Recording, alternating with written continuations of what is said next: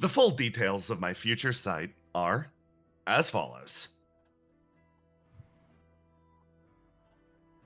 It all takes a turn with the detonation in Midtown. Everyone crowded together in the shelter. The snow on and off causing people to faint. They gathered together in that place, and in that firestorm, we lost one member of Flow. As a result, everything started accelerating downhill. Argos died that day, and shortly afterwards, Willow and Riddle were quick to follow, their efforts to hold back the God of Frost ultimately coming to nothing. Ace never arrives at the scene, and Basil vanishes entirely.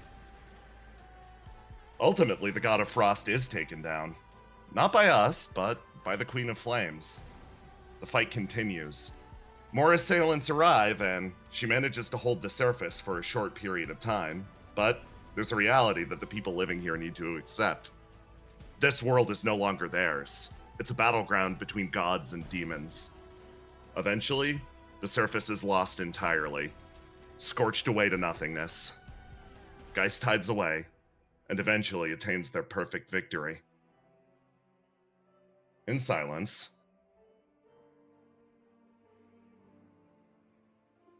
trouble defied her orders, engaging in the fight, but arrives slightly too late. Riddle had already fallen at that point. She left clutching her in her arms. The mockery that occurred later at the stairs wasn't anything that could be according to any plan of Lophidels or the like.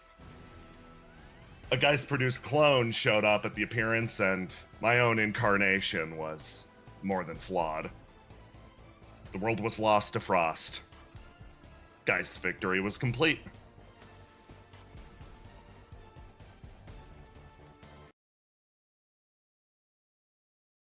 Seagazer sits at the table, drumming her hands there. And more or less, that's where it leaves me. She looks across at an individual that assisted during the last battle. She can't say any of this. She wished she could, but he sort of like scratches at his chin. So, you're like their future sight guy, right?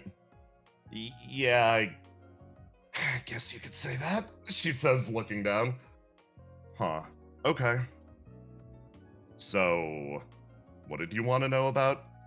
I I saw you making like big predictions during the last battle. How how does that work? Oh, well, first up, I don't really have future sight. I've I'm only good at observation, and even that is probably only half as good as somebody working in your organization, but yeah. He looks down. If you're thinking ahead, if you're looking ahead and you get an actual good view at what's coming, the big trick isn't to lash out wildly. Um, you want to look for small adjustments you can make. If you look at the big picture and just sort of throw hands with anything and everything, you're not using your prediction, you're actually throwing it away. You can get an impression of the future that's coming, but you wind up changing it almost immediately. You only do that if you really, really, really want to re-roll on the die that fate cast. So, just take a look at what's happening and adjust things, however you can. Small bits, a little bit at a time. Don't throw away your ability, instead try to refine it. Restraint and focus, okay? Okay. Okay, restraint and focus, things that I'm famously good at. Good. She, taps her foot on the ground repeatedly. Yeah. I think if you're concerned about that to begin with, you're probably actually a decent match for the ability. He sort of stands up. I gotta head out. Hopefully Argos can. He stops, thinking. A time before he got his hat signed. Well, I still have my own hopes for the future. Luck. He waves. Exiting. And time cuts ahead.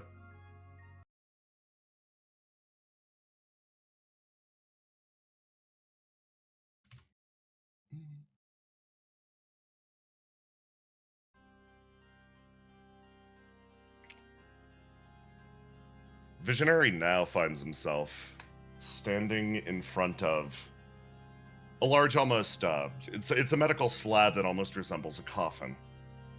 There's a person inside, barely kept alive. He places his hand on the glass, observing what's happening in there. So, he's the one that's becoming the God of Frost. Yeah, based on our understanding. Huh. How long has he been like that? A few days at this point? Pretty much dying on and off.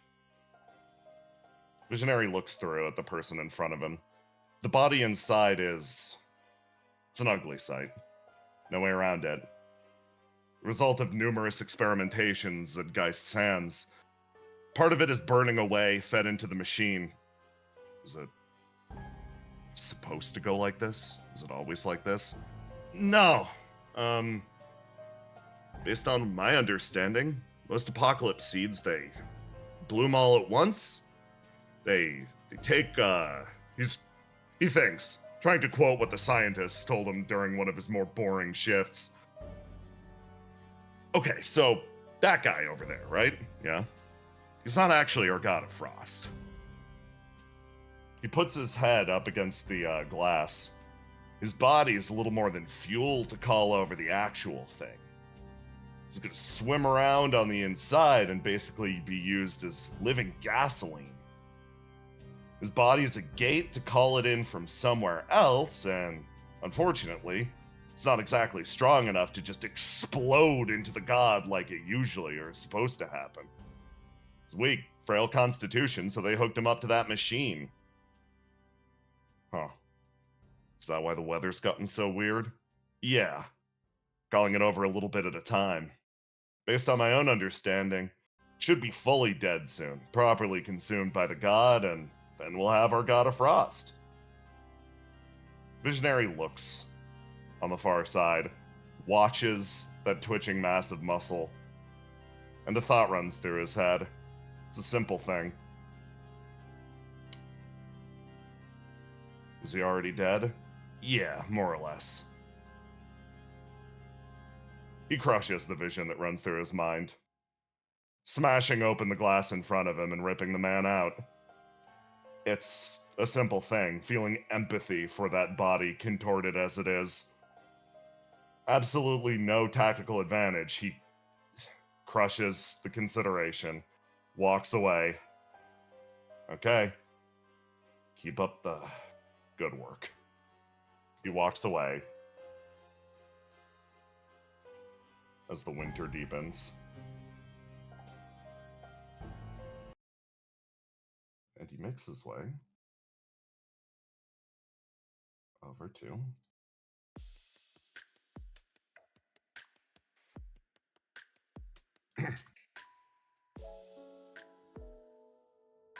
a local food court. Again, two large containers of fast food sit next to him. Someone sweeps their way around, walks past, takes one of them, sits down. Oh, something bad happened to you. Huh. 2 entire orders instead of 1. She cracks it open and starts eating. Those aren't for you. I mean, you're not gonna eat them. He looks down, sort of bounces his foot a few times on the ground. Yeah, fuck it. Rekko, you want one? Sure, yeah. Her expression lights up. 8 looks over at Visionary and actually squints, reaches up, and takes his hat. Hey, fucking hands off. Huh. 2 Visionary. See you next time. She laughs. I'm glad you got a chance to meet your, what was it? Your Oshi? Give that thing back. He takes it back, slaps it down on top of his head. Look, I saw an opportunity, I took it, okay?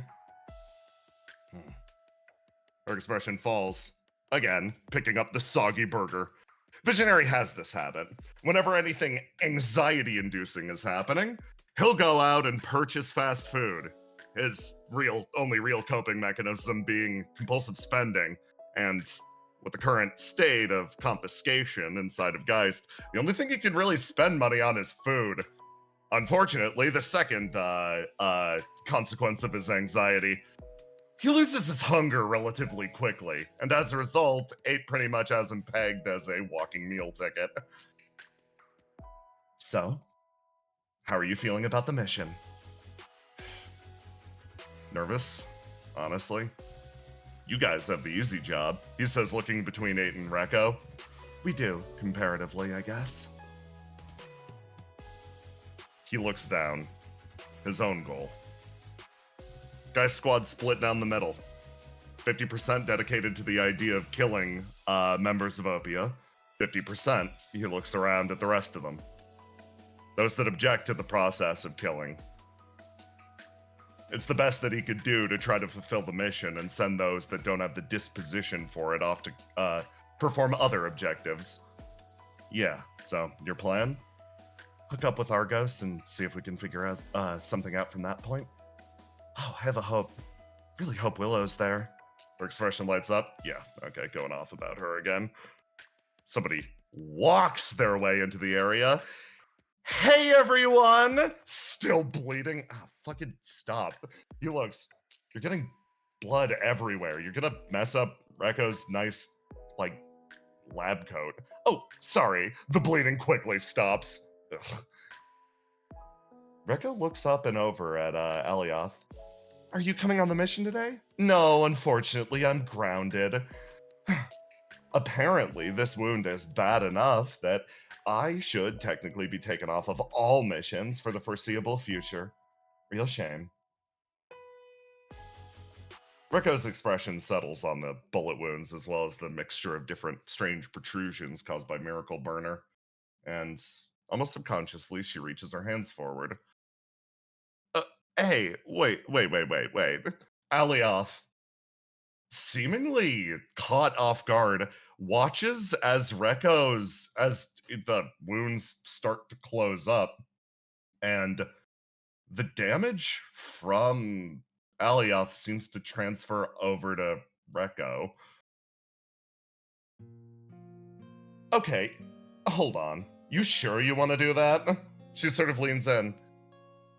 It seemed like it was hurting you, so yeah, it's okay. Miracle Burner shifts. And, in a moment, those strange, almost chitin-like protrusions cease from Alioth, the wounds closing, and shift instead onto Rekko. Whoa. Visionary sort of like leans over. Hey, don't get carried away. Listen, she can handle wounds like that. She knew what she was getting into, right? Yeah, don't be unnecessary here. It's okay. Rekko's body starts to shake, visibly. Miracle Burner mixing with her own biology in a rather unique way. Wow, so it was hurting you that bad. I'm sorry. Alioth's expression actually falls. The normal chipper cheer sort of giving way. Oh, well, you're a good person, Rekko. Thank you, I guess. Yeah, no problem. Glad you're feeling better. Visionary looks over to 8. 8 leans back in the chair. She'd been planning something up to this point. Planning on sneaking away. Planning on getting out. It's in this moment that she quietly reaffirms to herself something. She's not leaving, not at the very least, without the people in front of her coming with. Her eyes settle on Alioth for a second. That one will probably be fine. Well, okay, just nobody do anything reckless, okay? Just everybody come back alive, right? Yeah. Looking forward to seeing everybody on the other side. Expression lights up. They all lean together and share what could be one last meal together.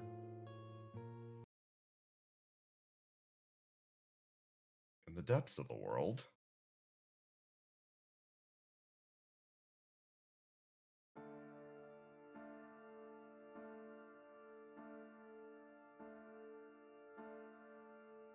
two people pull themselves out.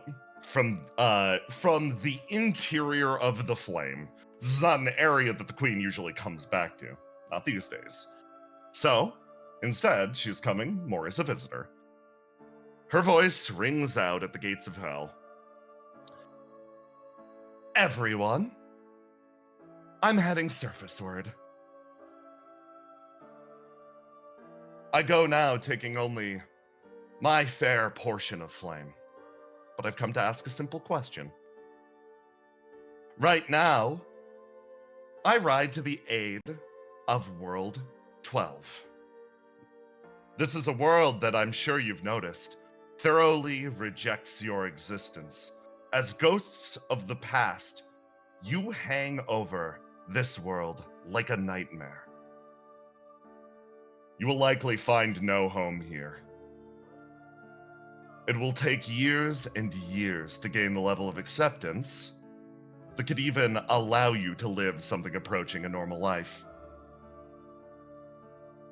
I say this, knowing full well that I am spending a portion of the derelict's power to defend this world. And I ask you instead, would you lend me a portion of your flames as well? There will be no benefit to you from this action. Likely, it will not pay off for years and years and years, if this world should still stand. Yet just the same, if you would lend me even a spark, I would happily take it. Nectar watches as that flame grows deep and deep inside the derelict. It flows forward, matching the queen's own. Suffused by this energy, she feels her power increase radically. Your voice is heard, she says with a smile crossing her face. I'll carry it surfaceward. She turns, and Nectar moves with her. Huh. Asking for donations. Not very queenly, huh? The queen pauses, her expression falling for a second. Those people have lost a lot. Their homes, their bodies, most of them, most of their loved ones. There are many different reactions to pain. Some choose vengeance, some choose unending hatred, but I think given enough time, most people trend towards a simple reality. They don't want to see tragedy repeated. And here in the derelict, we have had nothing but time, she says, expression lighting up. Well, now, at the very least, we can buy World 12 a few more days. Let's see if they found out an alternative. In the raging blizzard.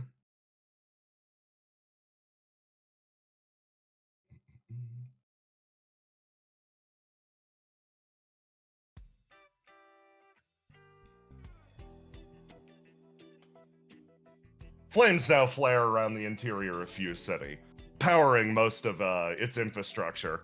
With the flame of creation gone, secreted away to Geist's front, now there is only the flame of the derelict and the flame of the Queen of Flames keeping the place still running. Riddle's body shivers in the storm. Okay, Riddle, you ready?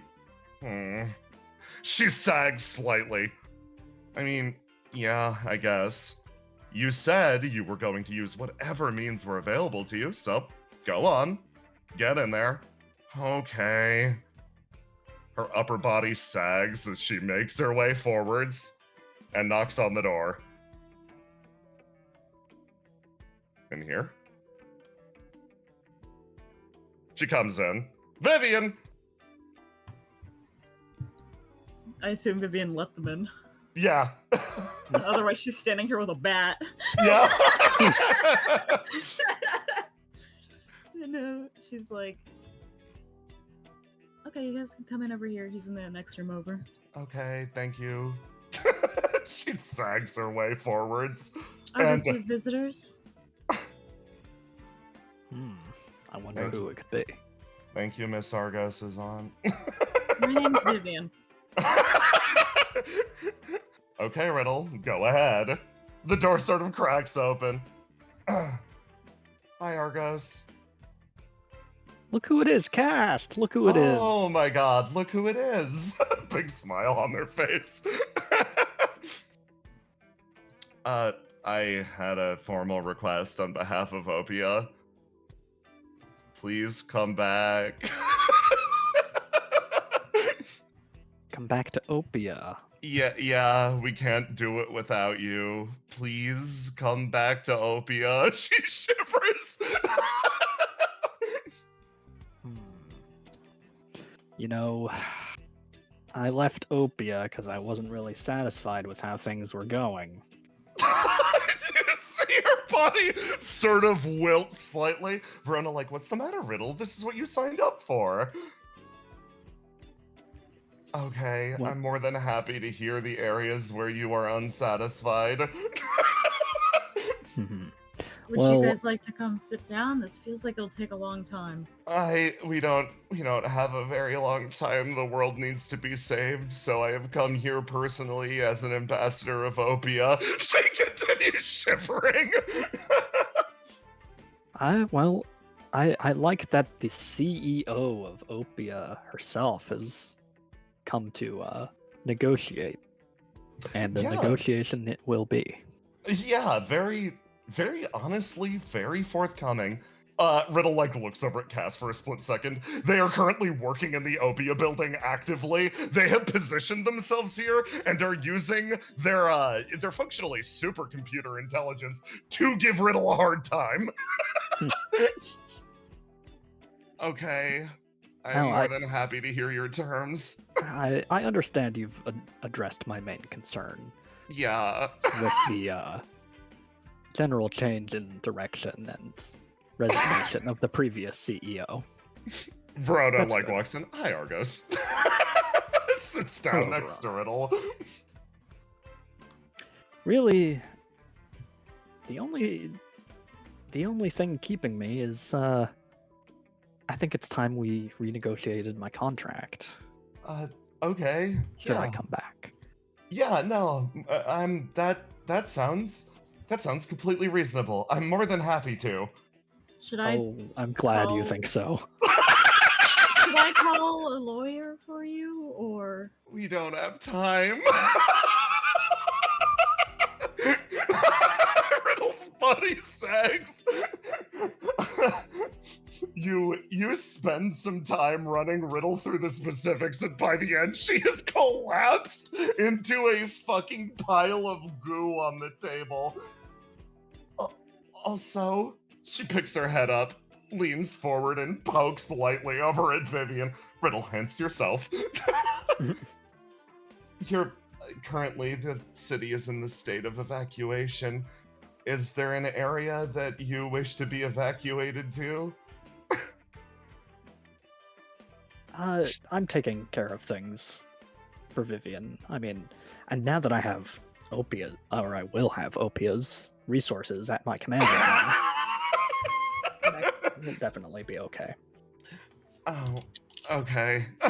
She like looks over at Vivian sort of is like, if it's okay, I think there are shelters nearby, or you can stay at the OPIA building. Literally, it's your decision. is there any way I can like help out? I know most of the people around here. I don't know if that's helpful or not, though. Yeah, that would be massively useful, actually. We need as many contacts as we can possibly make. Verona, you see her click her tongue for a split second. She's like, oh, yeah, of course. If you know people in this area of Midtown and the Undercity, you could probably direct them over to shelters. Keep in touch with Argos as well. Okay, which shelter should I be directing them to? Should I be keeping track of like which ones are full up or what? I can run you through the details, or Cass can help out, actually. I mean, we haven't negotiated my contract yet, but Also, there's no time. There's no time for cast? You watch her lump back over onto the table. Is the little one okay? Huh? Little one, Willow's daughter. Oh, we're on our way to actually see her right now. Okay. now I feel bad about holding you up. Riddle sort of stands up and starts to, like, plod her way over to the entrance. And your little squad exit says, Vivian, you've been taking care of the big guy in the back. During his recovery, he did get hit with a skyscraper-sized sword. Oh, it's this door. Yeah, she opens the door. Is he awake or is he still asleep? He's still passed out. Okay, let's see if I still got it. She's gonna try and pick Vinter up. Oh my fucking god. And we cut over here. For me to throw out my hip. Hey Vivian, raw d20. I want to see if you just fucking tank this.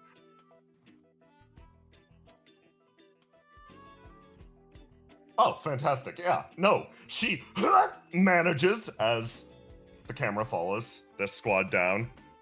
Over here. Willow! Power has restored to your building as a whole, as Riddle sort of like wanders her way in. Hi, Willow. Verona waves. Riddle makes her way forwards. Excuse me, I'm here on behalf of OPIA. Officially, we would like to apologize and say that we are beginning the No More War Crimes campaign. Will you please return to our please come back, Willow? I need you. Well, if there's no more war crimes, and you need me, I'll just need you to do one thing for me. Okay.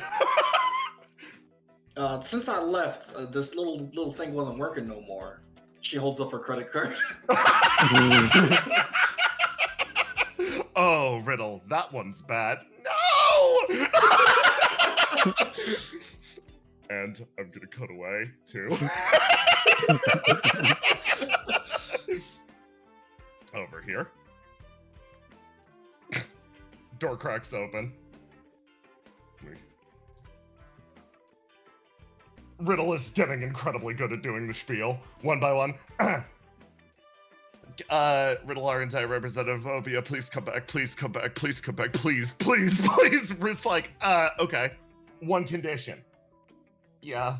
Bring the capybara back, I miss him. What? Over here. The squad is functionally reassembled. Every member of OPIA that could be called back is. And Riddle stares at a hospital, now powered by the Queen of Flames. Her and Seagase are looking back and forth. Riddle sort of like nods like, okay, I think I did a good job in my first few actions as leader. Seagase are like, that's not what I heard, but I'm glad you seem to think that way. She looks back and forth and she's like, okay, we don't have very much time, so all that's left to do is to, I suppose, get to work. Do the best I can, and then as quickly as possible, get rid of this position because this is kind of a pain. Seeker pauses. Okay, yeah, good luck, Riddle. She turns, claps her on the back, and walks away. The beginning of Riddle's days as a leader. Her short few days, starting at this exact moment.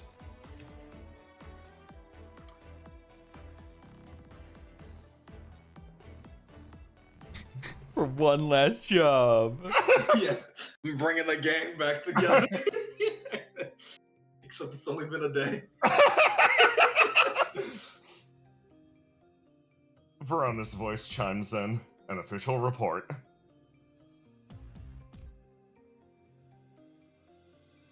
Riddle Arendite, by pretty much any objective measure, is a terrible leader. There's no way around it. She fails to command respect. There is basically no hierarchy. The entire organization has descended into chaos, and at some level, I feel some level of vindication while also experiencing simultaneous mortification. I have watched as over the last few days, she has gone about leading this organization down what could only be described as a path to ruin. And I must admit something secondary. Something is happening. It's a repeat of what happened with the breach incident. Riddle Arendite professes probably one of the worst ideas physically possible. And she does something rather unexpected. She turns and gets assistance from somebody else. I've come to follow a secondary consideration. Riddle has spent most of her life not in a position of leadership, but instead in a position of self-sufficiency. She has tried, time and time again, to overcome the rather debilitating aspects of her condition on her own. It is only particularly recently that I've noticed a shift in that attitude. She might not be a phenomenal leader, but I need to point to one aspect of what she's doing here. She is rather good at building a support structure for herself. That which she does not know, she gets help with. And there is so very much she does not know. Riddle, sitting at the desk, looks over for a split second at Verona and sort of like speaks up. She's like, okay, so, basically, the conditions outside are getting worse. She taps the desk with both hands. As the blizzards descend, people are spreading out over the city. We don't have any confirmation of what is physically causing this yet, but without a doubt, this is not a natural storm. It's being caused by something. If we can take Ace's little hint, I guess, at face value, we know exactly where and when this thing is going to descend. So, we need to react accordingly. Prepping shelters and the like and preparing countermeasures. I think to some extent this is it, guys. She looks around and she sort of thinks. Most people are sequestered away in their home. The snowstorms are starting to get people sick, but it's an on and off thing. But as time goes on, the intensity is increasing. More and more people are getting ill. So it's important that people stay inside shelters. Huh. She actually stops thinking. Supplies are going to be running thin, particularly soon. We have the Queen of Flames, Flames, supplying them with power. So the question becomes, how do we stop people from getting desperate and going out and getting themselves killed in the blizzard? Sort of taps her foot a few times. She sort of looks between each of you. I think I'm gonna make a phone call. She stands up, walks over here, cracks the door open. Verona, looks over at you, Argos, and is just like, thank you for coming back, genuinely. I think you might be muted.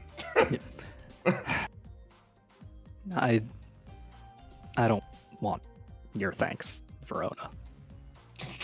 Damn! Oof! And you know what? About Riddle, she may not know how to manage this company, but she just recruited all the people that you drove away. Verona goes quiet and sort of looks down. You see a look flash through her eyes for a split second as the door sort of cracks open, and Riddle's like, so what are the odds that if OPIA delivers large crates of goods, people are gonna consider it evil, or they're not gonna trust that? She makes her way back over next to you, Argos. I've been thinking about that myself. With me joining back up with OPIA, it's going to seem like, we have a brand image problem now. Don't put OPIA on it. Put Argos' stream on it. Argos is paying out of pocket to help everyone in the city. Yeah, we can use your clout. She says with a big smile crossing her face. Wait, hold on. No. People will find out if we do that, and that'll be the worst case. Oh, so it's like a supply chain thing. Okay, she actually starts calling again, and you see her sit down. And it doesn't take very long, but based on that idea, her expression actually lightens up. She sort of smiles. Okay, we're gonna lend drones out, and anybody who's otherwise resistant to the blizzards outside. Main goal being we're going to not try to connect everything through OPIA. We don't have that many supplies to give out to begin with, but we do have an excess of drones. We can functionally coordinate and work as delivery workers. It's not a permanent solution, but at least in the immediate, I think people are more likely to trust their local grocer than they are us at this point. She sort of sits back in the chair and taps her foot on the ground again as Verona again watches more of the hierarchy actively disintegrate in front of her eyes. Oh, but there is good news. Riddle's expression lights up. She again scuttles into the back, stops at the door. You guys are gonna love this. Throws it open. Verona sighs again. Even I have to admit, there are rare areas where Riddle, without a doubt, is something of a monster. She throws the door open and slaps something down in front of you. Thunk! She gestures at it. Riddle, why did you bring the machine? What is this? Willow, you always know exactly the right question to ask. Well, Where were you keeping them? I was keeping, in the back room. Just you. Argos. I lived here for months. Argos, you came in earlier today, and it was sitting next to the coffee machine, very conspicuously in the area that Riddle puts it. So Riddle, when she wants to surprise you with something, puts it up on top of the cabinets, like nobody will see. But Argos is over 6 feet tall, and this thing is the size of a fucking tank of oil. Riddle's entire expression lights up gesturing at it. It's, well, okay. So when the snow started descending, we sent out a bunch of researchers. Specifically, the Salad Boys managed to go out and grab us, well, a section of that corrupted snow. Stuff that, sucks out people's flame. So, a little reverse engineering, and she gestures and then kicks the side of it and it starts spitting out purple flame. You recognize Mike's immediately. It's not, again, this isn't a permanent solution, but at the very least, if we wind up distributing this to various community centers, it won't need to exist on the Queen's power grid. It's not going to solve the problems with the blizzards, but kind of close, she says. Can we mass produce these? I mean, in a manner of speaking, yes, she says with a smile as you see the door crack open and somebody makes their way into the room. I don't know how to put this. You've never seen a fully deflated Say before?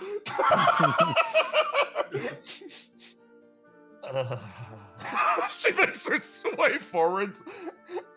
I met this wonderful and enterprising individual on our way back from re-recruiting you, Argos, and she is so good at recreating these machines. She makes eye contact with you, Argos. Okay, I'm gonna amend my question. Can we mass produce these in a moral way? She stares more deeply. You get the signal. Negotiate me more snacks. Riddle, what did you give her to mass produce these? Listen, there are some things that our bank account will correct for after this crisis is resolved. Thanks to Say here, we've been able to crank out a bunch of them, and we're already starting to distribute them all over the city. Basil and Mike are already sort of on site, making sure different communities gain access to them. The heaters should be able to spread. She takes a step forwards, Say stumbling forwards as well. And then the door actually cracks open. Somebody makes his way inside. Sort of rounding the corner, he's like, "Hey guys!" He makes slight eye contact with everyone, but you notice very visibly pauses and can't seem to maintain it for even longer than a second. So, how are things How are things going? How's the organization? I just wanted to ask some questions. He walks his way into the room. This has been a normal occurrence over the last day and a half. Riddle, like, sort of looks over at Danger. So, like, you declassified all those documents, right? Uh-huh. It's like, open organization now, right? Yeah. So, can I ask directly how things are going with the God of Flames? He says with a big smile. Riddle's like, it's mostly operational at this point. Cool. Yeah, cool, sick, nice. He says with a big smile crossing his face. Yeah, just wanted to check in, make sure everything's going great. Taps the table, turns, walks towards the exit. Riddle sort of watches him go with her eyes, very visibly, and she goes, huh. Hey, Verona. Yes? Load up the blasphemy hypothesis that Copernicus' team made on the God of Flames. Flames? Really? Our spare god? Not dreams or anything like that. Oh, I think whatever's happening with dreams is in Ace's hands now. No, I think it's the right move, she says, looking over at the door. Well, regardless, she, her face splits back into a smile as if shoving all of these thoughts out of her head. She looks at the two of you and, sort of leans her way in. Willow, apparently they found where disasters went off to. If you could go and check the location, that'd be great. Any last-second allies that we could secure would be phenomenal. Sure. Willow, the other day, you and Argos were dragged into the storm by Seagazer, saw that individual outlined by the snow, and watched them actively disappear in a tuft of snow. No actual confirmation about whether or not she'd be joining your side during the upcoming fight. Finding her has been a top priority. Oh, right. Additionally, Seagazer's bike won't do anymore. The blizzards are getting a little too intense. The director says he'll drive you in his truck, though. Ooh, that sounds fun. He says the suspension's really good, so you shouldn't be bothered by the snow. Oh. I think back, when was the last time I ever saw the director drive? Never. This man resorting to driving the car himself, unfucking precedented. And Riddle then turns and looks over at you, Argos, and she's like, if the upcoming battle is going to be scattered around Fuse City, if it's okay, I'd like to send you on advanced reconnaissance. That's a good idea. Okay, in that case, everybody take whatever time you can, get ready, and prep for the real thing.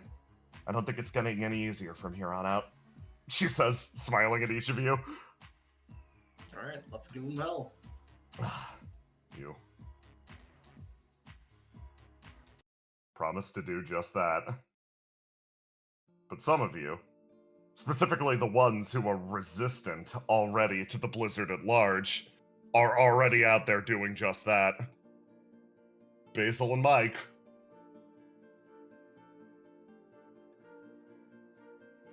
Hold on, I'm gonna drop you over here.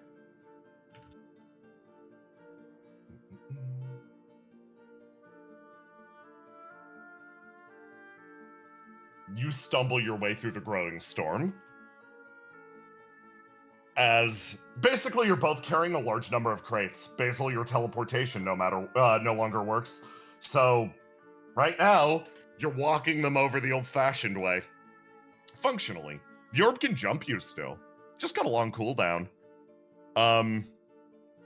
You travel straight ahead, Mike carrying the crates overhead. You good, Basil? Yeah, how are you feeling?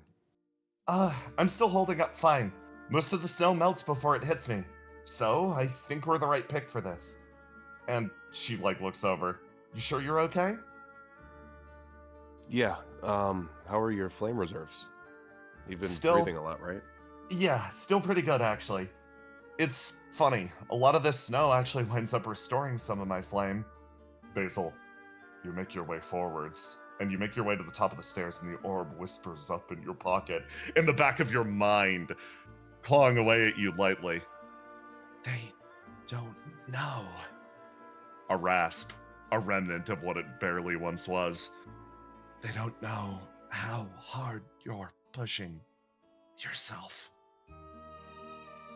It doesn't matter. We're not doing it for credit. We're doing it to help people. You make your way downstairs as, again, the blizzard weighs a little more heavily on you than you let on. Mike and you make your way over to a nearby grocery store, an area that people make their way over to. Regardless, at any time during a great storm, you throw the door open, enter, and find the area actually quieter than you originally anticipated. Most of the shelves are bare, and an OPIA drone whizzes overhead. This guy takes it, double-checks the order, makes a way over, attaches it, and then sends it on its way. Mike sort of, makes around, hey, we're OPIA, here with another delivery. Oh, OPIA, right? Okay, walks over. You see him, give you a look for a split second, but seems to genuinely appreciate your presence, nods. So where does this thing go? I'll set it up. Bizzle, do public relations.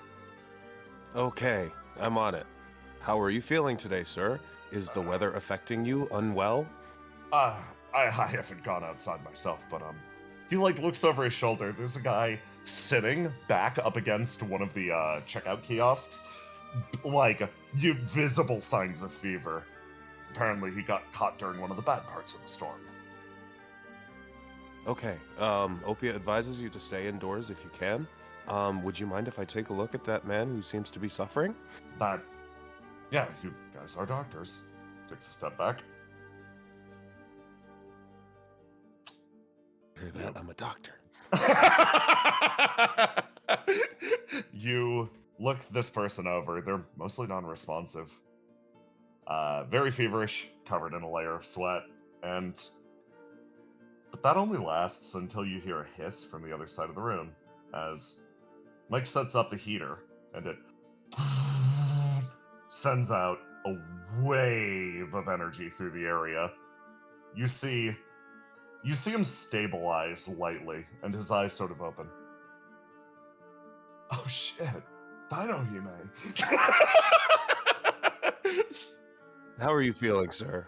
I assure you this isn't a dream. Yeah. You were just not feeling well, and now you're feeling better. I was gonna ask, did I die? Oh, fuck. People say you see a bird these days if you die. A bird? Yeah. Supposed to be the most beautiful woman in the world. Oh. He sort of picks himself up lightly. Ah. Well, you're stuck with me. I mean, shit. The man briefly considers, don't get me wrong, but realizes right now he's talking to functional Geist Mickey Mouse and gets tongue-tied. Mike makes her way over. She's like, it'll take a second for it to heat up, so just stay in here, gather around, and if you start to feel bad again, make your way closer to the heater. They should be self-perpetuating, so you shouldn't need to change, and you can mostly use the heat that's coming from the lights for, lighting, nothing else. She looks over at the flames and almost recognizes the Queen of Flames energy spreading throughout the room. Thank you. I really appreciate it. And make sure you stay with other people. Loneliness is just as deadly as the cold. It's good advice. I don't think I'd be alive right now if I didn't find my way to the store. He walks over and actually plops down next to it as you watch everyone in the store move their way over and gather around the heater, hands held up to it for warmth. Mike sort of looks and she's like, Mom, we've got 5 minutes to make sure it doesn't grow unstable. She sits down and then looks over at you with a smile. It's been so long since Mike's treated you like this. It's been so long since you've treated Mike like this. So it's nice that we're out of the awkwardness. Yeah, I'm kind of glad we moved past that too. So I don't mean to pry, but you said you were seeing visions of someone the other day? Oh, well, two people actually. Oh, Kind of similar situations, both at tea parties. really? But, yeah. The one I was talking about the other day was probably the soon-to-be god of frost. Yeah, it's a worrying thought. Oh, she holds her hands out. Can you, would you mind? Can I catch up quick? Oh, go ahead. She takes your hands and, it's again been so long since you've done like this, done something like this. She closes her eyes, a smile crossing her lips. Wow, what was that? I think I could fall in love with somebody like you. Yeah, I didn't really like him at first, but that kind of hit. I'm gonna be honest. Yeah, a line like that would, yeah, that'd work. It'd work. She smiles, sitting, She tail laughs. coiled up on the desk. And like the fact that he Speak- kind of pouted afterwards, cute, actually. That made it better, right? Yeah. She beams at you. She's like, here's hoping we get to see him again, I guess.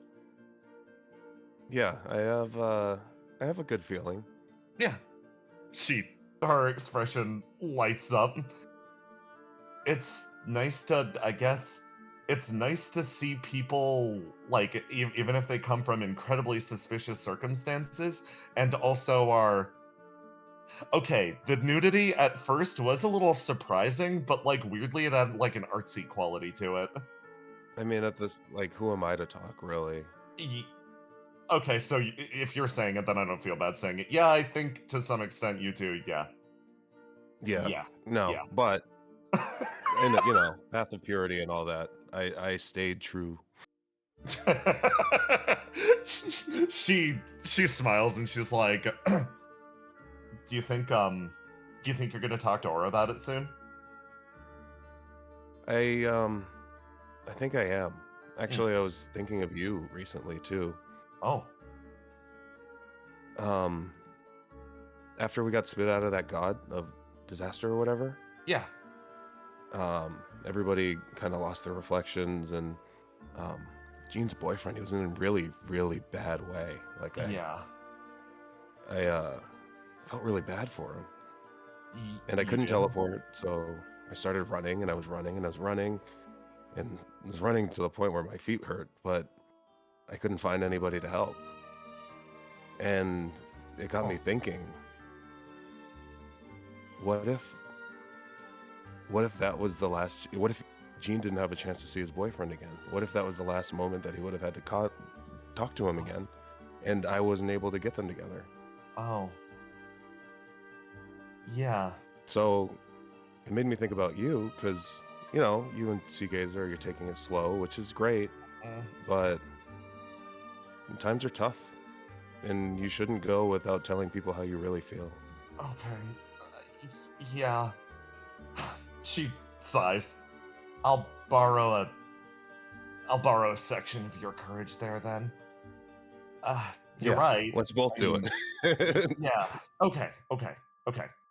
I'm actually glad we could. It. Uh, I've wanted to. I guess I've wanted to talk to you about relationships for a while. This is nice. I'm no expert, but I think I know a thing or two about matters of the heart. She nods. Okay. Well, at the very least, I'll do my best to stick with you for the rest of today. I mean, if it goes bad, and if what's coming is as bad as it feels like it's gonna be, I want to make sure to stay by your side, at least for now. Seagazer's tough, she can handle herself. Okay. Not that you're not. But, think about yourself too. She nods. And genuinely, you get a smile from her face. I am. Right now, I'd rather be with you. I think I can work out something. You smile, and the heater kicks to life fully in the corner, properly setting its cycle rate, adapting to the environment. Well, looks like no rest for us. Okay. She thinks. Oh, call back to OPIA. Yeah, I'm definitely coming with you on this next one. You know, it hurts her to say this, but previous attempts to remind Basil of this name have caused her psychic anguish. You know, Jean's boyfriend? Yeah. If they get him basically up and running again, he's going to start helping us out with more deliveries. So, I'd like to come with you too, I guess. Make sure I'm there, Okay. just As for long as he's feeling okay. both of you. Yeah, it's a big if, she says, looking back down at the most recent communication. Elsewhere, in an area where the blizzard isn't touching, at an area near the epicenter of where this disaster would one day form, one man waits, simply sitting on a rock, for times to change. There's a click and a flare as somebody's spectral form comes to life. Hey, Ace! Hold on, she's got a theme. Yeah. She's got a theme I need. Let's go! Theme Oh of- my god, I love this theme. Theme of cheese. Yeah. Hello. So, I've been looking into that naval base that you saw on your future site. Yeah, and Okay. So you said that guy was gonna offer you a naval base in exchange for listening to his absolute garbage. yeah, That's what your vision told you. yep. Okay. So I can confirm that he went through all of the steps to get everybody withdrawn from the base and get it ready to be handed over to you. So like he definitely planned to do that. I mean, I didn't really doubt it. Big thing. Secondarily, he hasn't reset that yet. He hasn't like fully reclaimed that or anything. Do you want me to sweep on in there? I mean, if you don't mind, that sounds great. Okay. Yeah. I'm just like, how badly could you... Like, I mean, given our current situation, a launch pad would be useful, especially one that, like, Mike can't get into and put, like, a boot on your mech or something. Yeah, that would be good. Throw the thing. Also, Okay. it probably has some cannons that we could probably use for ourselves. That's true. Oh! She makes a pain noise. Terrible news about the interior. Yeah? Stained glass images of Basilisk Id. I mean, that's a quick fix. You know what? Fair enough. She moves through the process and she's like, if you do manage to make it through this fight, though, Mm-hmm. what are you planning for the future? I mean, I know I make it through this fight. Planning for the future, I guess, is a complicated question. We can't exactly just live out here in the middle of the woods for a long period of time. I mean, like, you probably could, but I do worse away from technology. I don't think I'd be super useful. I mean, you can go. Nothing keeping you here. He hops off the rock. Technically speaking, yeah, sure, but at the same time, I'm interested in seeing where you're going, and I want to make sure that you're going to a place that you can keep doing what you want to do. I mean, there's plenty of secret bases around Fuse City. I mean, there's one that we found a long time ago. I mean, if that's still in use, if it's not in use, then, like, you know. And plus, with all the evacuations and everything, there's a lot of abandoned buildings. There's a lot of places we could hide, a lot of places we could use. So you are thinking about it. I mean, Okay, I thought about it for the that's last good. 3 seconds. You know, okay. Just wanted to make sure you weren't going off into this battle to, like, gloriously explode and die or something. Is it sad to say I wish? Like a little, but, like, I get it. She says, making her way forward, says, You hear a rustling in the trees. And someone actually makes their way forwards. A man you've literally never seen before in your life. Mm-hmm. As soon as there's rustling, Ace will pull his gun towards that direction. Yeah, you managed to point it towards the correct tree line as a man walks this way out. He crunches one foot in front of the other and raises his hands. Whoa, whoa, whoa, whoa, whoa, whoa, whoa. He walks forwards and sort of makes eye contact with you. Hey, hold on a second. I'd recognize that face anywhere. You're a skeleton, right? Yeah, and so you should know what this gun means. Yes, then I found the right place. He, sort of, stands up, proper, straightens himself, and he's like, well, I was, hoping to assist you. Assist What? me? What the fuck? Your guys are sort of saying in your ear. Yes, I saw the announcement the other day. For full context, I recently applied to join up with Riddle Arendite's reflection program, but I was turned away. I didn't pass the psych eval. So, what you're saying is you want to join me in my cause, and OPIA turned you around because of your psych eval? They didn't understand. They didn't get it. So what's your name? Oh, hold on. randomnamegenerator.org. Yeah. Give me a sec.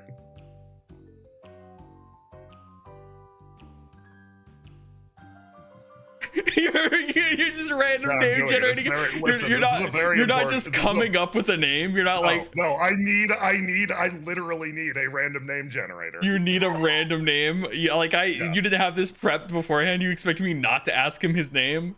No, I expected this, and then I expected to do this bit. Well played, sir. Well played. Never meet your heroes. Yeah. Oh wow, these are terrible. My name's Bon. Bon Sternask. He stares straight ahead. Look. Ace.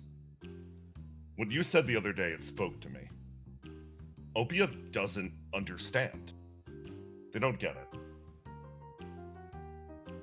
OPIA, right now, is too afraid to do what needs to be done. They've got their no-kill policy. And honestly, I don't respect that. Their unwillingness to kill. That to me, that won't fly in the coming age. Willingness to kill. That's what it's about. I look at you, and I see a guy who's ready and willing to kill. Like myself. Wait, hold on a second. Yeah, Cursor, Yeah. Could you check out that base real quick? Yeah, okay. Going. What am I looking for? Just go there for a second. Okay. This man talks about the willingness to kill. Yeah.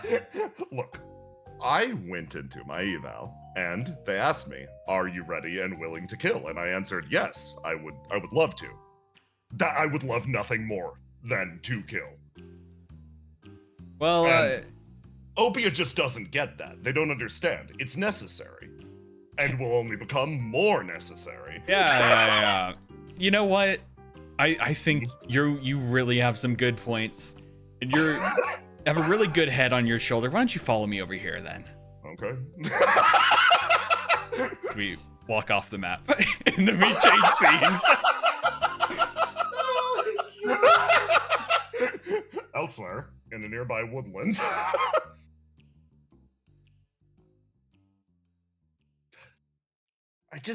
I don't know why we couldn't take my motorcycle. Like, the snow stopped after a certain point, and I don't know, I thought it would be more effective. Nah, you don't get it. The suspension on this thing's awesome.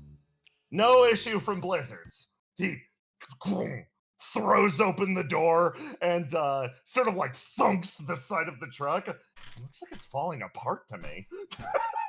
That's how you know the truck's good. Yeah, exactly. It lived a survived. longer life. It's lived a long life, and look at all of the neglect it survived. The side of it again. Okay, sure, fine. So this is the spot. I don't know. I'm just your ride. Wait, you don't know? Nah. You start to make your way forwards, and you feel it in this moment. A deep connection to the area, Willow. You've seen areas like this before. It's so familiar. Oh. This is a spot, certainly, where somebody's trained. You see different scars plunged into the land. Areas where a sword that's too large to wield were driven into the dirt, and she clearly tried to swing it around. Ah, I see. This is her old training grounds. So you handed her a sword, and then she spent the last few days trying to learn how to swing it.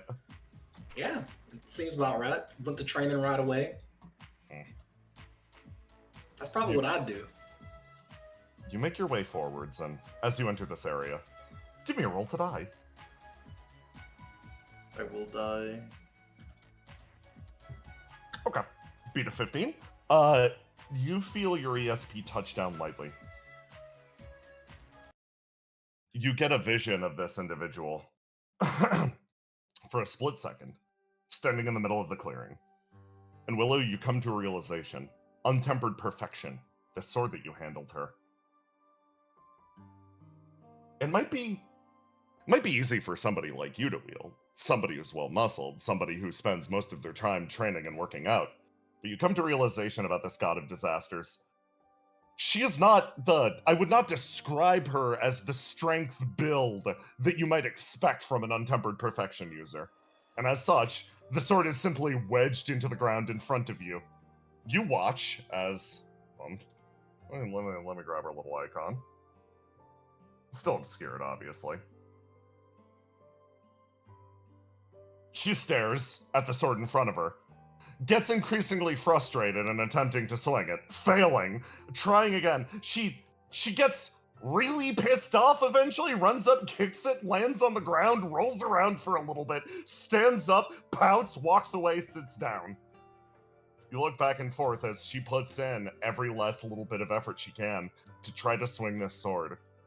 And the same thought that Graham left you with, weirdly, resonates through your mind. What keeps the cycle going? Why won't it break? Why won't anything change? Why will the sword not move? She runs forward and jumps at the sword viciously this time, disappearing into a wave of smoke. Willow nods sagely. The Sea Gazer was not able to see this shit at all. Sea Gazer just sees your expression and is like, yeah, really impressive stuff. Trying to act cool, like, uh-huh. And then she, she turns over to you. Sea Gazer, you never had problems lifting the sword that you have, right? No, never. This thing's light as hell. I'm worried I'm gonna break it most of the time, to be honest. Oh, I'm trying to think.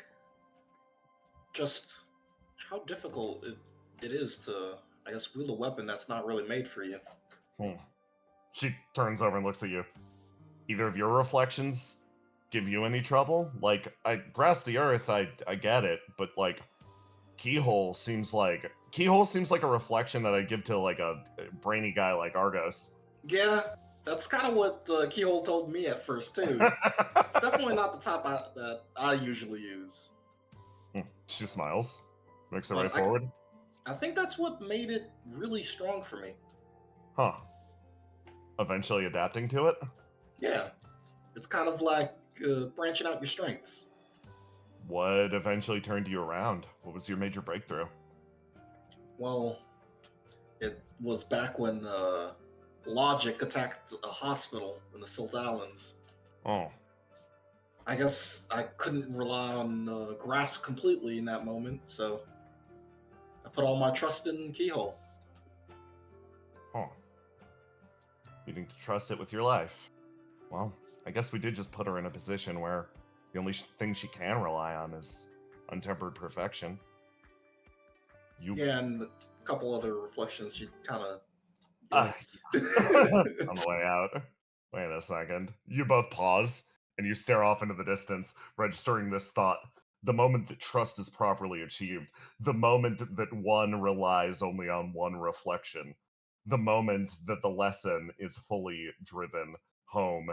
and you stare off into the distance as you realize this trench leading far away continues on and on and on, and you see an entire section of the forest ripped away in a single slash.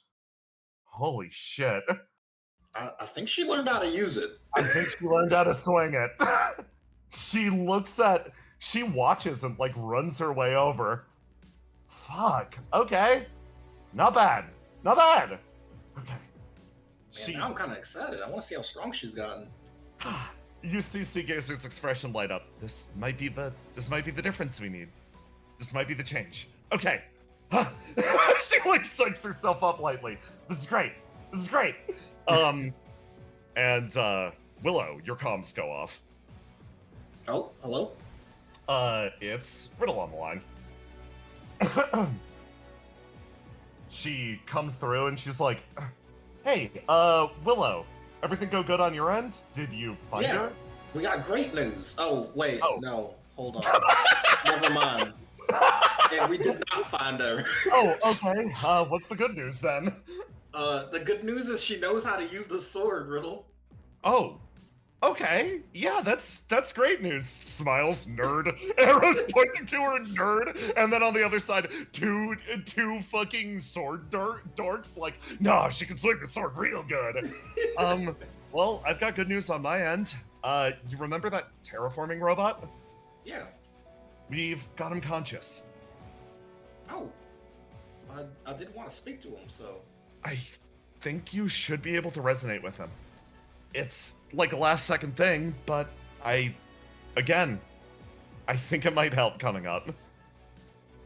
Yeah, definitely. Having a giant robot on her side will help. Sigizer's expression shifts. Willow, you pick it up, it's the slightest thing.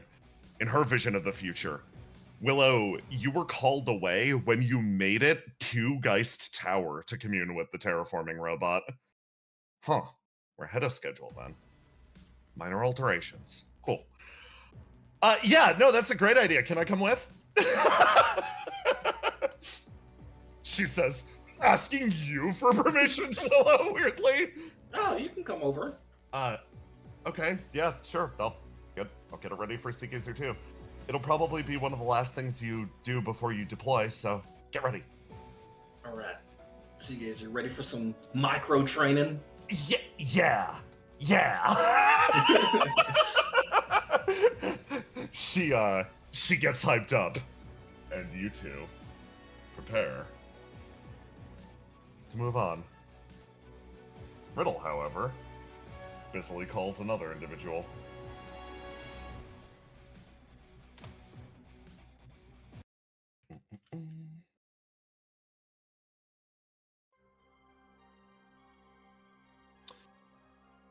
In the depths of Exulansis, the silence before the coming conflict grows deep, absolute. Everyone there waits in a feeling of trepidation, gathering at the starting line. But none sit with the same level of anticipation. As a man, mostly confined to his room, vertigo so bad he could barely move, he sits and stares straight ahead at the computer terminal in front of him. Mugs litter his desk on all sides. Okay, everyone, it's the big day. He sits down, leaning back in his chair, his Snork Mimi brand pajamas, the only thing that he has bothered to dress himself with at the moment. Treble, are you ready? I mean, as ready as I'm gonna get, probably. Okay, good. Are you excited? No, Tetra, I'm not excited. No one's ever excited. Well, never mind. I was gonna say that, but Becca's over there practically jumping out of his seat. It's been a while since any of these opening performances has been worthy of excitement. There's just a simple reality of things, he says, looking at the mugs, adjusting one of them in front of him. All of his... If you want to get Tetra a gift, if you want to get a Tetra a gift from World, you get him a novelty mug. As a result, he turns the #1 baby girl mug that he has confiscated from Dekka, and sort of stares at it. The God of Frost is simply the opening act, the initial the initial volley that causes the world's resources to fail and falter. It's almost an inevitability that it will fall, but eventually the world will fall with it. It's boring. So, here's hoping that our operations today can keep things spicy. Are you excited, Trouble? Are you excited for the spice? She just says, she's like, I can tell you're bored. Because This is the one time that I get to make strategic decisions that are not just like, yes, go rob this place. I mean, admittedly, all of my strategic decisions are also, yes, go rob this place. Go rob OPIA. Go steal the God of Flames. Go steal the God of Dreams. Go steal all the reflections. Go steal, but still, it's like, it's fun. It's fun. It's the one chance. It's the one chance that know. we're just not doing the miserable version of it. I know. This is your one time where It's it's my not enrichment. I know. I know that you're excited. It's not great for me. Okay. Hold on, It's not hold great for on. me. Speaking about not great for you, a call is coming through from your girlfriend? Not Riddle? ex. Not ex. We did not break up. Why does everyone keep talking about it like we broke up? We are Graham still together. Graham answers the call. Zero hesitation. He picks it up. He's like, I thought I told you that if you contacted Treble ever again, the things that you did, how badly you broke her heart. She pushes Graham out of the way. You push him out of the way, and you wind up taking the comms as Riddle calls through. She's like, "Hey, okay, I know this is Riddle. like, hi, is this awkward? Why is everybody treating me weird?" It's just ignore them. That's Okay, it. Do you need my help with something? yeah, it's something minor, and I realize we're sort of like on opposite sides now, I guess. But it's about 9. He kind of lost his reflection. He Right, wants I did advice hear. on which one to take, but he wants you specifically. Okay. Yeah, I'll be down there in just a second. Cool. Cam's doing well on his end. I mean, about as well as he can be doing. Right now, Jean and Argos are looking after him. That's good to hear. Graham, did you hear that? Graham smiles, but offers no other confirmation. So, what are you guys all doing? Don't tell her! Do not leak strategic information! Trouble gets a look on her face where she opens her mouth and the Tetra yells out, and you see her purse her lips like she's deciding. She's like, we're just waiting. Okay, that's interesting. Everybody up there? See, she's trying to get info out of you! Cut the phone call! I love it because Tetra is the one with the authority to cut the phone call, and he's not doing it. He's not She's doing like- it. She's like, I would never do that to my bestie. Cut it yourself. I can't tell you how many of us are up here, but A number. some of us are up here, yeah. So okay. Thank you. Thank you. Looking forward to what happens later today. Love you. Bye. Love you. You're disgusting. Back in the world. In a far sadder locale. Hi, Roma. Welcome to Whiplash. The whiplash!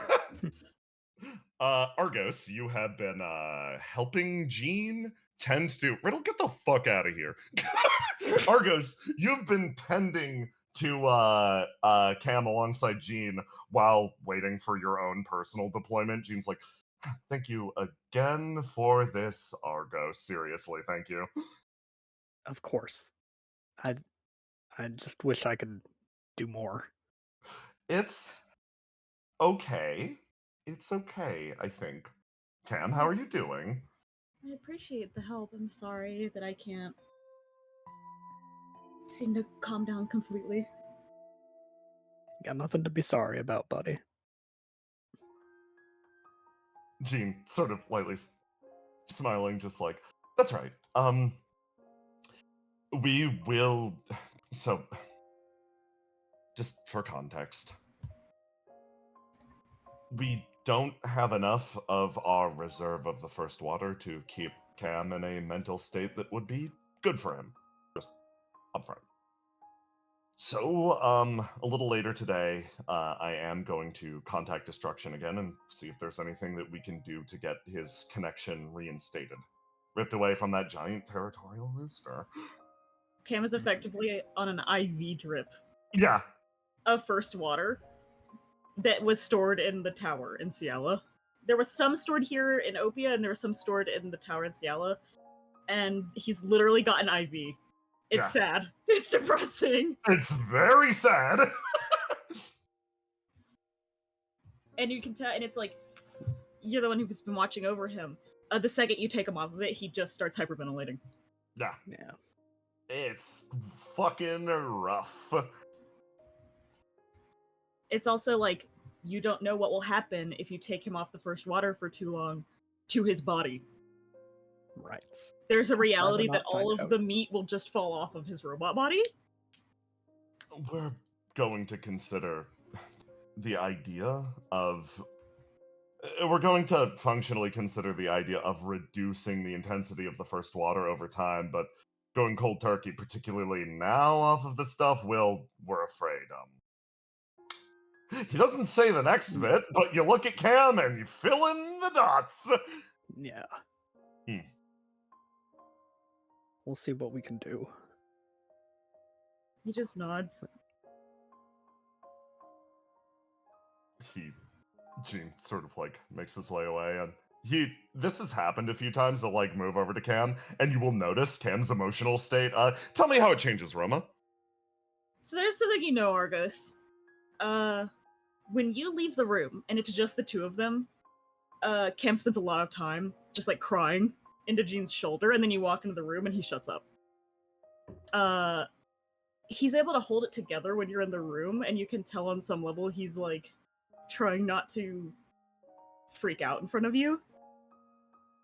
But there are other people where when they walk into the room, he just like can't handle it. He's in such a delicate space, and it's like you can tell Jean is really good for him to be here. It's like one of the few emotional reliefs keeping him from just like not being able to really control his emotions at all. It's like stabilizing him. Speaking of people that throw off his emotional state, the door slides open. And Riddle enters the room. It's like, hey guys, how's it going? She says with a big smile on her face, but like eyes that are definitely watching. Cam sort of sits up suddenly, and he like kind of grabs the IV because he doesn't want to like rip it out of his arm. And he's like, he sort of leans forward. He's like, "Oh my god, Riddle!" And he like gestures her over. Yeah. Hey. Are you okay? He like pats her down. Yeah, I'm doing fine. It's been a busy like day and a half, but yeah, I'm doing good. I'm doing good. You okay? Yeah, I was hoping to get your guys' help on something. She says, like looking over to Argos and looking over to Jean. We kind of busy, but yeah, that's maybe I'll hear you out. Okay. We could actually she like shifts. It's with one of their patients. One of the patients that they were treating before this happened. So I was hoping for like Jean. Yes. Are you willing to take a trip over to the VR room, or no, I'm going to stay here. Yeah, that's sort of what I thought. Okay. As far as the patient that you were treating the other day, could you pass me everything related to them? Yes, oh, Cam. He like makes his way over. Cam is looking away, like he's like looking over here and like covering his face. But he's like Riddle walks in, he checks on her, he gets really like almost excited or energetic for the first time in like the whole day. And then he watches her stand there, and you see his expression drop, and then eventually he just turns away and starts crying, but he's trying to pretend like it isn't happening. I'm gonna good to see you again, Cam. I'll take the files if you could send them over in my direction. And she like looks over. Argos, if I could borrow you for a few minutes, I know it's probably not the best time, but she thinks about how to say this. It's gonna start soon. I'll be right there. She nods and walks out of the room. All right. Well, looks like the boss is on my ass. I'm Cammy's gonna- like wiping his face. You can tell that he's like holding on to Jean really tightly with one of his hands, and he's like wiping his face like, yeah, you can go if you need to go. All right, I'll be back. Gonna pat his hand. He nods. Jean actually fires you a very, very, very genuine smile, Argos. One of the very few from the guy that you'll ever get. And he sort of smiles and nods to you and mouths a thank you. As Be back soon. you exit, feeling that oppressive weight on your back. And you keep this thought in mind as you walk your way to the far area, as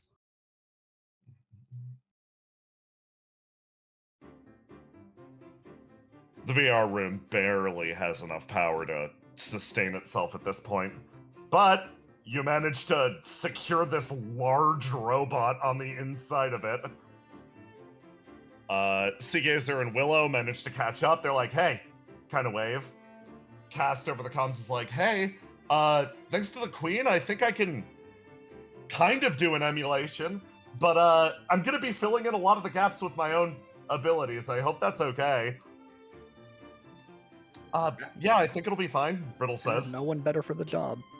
The voice of somebody frustrating also chimes in, and she's just like, I could lend you a little bit more, but I don't know. Isn't this a bad use of resources?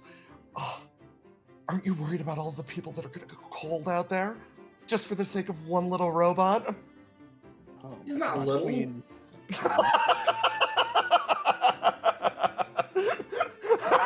You see her expression. She is literally exclusively delighting from making this morally difficult for you.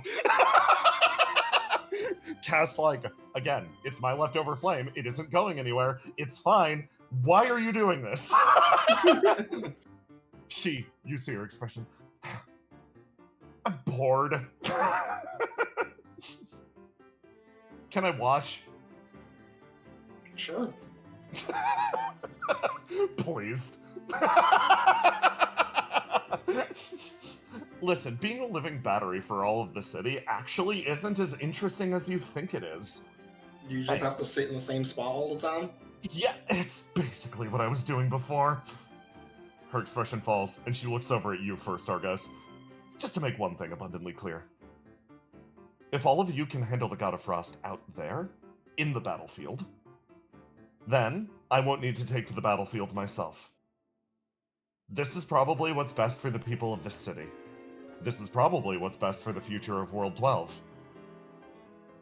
However, I don't want to just sit there the entire time.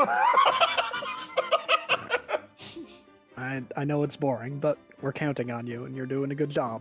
You can watch this, but if you become a problem chatter, we'll ban you. I'm nothing but, to be honest. Okay, have fun, guys. She is ambiently watching, and Cass is like, okay, everyone, simulation's more or less prepared. Head on in.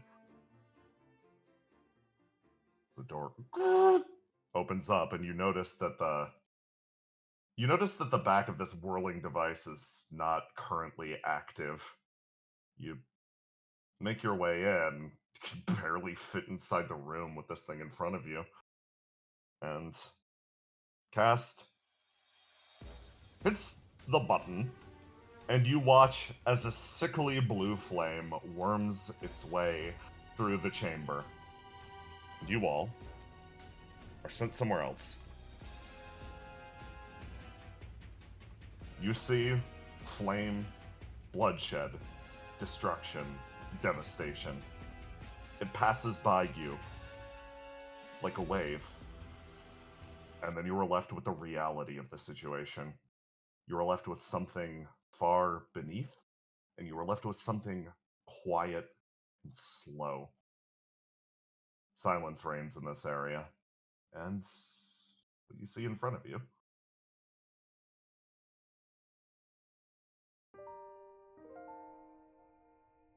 is a world not of war, but a world after the war. Two tiny machines plod their way through. They discuss in chirps and beeps the process by which the world might be reconstructed. You come to understand something simply looking at them. They were left with a task.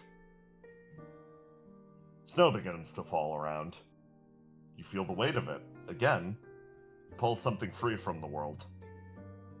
You see this snowfall actually intensify, and one of the machines raises their hands, and the blizzard starts to shift. It redirects it, causes it to grow, move somewhere else. The process of active terraforming. The machine in the back stumbles its way forwards, and you see it shift towards a large construction robot in the distance, the one that you've been maintaining in OPIA itself. You realize something. These beings have split duties. One flattens the land, and the other. You watch as that snowfall shifts to a brilliant rain. You watch as that rain begins to reinvigorate the very landscape. You watch as flame returns to this world, and you watch as it is reconfigured before your very eyes. One for destruction, one for creation. The two machines clutter themselves back together in this ancient place of the world. But when you found them, a shadow is cast over the area. A large figure, face blurred out by darkness. They reach down, and one of the robots is pulled away. You watch as time stretches by in front of you. You watch as a machine was set to tear and flatten and again and again and again destroy, with no potential for recreation. This world was dead. It was reduced to sand, and from that sand something was supposed to sprout. So it lets out its call again and again. Terraforming in progress, awaiting response. Terraforming in progress, awaiting response. Again and again and again. Once in its long, long history, it sent out one message. Everyone manually entered, its mind faltered only once, millions of years ago. Why? Where have you gone? The vision fades, and you all find yourselves back in this chamber. You stare at the machine in front of you, and it reactivates.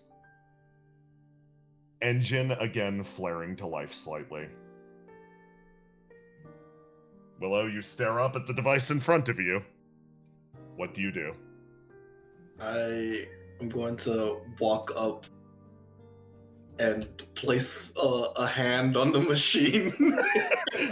Willow, give me your Beastmaster roll.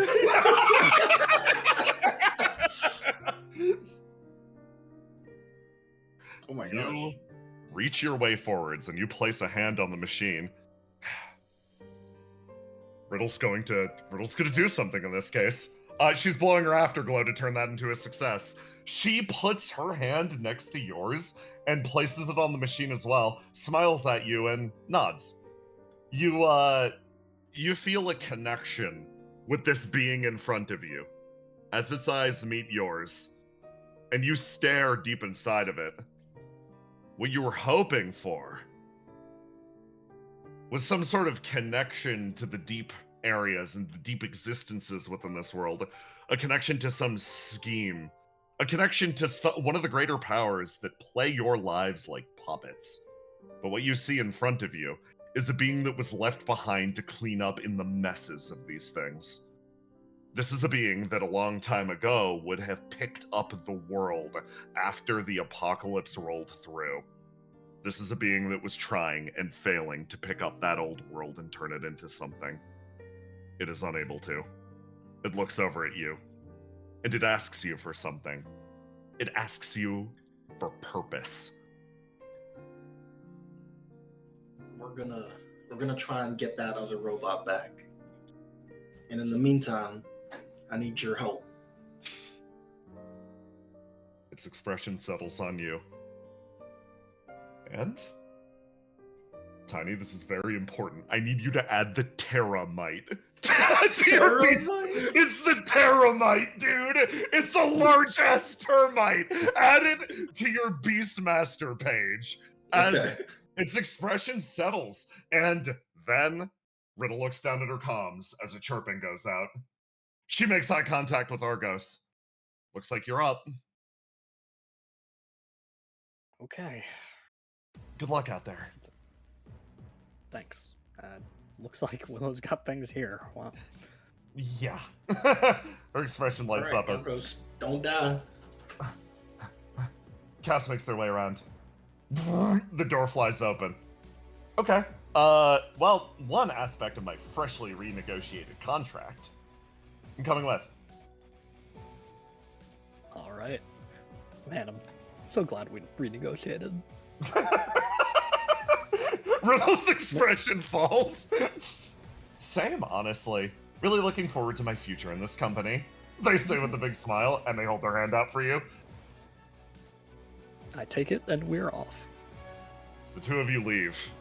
As before the starting gun is fired, a few more opening notes remained. Tension settles in on the city. The game has nearly begun. Break time! Break. Dude, give me something to break. More like it. You did. You got run. His name was Bon. I hope you fucking remember. Oh, Bon, sorry. The man who will never be seen again. Local psychopath disappears under mysterious circumstances. Bon voyage. Oh! Local psychopath. Last seen with local psychopath. Queen of Hearts VIP, thank you for the sub. Gift sub. I'm dead in Skypoint. I'm dead in Skypoint? Why is the body in Skypoint, bro? Because that's Miami. That's where you threw him. Oh, that's Miami? Okay. Vice City. My favorite thing is just like, it's filled with like, stained glass windows of basil, and it's like, I mean, it's an easy fix. Yeah. That's what basil would want, honestly. Give me something to break. Give me something to break. Yeah, have you been listening to your Limp Bizkit lately?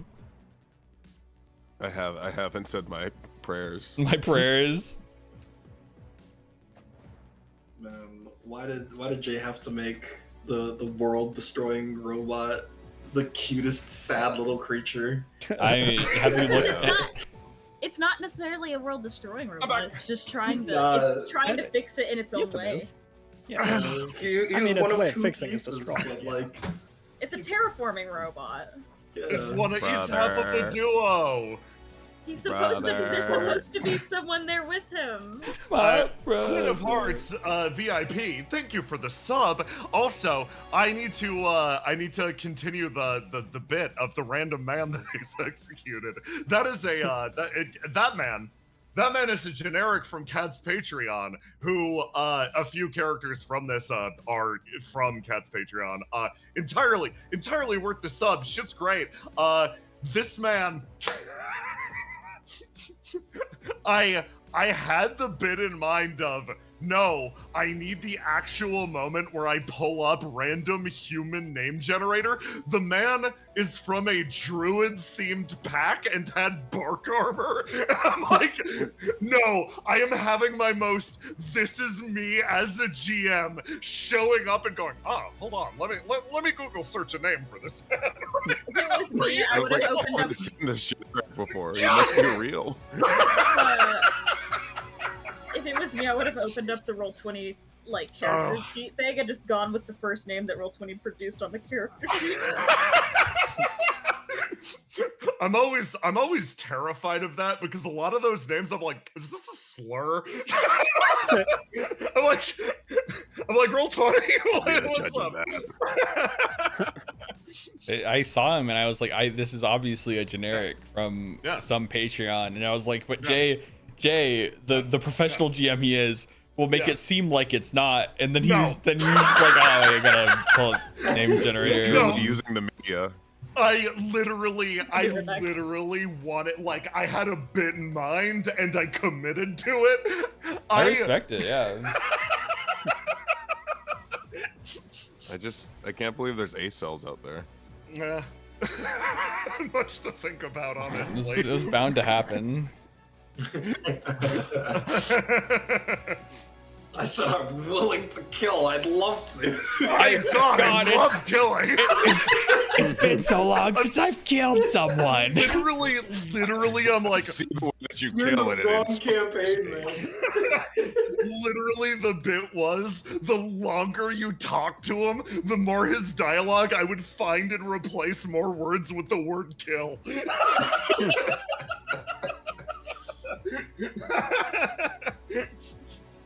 That was Hacksaw's very polite cousin. Yeah, you're correct. Oh, God, be free, beautiful angel who the body will never be found. That area is about to be destroyed by soul the. does not pass on through the cycle. No. He died then and there. Look, dude, that area is about to be destroyed by the God of Frost. You don't know what happened to him. He might have gone to a farm far away and is living a happy life. Johnny Pastrami, that was a fucking TI NPC. Yeah, that was a TIS joke. Listen, we aim for the full range of emotions here, all at once, ideally.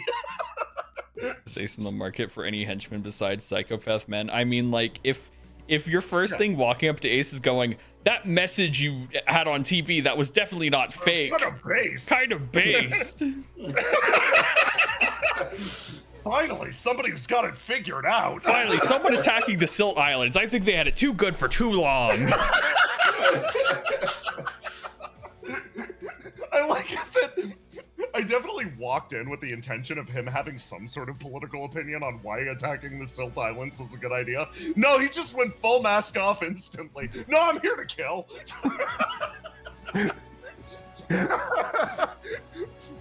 Make no mistakes. I know what I'm here for. Mate. I killed this tree to make this outfit. Now I'm gonna kill some people to make another outfit. Wait. Can I rescind my killing? He's kind of cooking though. He's kind of cooking though. This is how I get like an army of white guy. This is how I get an army of like golden Kamui characters. Yeah, you're right though. Oh my god. Okay, if everybody's here and ready, I'll carry on with the story. Yeah, you'll carry on. I will carry on. Basically, like, yeah. You're gonna see. I was gonna give you a primer. No, I ain't spoiling shit. Don't spoil. I'm not spoiling anything. Nothing. Not a one. Jackson, spoilers. You're in the next scene. You promised me Actually, spoilers in the other campaign. you wouldn't Oh, spoil. spoiling it all. Okay. No, not that one. Okay. Normally this would have a very different theme, but... And so... Before the attack begins, time plays itself out very similarly to the way it did before. To the way that Seagazer anticipated.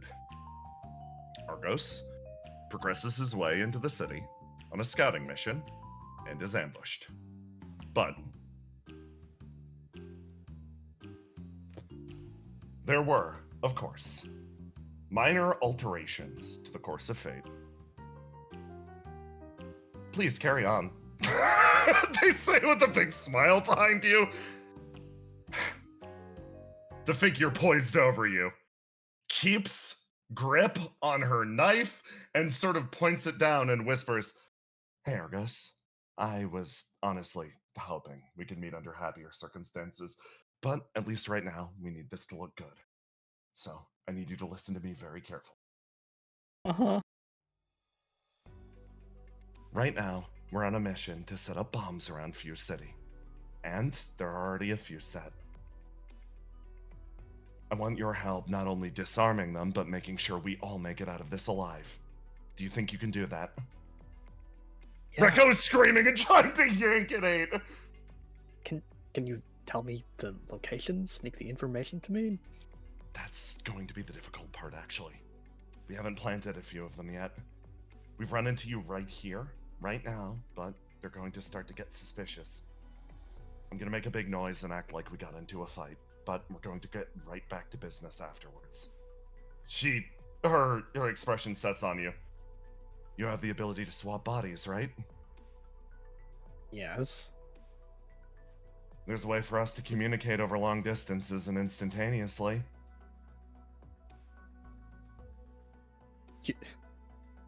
Oh boy. I mean, this is, not really something I'm used to doing. Okay. She's like...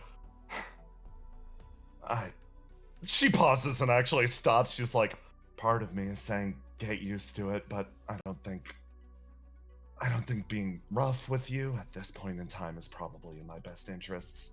As good as it'll look to the Geist Overseers. Her expression settles on you. If you want to, if you're comfortable with trading bodies with me, I think that would probably work out best. I don't think the other two would be particularly comfortable with it. All right. Just be gentle with me. What? She pauses and actually takes the knife back for a split second. Huh. I mean, you're already kind of okay, yeah, breaking bruising me a little. Yeah, okay. She pauses and she's like, okay. You do it. I'll set the bomb. We'll make it look good. Yeah. Okay. All right. No, this is doable. Okay. You sure? Yeah. I can play a role. So wait, I have a question. Yes. Does this mean that Argos is going to have to set the bombs? Yes. And Ace's gonna go as Argos and defuse them. The plan is literally, Argos, you walk ahead, set the bombs with the squad, and then you are passing the way to defuse them to the other you and cast. Okay, I just wanted to make sure I was following. Yeah. Come on, guys, this is the simplest reflection mission. Most normal reflection mission. Okay. You good? Yeah, you ready? Are we gonna do this now? Yeah, sure, why not? This has gotten really awkward really fast. Yeah, I mean, you still Okay. are pushing me down with a knife. Okay, yeah, I'll, yeah, cool. Go. All right, I'm gonna activate Fate Weaver and exchange our flames. You exchange flames with Subject 8, and I'm going to give you control over her. Welcome to not having access to any of your macros. Fucked up. None of your expression macros are gonna work, bro. Here we go. But use them anyways, because it'll be funny, because it'll be like this Yeah, kind of okay. thing of like, you don't know how to control her. You don't know how to control her face, bro. It's not your face. Oh, you can get really angry. Okay, perfect. So, you quickly exchange flames with Subject 8, and then Argos, you notice her/you, using your body, manifest a bomb, throw it at your feet, and cause a devastating explosion that pulls everybody back. You're thrown in opposite directions. And she, as you, turns over, looks at Cast, grabs Cast, runs, sweeps them off their feet, kicks open the window, and jumps out. Dude, he's so much cooler now. I don't know what happened. Going off. 8, are you okay? That was Oh, yes. quite startling. Yes. I am okay and mysterious. I see. Hold on. He thinks. Oh, I see. He sort of stops and thinks to himself. You exchange bodies. Okay, got it. It's okay. He puts his hands up. Why didn't she fill us in on the plan to begin with? Okay. Oh, I could have sworn I sure would have been smart to do that, but silly me. Okay. He looks around. Well, at the very least, my name's Bertram. Bertram Ulysses. My code name is the Professor. I'm a researcher. It's nice to make your acquaintance, Subject 8. Yes, I knew that, but it's always nice to share life stories with my teammates. You got a little hurt in the explosion. Hold on. She moves her hands over, and you see a flash of healing. Like a flash of light sheds from these shaking hands. You retain connection over to your true body as Bertram's like, okay. Thank you. We've been sent a few locales around the city that we're supposed to set explosives in, while the rest of our squad performs an entirely separate operation. If it's okay, I think it would be wise if you handled the armament of the armaments. Yes, I will do a great job making sure that nobody can disarm them. You're doing a great job already. You look at this person in front of you. He speaks with a heavy stutter and is clearly very nervous. His entire body is shaking, and you look at Beepo next to you, and her body is shaking too, and you're like, uh-oh. Everything will be fine. This is just a normal mission. Let's not worry about it. Yeah, no worries. Okay. Well, at the very least, he processes what happened. It's a pleasure to, finally make your acquaintance. I'll speak out loud, or mostly speak to myself here. He, moves his way over, sits down. I was a consulting researcher back in the day, and, I assisted with the, theory that helped create the AI. So, it's nice to, Really? Yes, Argos is, you could consider me a fan. He says, stroking his mustache. I think in a way that makes me a fan of your work. Huh. That's very nice of you to say. His entire face lights up visibly. And move the situation forwards. Elsewhere. I move us over. Oh no, it's time for this theme.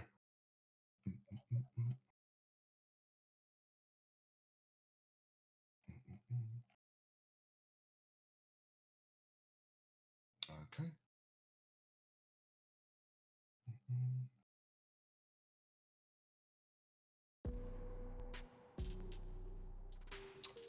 Willow and Cam. Yes. You make your way into the depths of the train station.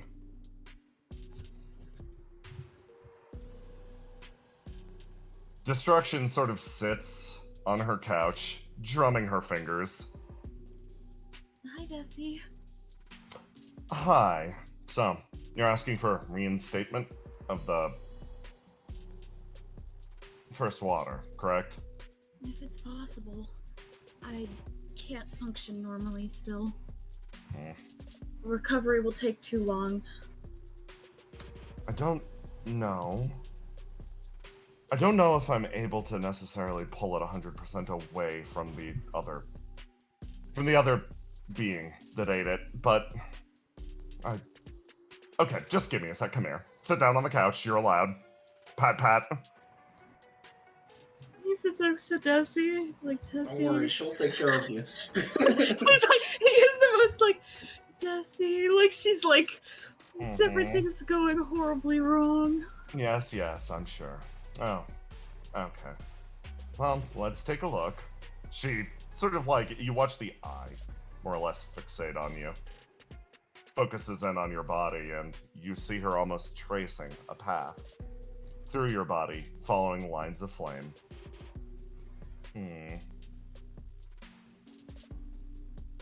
Okay. I think I can get you a little bit back. At the very least. Maybe, would it be easy if I could find the God of Disasters? Would it be easier? It would get a lot easier, yes. Okay. But at the very least, we should be able to give you a little something. Hold on a sec. She actually moves forward and starts to make a call. Big problem. Think about it this way. The God of Destruction forcibly took control over your reflection contract and is now sopping up, basically guzzling all of that sweet, sweet first water. So I'm gonna try to get you a few drops. Okay. And we can try to widen that as much as we can. Okay. She taps her foot, and, When yeah. No. Huh? No, you go. When I get the first water back, or if I get the first water back, and if they manage to defeat Frost, could we do that communion we talked about? I think that would be wise at this point, yes. I don't know. After being disconnected from the first water, I sort of realized that I think I need to talk to it. Really? I mean, I knew before. He sort of scratches his head. But I guess I sort of realized, on some level, it was probably erasing things because I didn't want them to hurt me anymore, and I should probably tell it that just because I don't want to think about something doesn't mean it should take it away. Okay. Yeah, that's entirely understandable. She, looks over at Willow. I think that would probably be better if...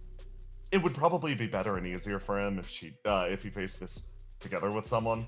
Can I count on you for that? Oh, yeah. I can definitely help. It's messed up that this is maybe the calmest you've seen Cam since the first water got taken from him. She leans her way in, takes your hands, and sort of grasps them. And Cam, you feel the first water's energy return a little bit, and almost on cue.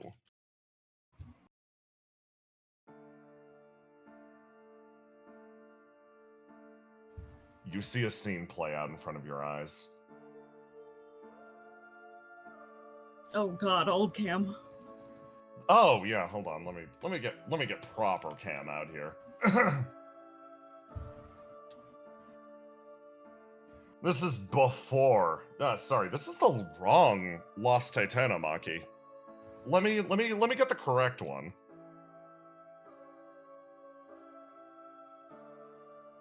What the fuck you just call it? Lost Titanomachy. Lost Titanomachy? Yeah. It's been called that since day one. Okay. You stand We never said that before? No. at the center of the flame of creation, dull light echoing around you. The night that it was stolen. A man opens the door and moves in. You stand there with your IV drip. Yeah, wearing a hospital gown on an IV drip of the first water. Oh, you're not who I was expecting to show up. Oh. Why are you at the flame, Cam?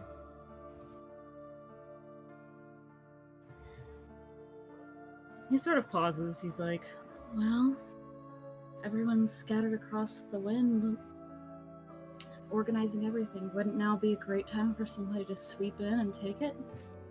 He looks straight ahead. Yeah, it would. He I've been hops. guarding it for a while now. Well, sorry to do this to you, but yeah, I'm leaving with this thing. Why are you taking it, Satyr? He looks over. If Frost manages to roll over Fuse City, world's over. So, I'm moving it somewhere else. Cam sort of looks over and he goes, he sighs, he's like, I know I wouldn't be able to stop anyone if they showed up. It's just after guarding it like for a while, keeping an eye on it all the time, it felt wrong to not at least be here. I just didn't think it would be you. Well, Geist's plan is to let Frost more or less take the surface of the world. Hide away. Are they taking it up to the pyramid? Closes his eyes and looks at you. No, I'm gonna be keeping an eye on it. Oh, you're not giving it to them? He looks down. I guess I am. I guess I'm not. Part of Geist now. So, yeah, to some extent, yeah. Sorry, Cam. Your long vigil ends now. He holds his hand out, and you feel that moment stretch into forever. And, like that, everybody in the audience gets to experience something that happens to Cam on the daily. The memory is gone. The memory moment of when you Cam- lost hope. Yeah, Cam lost his last little bit of hope. And that feeling of hopelessness is erased. Cam, you feel great. He feels normal. He feels Yeah! normal. I mean, yeah! No, you feel average! This is how Cam feels normally. Yeah. Horrifying. Well, all done. Get Thank you, yourself back Jesse. out there. Cam sort of, there's like a long exhale. Okay. You watch Cam, like, re-equalize in real time to being neutral. Which is what he normally looks like. Your expression settles.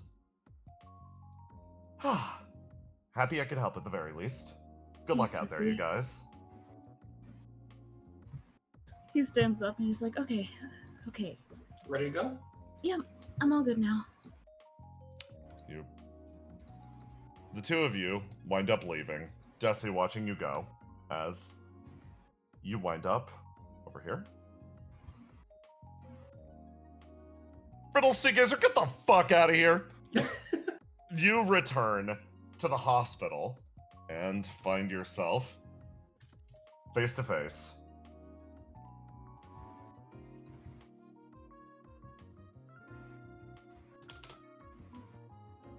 with two people.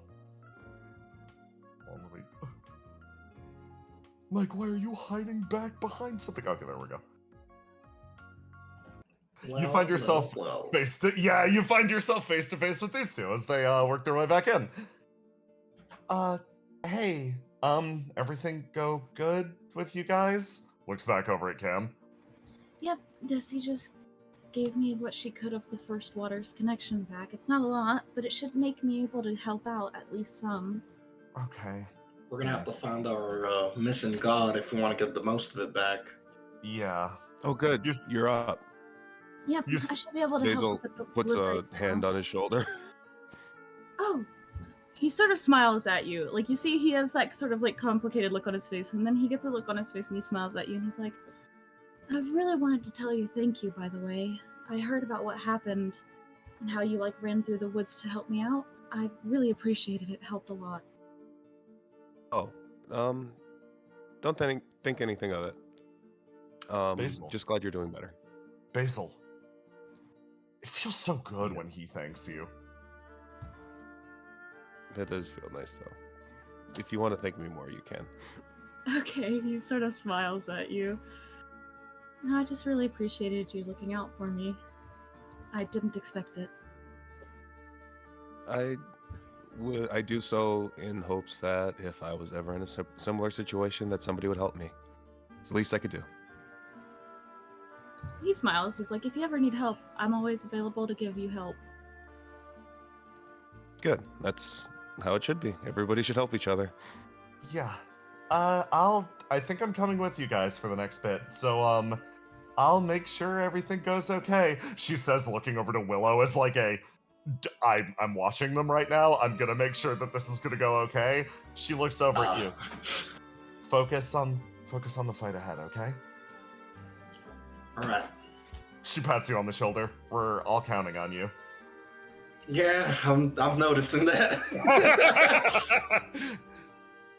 She then turns back over and looks at Cam and Basil, and you see the like weight behind her eyes of like, this is a very dangerous situation. Cam sort of looks at Mike and he's like, all right, tell me what I can do to help. I don't want to be sitting here doing nothing while this is happening. Yeah, we're gonna take a... Well, while the main body of the combat's happening, we're gonna be doing the most worthy thing possible. Gonna be delivering supplies to whoever needs them. Okay. Shouldn't be too bad, right? She says with a smile. He No nods. point in fighting a big fight if there's nobody left after. All right. Good luck, Willow. Thank Good you. luck, Willow. Cam, Yeah. if you need any help, just let me know on the comms. Same to you. If you guys need any help, let me know. I can get there as fast as I can. All It's right. a big fight, so be careful. Yeah, you too. Stay safe. Cam waves. Good luck, Willow. All right, time to get this done. And with that, your squad spreads out into the city, waiting for the moment. Argos, 8, you duck your way into the shadow of buildings. Ace, you wait, staring at the horizon. Basil, you hop in a car with phenomenal suspension and drive your way up to Ciala. And Willow, you're put out on orders to await from a secondary location the time that the fight is properly called. Charybdis drums his fingers on the table. I'm fucking getting nervous, man. I mean, Yeah. Melly brings her way over, hearing another curse, like, hey, cut it out. I don't want my daughter cursing like a sailor. Yeah, shoot, sorry. Shoot, that's on me. He fidgets slightly. How are you guys staying so cool? Well, I just think that I just have it under control and then I don't get nervous. Yeah, more or less the same. Okay. Melly sort of like looks down at Maribel. Be good. Be good for Auntie Yuli Lara, okay? She's gonna look after you. Yeah, I'll be fine. The little voice chimes up. We got some really important things to do, so in a little bit we're not going to be here, but Yuli Lara is going to take care of you, and we'll be back. Okay. Good luck. Come back safe. We will. There hasn't been a fight that I didn't lose. You mean didn't win? Yeah, you're right. Surely close your head. Oh. Maybe I am nervous. I'll make sure your mom's come back safe. Everything's gonna be okay, he says, big smile on his face as your comms go off. It's begun.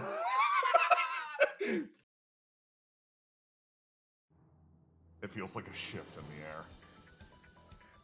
Okay, well, let's get moving. Get to the van. All right. You ready? Melly nods, pats her on the head. She scuttles into the back to be with Yuli Lara. And you get yourselves ready. As, around the world, a similar response is held. Over Geist comms. The call is clear. Sir, he's fully gone. Body's been disintegrated into flame. God of Frost manifestation confirmed. Silt Island's extremities. Okay. Let's see what they can actually do. He looks out over the area in front of him, watching as the blizzard deepens. In a different area of the world.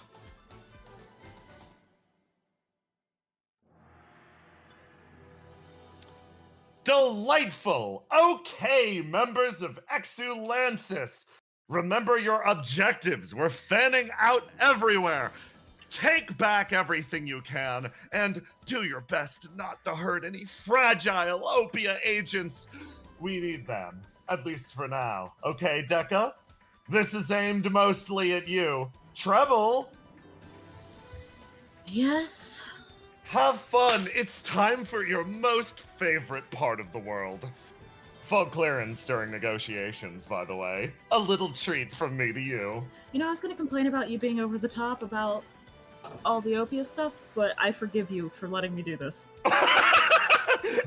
Listen, I gotta make sure the bestie is properly supported. He says with a big smile crossing his face. And on another side of town, one man waits. Yet another anxiety meal resting at his side. He looks into his binoculars, peers at the building ahead, pulls up his comms. You too. Yes! Yeah? Everything in place? Yes! It's all prepared. Okay. Bug out. You don't want to get caught in that building. And a car roars its way down the highway.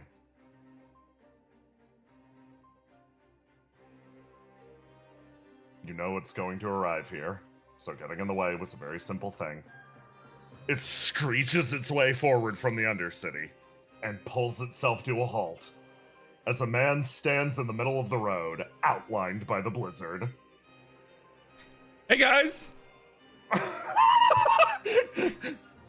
Thanks for stopping. Melly peeks her head out the window. Ace, what the fuck are you doing there? I got tired of walking.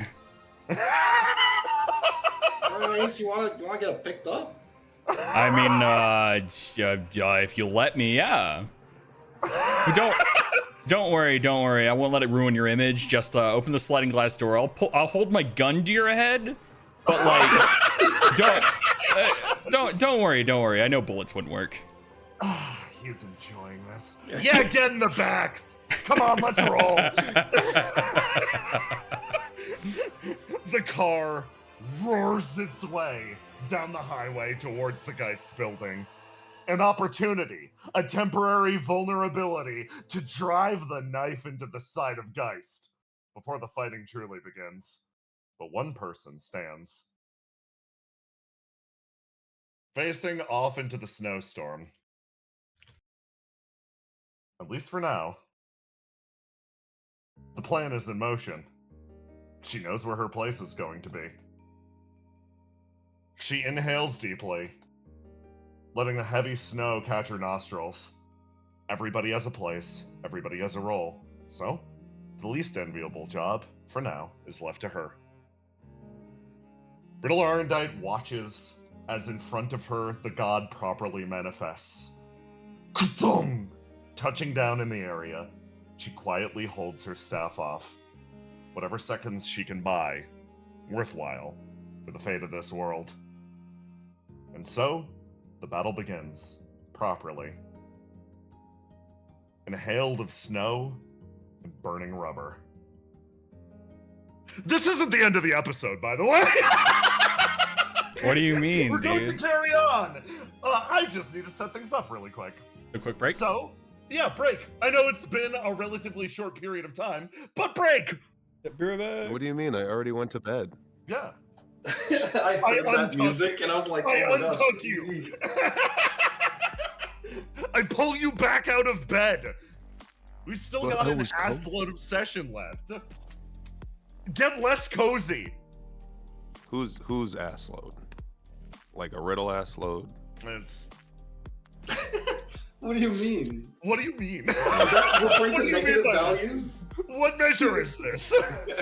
I don't want to commit in any direction. Are we talking about imaginary It's the, numbers? Yeah. Metric system.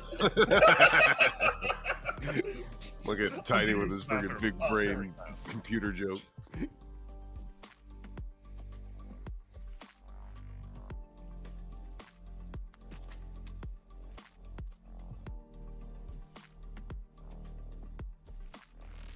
Man, it's about to go down. Are you ready to break stuff? I'm gonna wreck it. You're ready to do things your way? With the...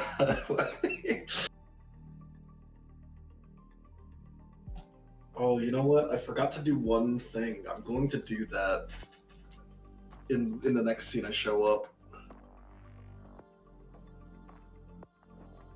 Do it, you won't. I hope it's not going to be a surprise. Are you ready to get rolling?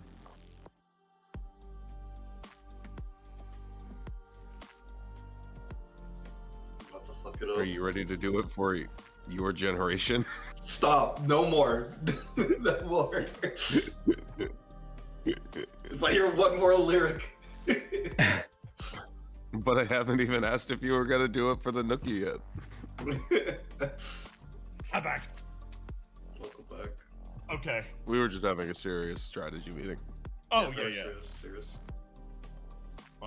It's time for the fucking non-stop part of the session.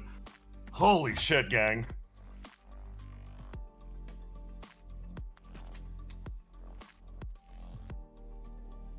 The God of Frost isn't ready when I whip out my cooking skill.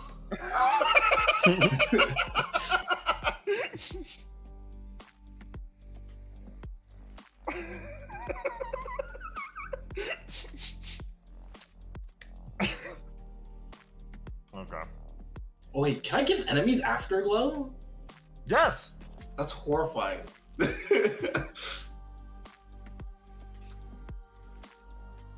You absolutely, yeah, no, like, if you're like, no, I want to sit down and have a nice meal with all of these enemies, yeah, that is an option.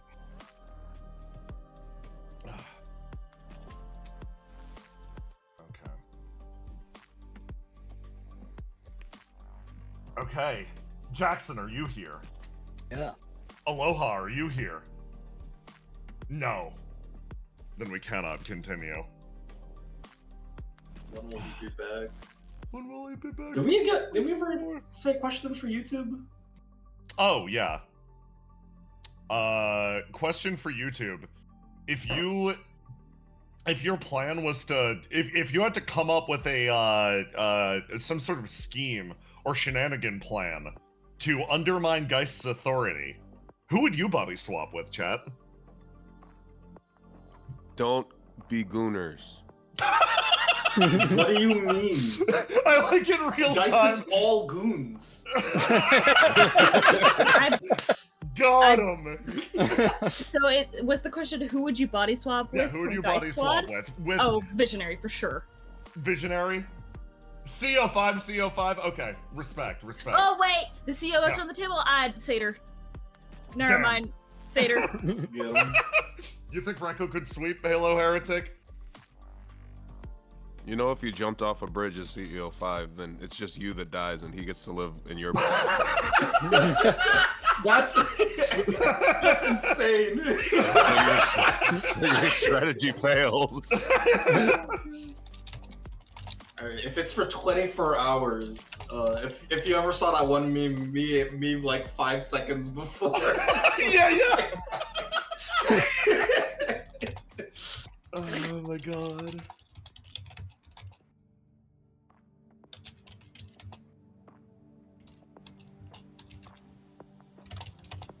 Back. Welcome back. This is a hard question because if you swap bodies, they get to be in your body. Yes. That's the dangerous part. That's the most dangerous part. Me letting Satyr control my body. How much worse can it get? I can't trust Satyr. He can have a crash out. I don't drink or anything, so like it's fine. He can experience the heart condition for a little while. That's the real question. Cool. The real I was question gonna is say if the it. mental illnesses I was come gonna with say me. it. Yeah.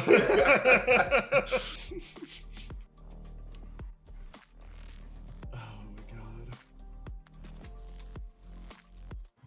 Anyways, I'm gonna suplex Danger right now. Why? What did he I ever love do? that. I love that we're at the point where like What you did he can ever tell do? Danger is crashing out on some level, so every time he fucking shows up on screen, everyone is just scared out of their mind and cringing. No. It's What great happened in to the wrestling Danger? business. We call what Danger has heat. He has heat with the audience. Does Uh, Danger He go shows through a up and negative everybody character starts arc with booing. That's cool, but if you ever say a wrestling term to me again, I'm going to ban you. It's for the You're best. right. That's- no, I told you to say that to me. Yeah. That was my sleeper order. Anytime. Danger in heat. Throw up. He's in heat too. Oh my That's why he's god. crashing Stop. What? I I'm not can't- talking about wrestling terms. I'm talking about biological terms. We gotta get back to the world destroying god in order to, like, you know, cleanse this stream. Yeah. Okay. I'm back, yeah. You're back. Yeah. Jackson's back. We focus first on Argos with his new friends. Hey, Argos. Mhm. Infiltration has gone smoothly so far. The professor seems to have caught on to more or less what's happening here, what's happening with you. And he's worked as a good advisor is the best way to put it. But you come to a realization as you stumble into this building. This man is not a soldier, not even anything approaching it. This is a man, and he made it clear, a researcher, that they put in a Geist Grunt uniform and then sent him to the front line to die. You have no idea what he did to get put here. You have no idea why he's here, but he made a few things abundantly clear. He has no combat training. He will not survive the winter. Lipo behind you in the meanwhile is just chattering peaceably to you, seemingly not able to pick up on the fact that you have changed. Oh, no. Okay, Argos will actually feel bad about that, and I'm just gonna try and put down all the All the hints hints possible. I can, and if those don't go through, I'm gonna flat out say it and try to come with it. I'm Oh rolling god. it too. I'm so sorry. She's like, yeah, clearly doesn't pick it up. Oh. Yeah, that makes Argos uncomfortable. Bleepo needs to know. Do you I guess- yeah, you make your way into this building as the professor walks forward and starts Oh yeah, chatting. that would not be the time to Yeah. come out and say it, would it? Oh. I'm sorry. I'm sorry, Ape, that you're the one with the responsibility of setting up the bombs. I know we don't want to hurt people, so her expression settles. It sucks that you're stuck with that. It's okay. I assure you that everything is going to be okay. You've got a good soul. I can tell. Thank you. Bertram's like, yes, well, our person that you might recognize over here is, so, Subject 8, please, come forward, introduce yourself. Yes, I am Subject 8, and we're on a very important mission. Yes, oh, right, okay. We did manage to secure the location. Right through here. It's a button. On the door. Yes, good. Comes Excellent. open. Perfect. Well You done. see the flame on the inside of the room and come to a secondary realization. This is a power station repurposed by the Queen of Flames, distributing flame across the city. Right up there. He sort of gestures over to the pipe in front of you.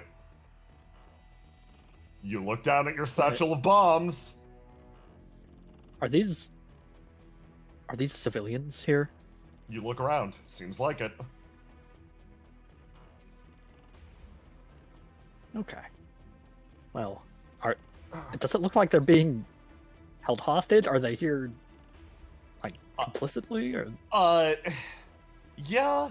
I'd say held hostage, but lazily. It seems like nobody's paying them much mind. It seems like these were the people in charge of manning this power station. You're able to put 2 and 2 together extremely rapidly. The Queen of Flames power system is being actively sabotaged. Okay. Well, I am placing the bomb now. And now with this work here done, we should all be good to clear out. Am I right? Argos, I'm gonna drop you an Argos. Give me a roll to do. Take the man. I'm gonna You die can roll first the die because first, of course. I am in a way Oh. You can unlock that dice. You can unlock that dice.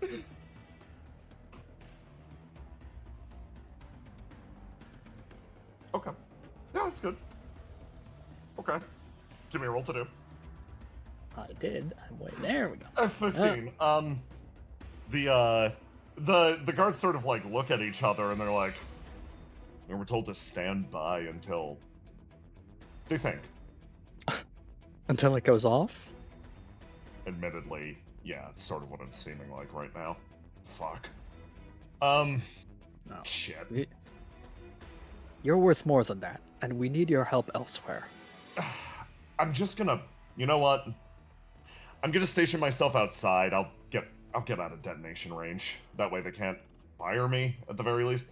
The fuck? Mission to stand on an exploding bomb.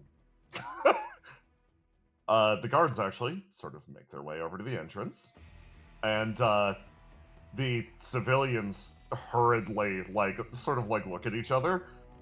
They clearly have no idea what the fuck to do. The outside is very dangerous for them as well, because of the storm. Remain here. This will only affect what we're doing will only affect the power system. You will remain unharmed.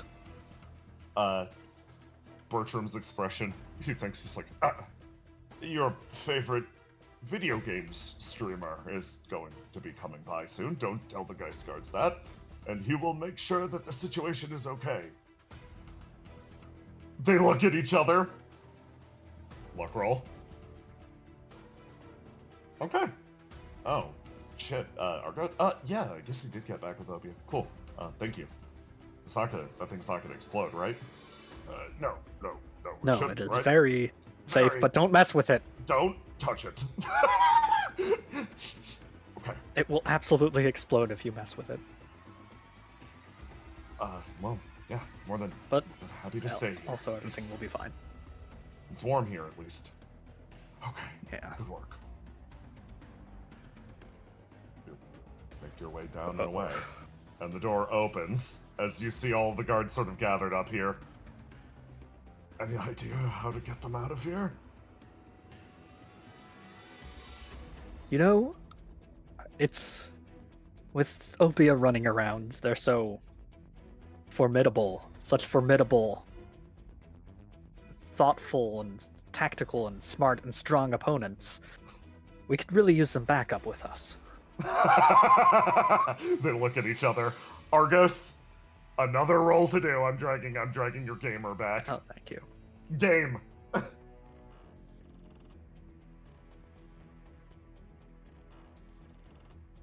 They look at each other. Back up. Okay. You know what? Can you put in the request? Yes, I am very familiar with how Yes, command structure. Trust me. In fact, as commander, I filling out delegate this forms. task to you, Yes, Professor. Yes, thank you. He moves his way over and immediately starts putting it in. He's like, okay, cool. They look at each other and you hear them lightly chatting.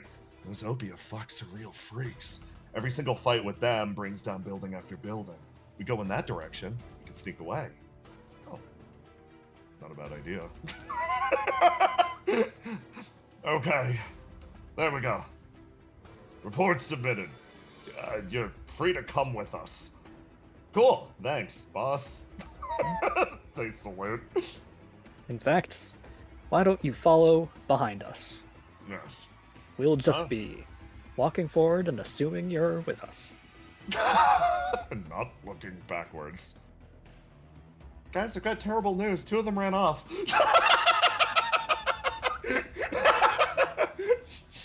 And in this building, I shrink your gamer and create a new one. As she makes her way inside. So Argos, you gain a secondary experience here of watching this also from Subject 8's perspective. She is going to be talking to you during this. She's like, so the area's clear? Mm-hmm. I have a line to her too, right? Oh yeah, do it. Yeah. Yep. Be sure to comfort the civilians in there. Okay. Her No, face. Comforting face. This is what I look like. Why don't you ask Cass to go first? Yeah, why don't we try that? Also, let's straighten up a little bit. She's piloting your body. You're in a deep slouch, hands in pockets as you walk forwards, making this face. There we go. Just doing like a delinquent walk. Yeah! Friendly streamer expressions, okay? Okay. They walk their way in and they're like, oh, wow, there are civilians here. That's kind of fucked up. It's everybody's favorite streamer, Argos. Walks into the room. Hey, what's up? Okay, you got a bomb? Cool. She walks her way over and starts messing with it. He's entering a new era, apparently one that's kind of heavy on attitude. Hey, Argos, which wire do I cut? She says out loud! Oh my god, you're so bad. You're supposed to say, hey, chat. Red right. one, always the red one. Sorry. Hey, chat, what line am I cutting? Moves in, starts snipping the red wire. You don't want me acting like a chat. The civilians watch, and they're like, so, you're back with OPIA then? She turns around and stares at them. What do I say to that? You'll be putting out a press release shortly, but everything's fine. Everything's fine. We're putting out a press release. Remain calm. Was that good? Yeah. They exchange looks. Cass look forward to it. It's gonna be so much fun. Drags 8 into this room.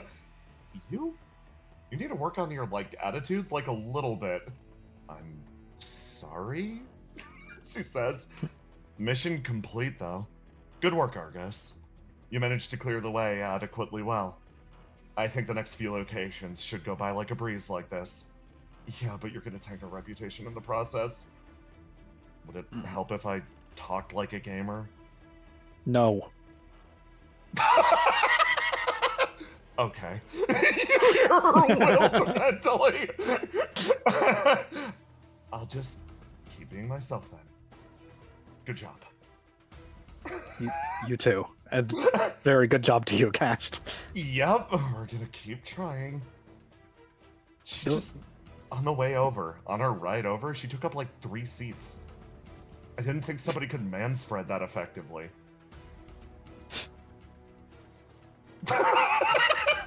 She just clicks her tongue. Think. And elsewhere,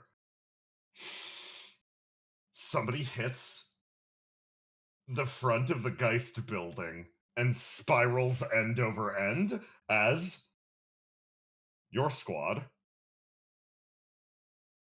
Ace, Willow, boom, rolls into the locale. Different than the vision. Lines of soldiers aim their guns up and aim at you. There's a rattle of fire as you see gun after gun unload in your direction. I'm just gonna stand behind Melly. Yeah, you stand right behind Melly. Melly uses her move action to give a shield to everybody behind her. She roars like, okay, everybody get behind me. Charybdis runs forward and tackles these two, carrying them to the ground. They, boom, boom, throw themselves into the dirt. Hmm. The rest aim up. Ace, you're given an opportunity. Willow, you're given an opportunity. Well, I mean, I have some fun, Willow. Why not? All right. I jump forward, kicking both of these two guys. You leap. Give me a roll to do. You fly forwards and you thunk into this guy back here, carrying him to the ground. Ace. Yeah. Don't worry. I'm definitely not pulling up my character sheet right now. Yeah. Okay. Yeah. He's just simply going to just peek out a little bit behind Melly's shield, and he's going to fire upon this man over here. So let's let me unlock all those. You unlocked out those dice killing someone. Roll to die. Not even the last person that you killed. And so what Ace is going to do is he's just going to simply fire at this guy, and then he's going to ignite to fire at these two additional targets with a wild roll. So Okay. Aim for the leg. Yeah, of course. So there's that, then igniting for 2 more wild rolls. So 10. 1. 4.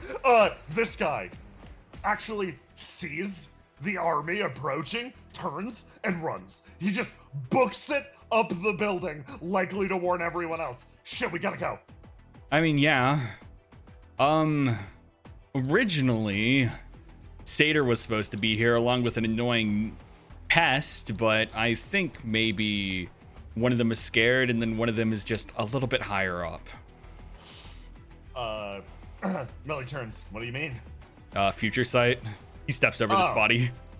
You move over in that direction, and then there's yeah, this seems familiar. Willow's comms go off. You've seen this before. Oh, A voice rings out through the air. Willow! Riddle's voice sounds ragged. Need my help? I do. Can you make your way over to Argos? I'm worried about him. He's dealing with a large number of bombs and her voice cuts out. Ace, different than your vision. Hmm. Well, that's concerning. Yeah, she probably definitely needs the help, Willow. All right, you guys. I assume you guys can handle it. Oh, Good luck. I'm a pleasure to handle it. Runs forward, kisses you. Ugh. Yeah. Yes? Yeah, married man? You didn't even invite me to the wedding. Ace, no, all of that's in character. Melly literally makes that noise. Yeah, married guy? Look, I'm kind of busy right now, so like enjoy it. Kind of busy. Maybe I'll call the God of Frost myself. And... Yeah, you're kind of busy. Kind of too busy to invite us both to the wedding, you piece of shit. I didn't handle the invites. Take it up with the wife.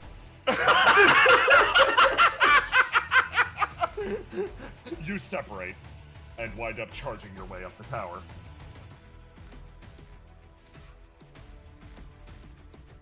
Ace, you find yourself under fire again.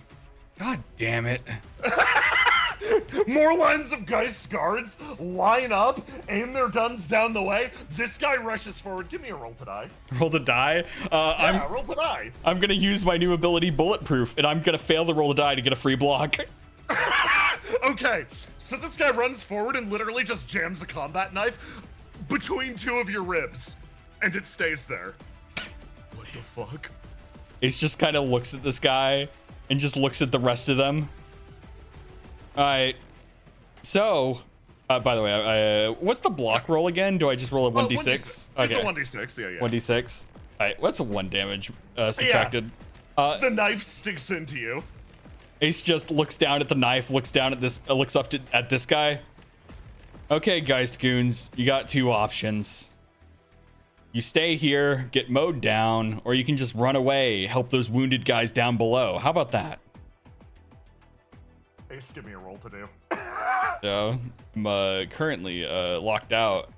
So let me. It's yeah, gonna be yeah. It's a 1. It's a 20. Okay, with a 20. The guy who just stabbed you with a knife is running. Okay, and then I'll roll for the rest. 3. Oh my god, 3 of them leave. Okay.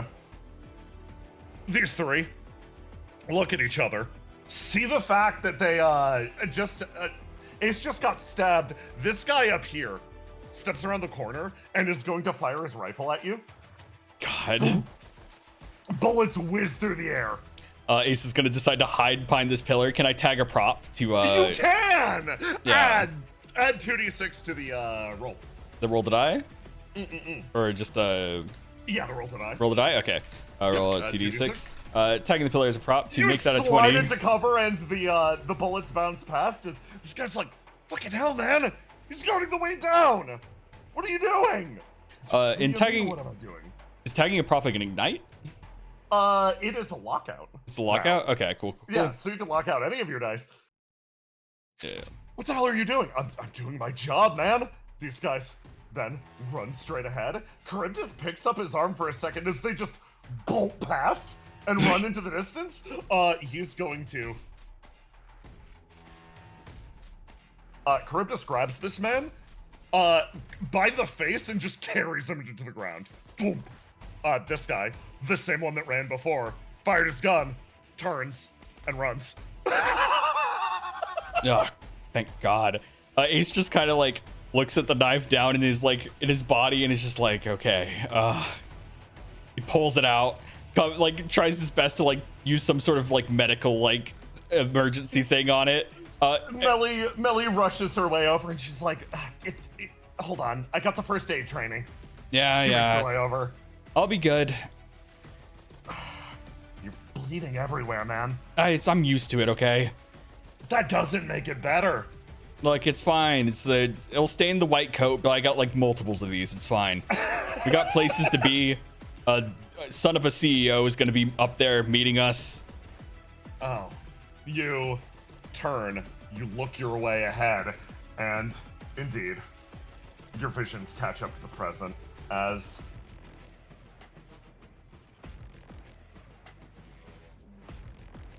I copy paste you. Charybdis, I guess, is dragging this man with him.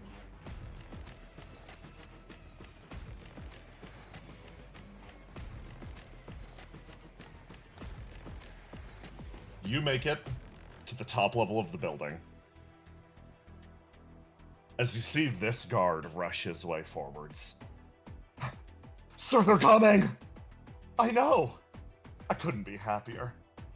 Steps forwards as the guard pulls backwards behind him. And Zealous, he strides his way towards you, Ace, clapping loudly. Ace Galatine, it's such a delight to finally meet you face to face at last. Yeah, likewise. Delis? Oh my god, you know my name. I got your name wrong intentionally, idiot. What? He looks down. Well, I couldn't hear it from across the room properly. Well, welcome to my foyer. Yeah. I'm sure you've noticed it at this point. This building is far quieter than it should be. Mm-hmm. I need you to understand something. You've been outplayed, he says, straightening his eyes up. I've been outplayed? All of the guy's CEOs have already fled to a faraway location. Mm-hmm. Geist has abandoned this city to the storms. Oh. All around this great metropolis. My team, brave heroes, are setting up detonation devices to bring this city, to turn it into a burning cage of fire for the God of Frost. I'm sorry, but I think you're mistaken. He turns and stares. What do you mean? I was never here for any CEOs. What? I'm here for you. Time freezes. This man recognizes something. It's a moment of pure instinct. Fear that rises in the back of the head and assails the mind. He makes eye contact with Ace. He realizes what needs to happen right now. And he runs. Once more, he runs into the distance as the sensation spreads through the area. Charybdis and Melly rushing up at your back, face to face with the man in front of you. No. It's fine, guys. I think you guys have a little bit more important things to handle right now. What's that? I don't know. Willow might need help. Argos might need help. I think I can handle this guy one-on-one, just me and him. Melly looks over at Charybdis. Charybdis like, suit yourself, man. He pats you on the shoulder. Look, it's not a lot of times I get to have fun like this. Here I was hoping we could fight arm in arm, but for now. I always meant to say this. Thanks for not killing me, dude. And then he runs past Zealous like a lion, runs to the balcony, leaps off of it, and just throws himself into the city below. Okay, guess we're taking the express route. Later, Ace. Don't fucking die. I won't. Melly rushes over past Zealous, and she makes it over here as Zealous tries to stop her. She leaps over what was a low sweep, simply touches down on the ground, runs past, makes it to the edge of the cliff, and throws herself off of it as well. He makes eye contact with you. Shocked expression. You sent away your guards. That's fine. I don't need my goons right now to handle you. Look, there's just something I gotta learn, something I gotta figure out. You're an interesting specimen as Ace starts walking around. There's something about you that pisses me off. What do you mean? Well, this is my first time meeting you, but something about you seems familiar, right? Beach. The way he conducts himself, it's something that bothers you. It screeches in the back of your mind. There is something about this man. And I think I finally put it to words. What? You're a hero, aren't you?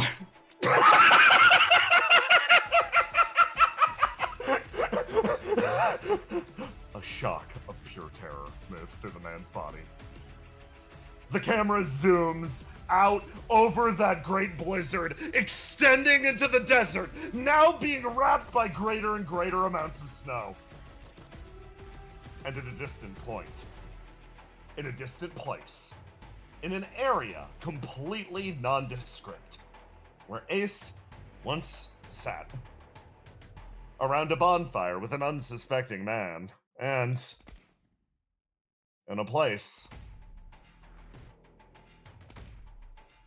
where Ace once spent his time recovering from the fight against eternity, there exists a hidden elevator.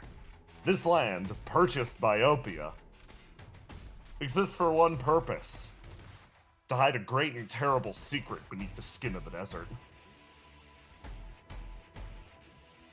Beneath the ranger station, a long hallway with repeated doors are locked. Danger's entire body freezes up. Something that someone said somewhere sends a deep, absolute chill through him. What the fuck? Septi continues to work on the gate. What seems to be the matter? It's nothing. He sort of shakes his head. Hex reels back and slams into the gate again, forcing it open. She makes her way through. How many more gates? It should only be a few more. It's just really weird. There's supposed to be people here today. I was worried we'd have to, like, kill them or something, but the place is, like, empty. Septi's expression shifts to a smile. Is that so? He moves his way inwards and whispers something to Hex. She laughs, picks her sword back up, and continues swinging at the sealed bulkheads. Danger watches straight ahead. expression fixated on the prize, tucked away behind layers of steel. But these aren't the only aspects of this combat. Basil.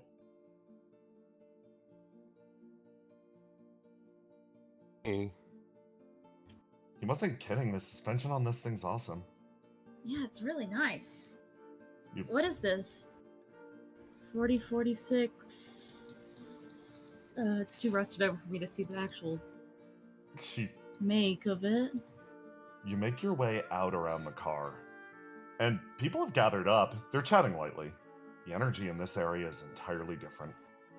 Basil, the orb begins to speak. The people here are not panicking. It seems that they expected this.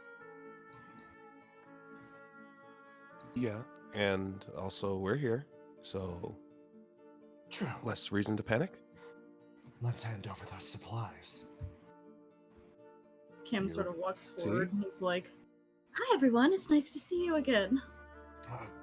Good to see you too. Happy that OPIA is bringing us stuff. Our villages are fine. The man gestures with his thumb.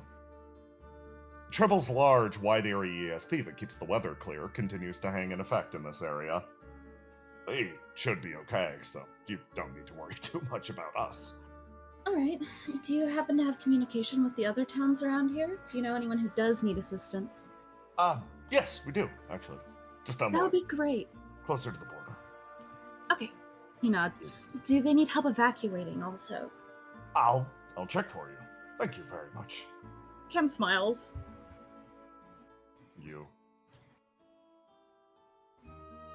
You drop off a smaller load of supplies to this village, and begin moving your way down. You're redirected to a different locale, a place that needs help severely more. This area is wrapped in the constant snowfall. You look at the area ahead as you recognize this is functionally a rest stop. These are all mixture of Cialans and Fuse City individuals who just probably got caught up in the blizzard. You wind up running supplies over to them. This appears to be another area that's another holdout.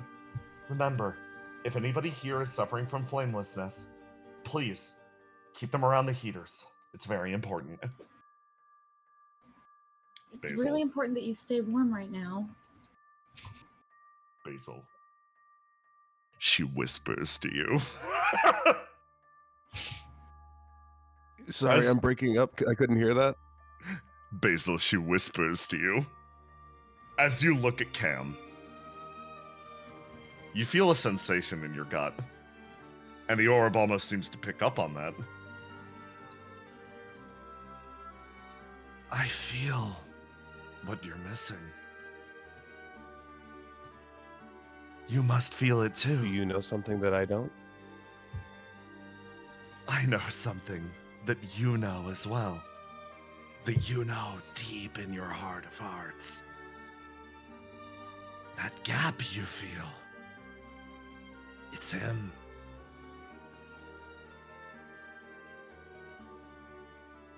Then what do you suggest I do about it?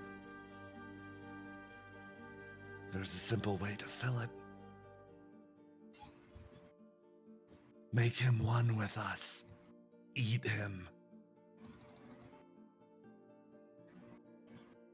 I told you that's not how I want to do things. I thought we were on the same page on that. There's silence for a second. But it might stop the pain. Well, if that would stop the pain, then I'm fine with hurting a little bit longer until I can find another solution. Look at how That's not right. you watch as he continues to unload supplies. You think, and you focus on the orb. And it tries to assail you with various incentives. Look at how hurt he is. Look at how heartbroken he is. Look at this. Look at that. It tries to drive itself through your mind, but you clench down on that thought. You drive it away. And like that, like a fire deprived of oxygen, the thought dies, and the orb again grows silent. Basil, when it spoke, it was a lot stronger than it let on in previous conversations.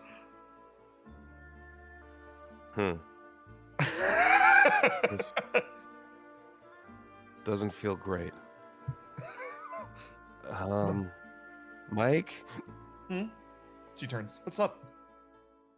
I'm having, she looks at Cam. Girl problems. Come here. Oh, okay. Dear Lord. Mike makes her way over here. What's up? She grabs her face. Oh. Looks at you, and then looks at where the orb presumably is inside of you. It's like, what? Stop that. Eat him. Okay. I'm happy that that was your reaction. Like, not that this is happening to begin with, but I'm happy that your reaction was, this is wrong and we shouldn't eat Cam. That's good. She turns. Why would we eat Cam?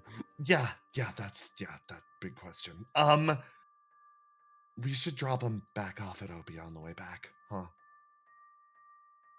I'll stay with He's you, though. gotten enough exercise. Yeah, no, he helped. Okay. Thank you for telling me. She smiles. Okay. Girl problem solved. Cam, when we stop by OPIA, we're gonna leave you at the building. Is that okay? Oh, you don't need my help anymore? Have I been assigned to do something else? No, just Basil and I have already got it, so ask for reassignment. Oh, is this the last one in Ciela? I thought they had me come over here because I know most of the towns in this area. Yeah, we're gonna actually redirect to the desert around, so don't worry about it. Okay. And don't feel so bad. I actually spent a summer here, so it's kind of like my own backyard too. Why do you say these things with your fucking mouth? Well, if I'm not being reassigned anywhere else, could you drop me off at the... I guess it would be bad if you guys got too close. I'll find my way over to the front, then I'll just help with the fight. Why don't you ask for an update from Riddle instead? Make sure you're in a good spot. Don't want to rush back into combat. Okay. You look at this person behind you. And as you stand next to him, you expect the orb to make another twinge. And the fact that it doesn't is almost the most worrying part. It's like it went quiet temporarily after being chided. It's now biding its time. The child. Wait, does Cam know how to drive? I don't remember. I know Lace knows how to drive. Yeah, I don't... Cam, do you know how to drive? Is Mike driving? Oh yeah, he knows how to drive. Okay. Cam will drive. You all hop back in your car and drive your way back to Fuse City. Elsewhere, one man stands, sword thrown out over an abyss. Nectar remains poised, tail actually stuck to the wall by the sword. She looks at Dekka, hanging up above like, what, you're not gonna drop me? No, I'm not, he says with a big smile. But I was curious. What deal did you crack with World 12 to make this all work out? You have to be getting something from this, right? If you fight the battle up there, it doesn't happen down here, right? Functionally, this is another step in your proxy war. You looking for confirmation on that? She dangles again, impassively. Look, if you're gonna fucking drop me, I don't care. He pauses, looking up at her, a little frustrated. It just doesn't. I'm trying to make sense of it still. Okay. She throws up her hands a little bit in defeat. Sure, I can explain it. It comes down to, I guess, looking at the bigger picture. What? His face falls into a scowl. Our current alliance with OPIA is built on a very simple thing. Yeah. Sure. Queen of Flames burnt up a lot of shit. But, at the same time, she's strong and has a lot of resources. Even though leadership's functionally changed in OPIA, I don't think things are going to shift. Dekka's nostrils flare for a second. Fucking unprincipled organization. Nectar shrugs. I don't really see it that way, I guess. Her expression falls. The way I see it. Riddle Arendite, at the very least, is the only one actually taking this threat as seriously as it should be taken. He holds his hand out and the sword starts to get recoiled slightly. It pulls its way out and he's like, say that again? What? What's the matter? Oh, yeah. Look at you. Big guy. Think you sacrificed a lot. Think you gave your life for the cause, etc., etc. Sure. She looks down at the guy in front of her. People like you, though, the ones that throw themselves entirely into hatred, that's not actual sacrifice. That's just you giving into the most convenient emotion for you. Sure, you can hate, sure, you can writhe. But at the same time, do you have the actual balls to make a decision that'll make people disrespect you? Do you have it in you to give up a little bit of your pride? Yeah, Opia's kind of pathetic. But it's nice for once. She remains poised there, actually reaches into her coat pocket, pulls out a cigarette, lights it. Working with people desperate enough to be pathetic. He reels his hand back, and she drops down into the abyss below. His arm retracts, taking the sword back. Fucking demon. He knows. He looks back into the void. Creatures like that can be resummoned. They can be rebuilt. He looks ahead. He, himself, what he's looking for here. This is something that's one of a kind. Hey, Argos. We catch up with you. Down here. Okay.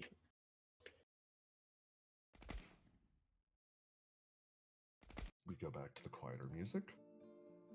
For this location. This area. Oh, right, your subject date. I'm like, ah, yes, unleash the gamer.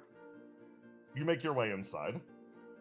As on either side, you sit flanked by your squad. Can we? Yeah. Can Rekko please roll again? For picking up the hints.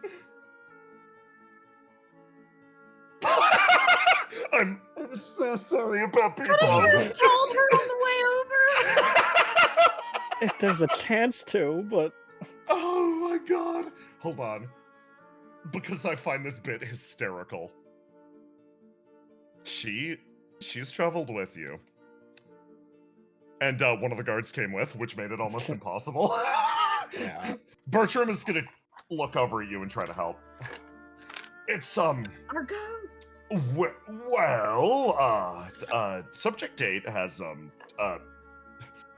do you remember when we came into contact with that streamer? Yeah?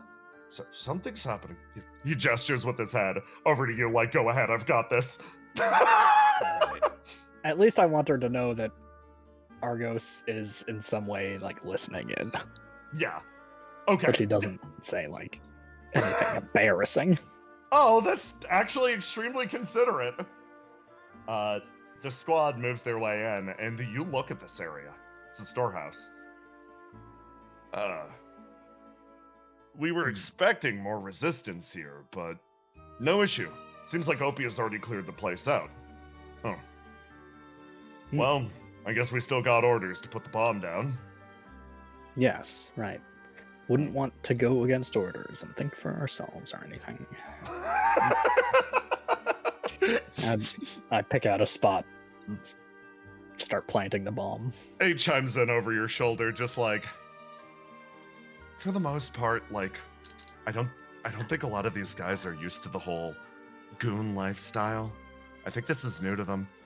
Mostly these look like repurposed security forces. I don't think they fully realize the horror of what they're doing, or what they could be doing if we weren't circumventing them. That makes sense. It's all about public relations and spinning things to be more convenient for Geist. Most people that work for Geist are just, they accept employment functionally under the megacorp and just live their lives that way. They use husks for most of these tasks, usually. The fact that they're using people right now is... I don't know if it makes it better or worse, to be honest. I'm just happy at the very least that not everybody's dying here in a firestorm. You set down the bomb. This area isn't even difficult. And they turn around. And without much prompt or chiding, they sort of nod to each other and start to progress out towards the door. Good work, everyone. And actually, that gets Argos thinking about, like, the circumstances of the people working for Geist, because he, as well, is under Geist contract. Yeah, he is. You are a Geist employee. So he's, you work for the best company that any of the world has ever seen. Isn't that right? Ignore the fact that I just accidentally pulled up turn order. Okay. Good, I thought that was me. Say, hey, what? So what is it? Why do you work for Geist then? Me? I personally don't have a choice. Right now, I'm gonna be honest, I'm plotting my escape. But I think I'm more an exception rather than the rule. Look over there. For Rekko, she doesn't know anything else. She was designed to be a piece of Geist technology. She's never really seen the outside world. This is her first real chance. She doesn't understand the horrors that this organization has committed, and doesn't know, really, the darkness of the real world. Then, there's Bertram. He was a researcher once, who apparently dug a little too deep. Now they're trying to use our organization to get rid of him. There are a full mix of people who work for my squad. A few of them genuinely believe in Geist's vision. Few of us, like myself, don't have a choice but. So, thank you for helping me out. Thank you for giving me a chance to do something other than follow orders. I won't forget this. Good, because we're gonna be friends. You hear a light snort, and you sort of turn around, and Rekko's like, nice to meet you, Mr. Argos. Oh. Nice to meet you too. Sorry about I did the deception. No, I'm sorry for not getting it instantly. So, can 8 still hear us? Is she okay? Yeah. She's with Cast right now. Okay, okay, good. Gonna keep her safe. Good. A look of relief spreads across Rekko's face. Okay, that's great. So we're not setting these bombs up to explode, right? That's right. Okay, that's good. That's really good. You see her visibly Really good that you're relieved. okay with that. Our leader is quite capable and assigned those that would object the concept of bombs being detonated in civilian locations and put us on the path to meet up with you. So, it's good, he says with a smile crossing his face. You think back to Visionary, who you met the day before. Smart guy. Well, onward to the next location, then. You wind up leaving. as you make your way forwards into the depths of the blizzard. The three of you travel towards a building, soon destined to be wreathed in flame. You open the door and travel inside. At the previous location, I move us back over here. Just behind you, Willow! Hello. Willow, you throw open the door. You throw open the door and you see, hold on. You throw open the door, you make your way inside, and, you see...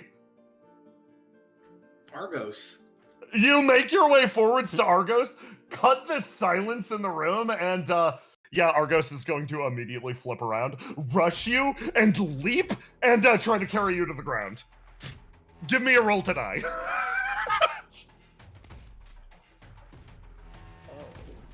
What the hell are you doing? With the 23. Hey, don't hurt my You're gonna bounce off.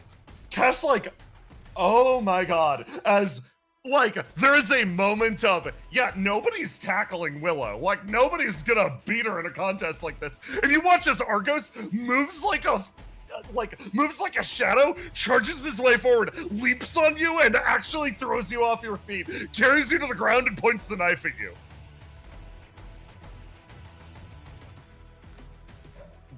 Wait. Oh.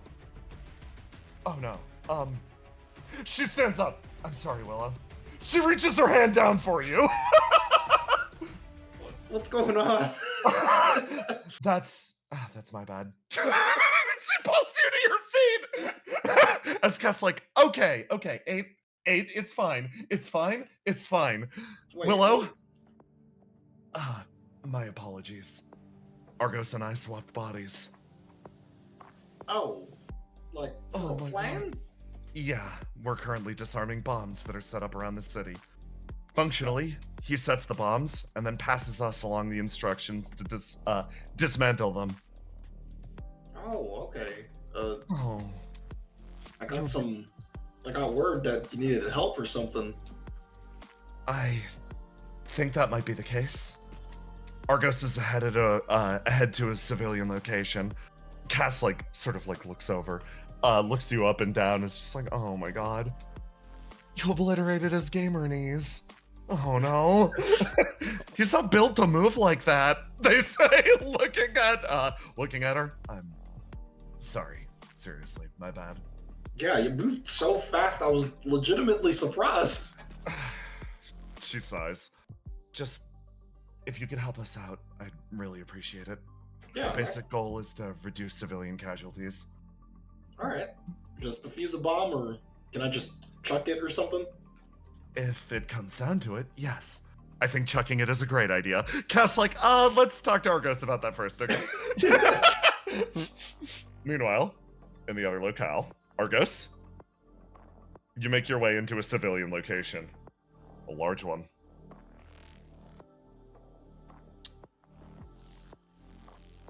Where are you?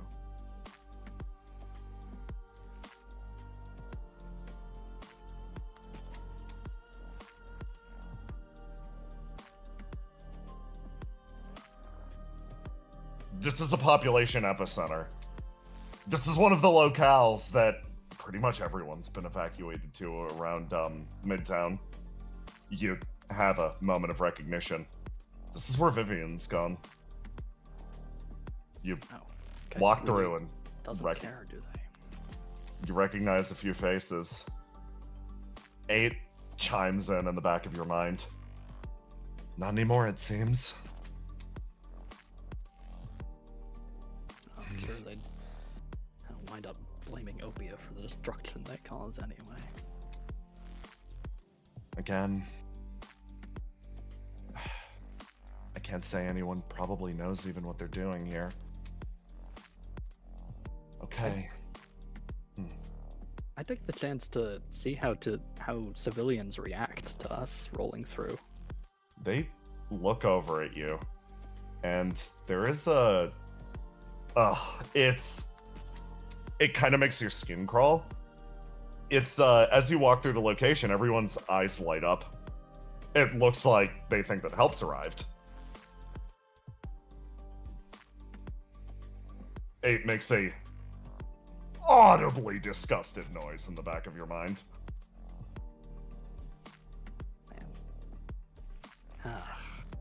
It sucks that our faces are out here, or else I could do some whole, like, I don't know, give guys some bad press, but I don't want you guys to get caught up in that. Don't worry about me. I guess for them, Retko might be doomed to begin with, to be honest. But in an ideal world, Bertram has a long life ahead of him. You hear Cast commenting loudly in the background about the death flags. Yeah. Normally You may argue about this, but there's more important things to do, like plant this bomb. Like, plant this fucking bomb. You make your way forwards and get ready to pass along instructions on how to plant this bomb before you come to a secondary realization. A lot of the devices in front of you, everything here in front of you, they already spark with a certain level of distorted energy. 8 lets out a momentary call. Hold on a second. She stares straight ahead, almost picking up instinctually what's going to happen. And Argos, you feel someone tugging hard against the cord, trying to cut her off from you. You feel your heart drop out through the bottom of your body as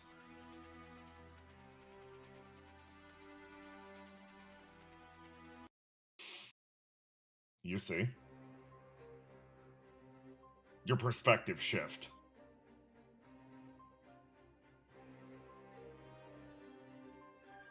You're no longer staring at the bomb straight ahead of you.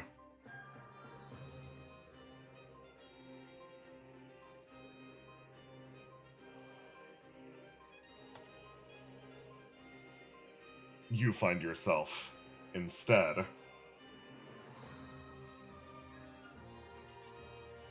on the outside of the building. You watch in horror for a split second as you shift location. You see a spark. And you feel the world begin to shake. Argos, what do you do? I look around to see if whatever yanked me back came from this side. It seems like A just forcibly cut off the link, threw you back to your own body. You notice tethers remaining. She's still connected to you. She's in there. She tried to throw you back here to save your life. Hey, what happened? Do you reach back in through the link? Oh yeah. Okay. Okay. You take whatever effort she put into getting you out of that building and instead push back against her. Give me a roll to do. Give me a fucking roll to do. Let me stop the music as we drive forwards. Okay. Guys, something's wrong. I'm rolling for her. Okay. She rolled bad. You place your hand mentally on the string in front of you. What connects you to her? And you tug. You yank it inwards. It seems the area was already trapped to begin with. She had a momentary reaction, an attempt to throw you backwards. You find yourself back here. You stare at the devices in front of you sparking and building. She steps into the locale, and it seems like The biggest shock that crosses her face is the fact that it's going on related to her presence. She has a moment to figure it out. Why would they set the trap for her? Why would this be built to destroy her? And she comes to a secondary realization. It doesn't actually matter. There is enough explosive here to level the entire block. If our ghost is even remotely nearby, it's all going to be over. She lurches her body forwards to do something with this bomb. And then Argos, you take control again. What do you do? How much of this do I realize? You get all of this. Shared consciousnesses. All right. Well, I should have access to Fate Weaver, right? Yes. All right. I am going to shoot a wire out to zip tie the professor and Recco to me and try and yank all three of us backwards. Okay, you're gonna try to pull. You're gonna try to pull them backwards as the detonation begins. Give me. I'm dropping you a gamer. Give me a gamer roll to do, my man. I throw you a gamer. You yank your bodies backwards, pulling yourselves away from the sparking device on the corner of the room as the fire begins to spread. And as you hit the gate, it catches up with you in a curtain of flame. And I move the camera over to a different location.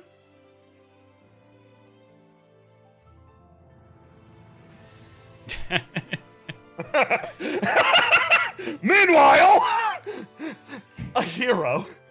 The man looks across at you. I mean, he goes through. Yes, you go. I mean, what else would you be, right? I mean, you're working with guys. You're fighting the good fight. I mean, and you're opposing me, so there is only one role you can play, right?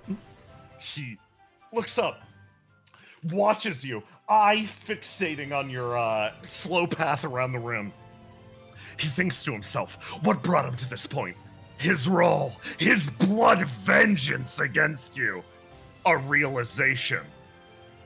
You took his slot in OPIA. After all, OPIA was designed to appeal to as many people as physically possible. Hand drops to side. It was called a hero by this man. This despicable man. They didn't have need for him. After all, it was perfectly balanced. His own role in OPIA sacrificed so that Ace Galatine, famous movie star, could take a role. Permanent chip on his shoulder resulting from that, but being called a hero by this man in front of him, his emotions shift. Something about it feels good. His face splits into a smile. I am. And I assume your aim is to kill me, right? He looks. Kill you? No, of course not. I'm going to drag you back to Geist so you can face judgment. Judgment. That's nice. Trust me, you're going away to jail for a long, long time. A few days ago, I would have tried to kill you. But right now, your Jail. voice. Yes, your voice, your persona, your personality. It's more useful suffering, repenting, turning towards the light, Ace. Don't you understand? He takes a step forwards. Everything you've done. Look over there. He points off into the distance. You see the remnants of Building 4. It has set you up for the most ideal thing possible. My friend, you have brought yourself low so that you might rise high once more. Don't you see it in your future? A redemption arc. What? It'd be beautiful. But the darkness feels so good.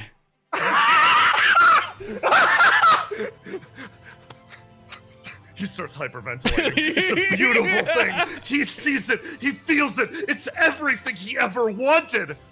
Listen, you, me, the members of my squad, the ones that survive, of course. An explosion rocks the city somewhere in the distance. You will blend in so perfectly. They're all brave souls, a mixture of tortured individuals forced to fight for the world's future. You blend right in, but only Only after I can be your guiding light! You see, a long time ago, I thought I could be that hero. What? I tried to bind to a reflection, and it rejected me. It's a reflection of a great hero as he pulls out a crystal. You see, it rejected me, but maybe, just maybe, Ace tosses him a reflection. He sees it. It twinkles through the air, wheeling a beautiful arc. He feels a deep resonance with the story. He remembers back to his own first attempted binding. They rejected him too. No reflection crystal would respond to this man. He takes a step forward, fingers outstretched for the crystal. But in this situation, with this one chance, staring into the utter heart of darkness, maybe, his fate has changed. And with it, he could change the fate of the man in front of him. His hand snatches the reflection crystal, and in a flare of light, he binds to it. He takes a step backwards, and what forms in his palm? Exelion. You're an insane person. A beautiful golden sword. A beautiful golden boy manifests in his hand, and he holds it up. He feels it. There's the strength of a reflection without peer. Without peer, other than, of course, its equal and opposite. Exelion is a very special reflection. Its manifestation comes part and parcel with a secondary one. A second reflection that's called into the world at the same time. Ace, an ugly portal opens up above your head, spilling with darkness. It forms, and you reach your hand up. Thank God. What? And it looks straight ahead at you.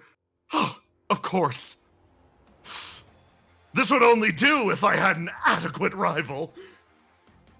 He draws his sword. I always knew that sword was not for me, but I'm glad it has an opposite that fits me just as well. You hold up your evil-ass villain sword, and Ace, he rushes forwards to meet you in life or death combat.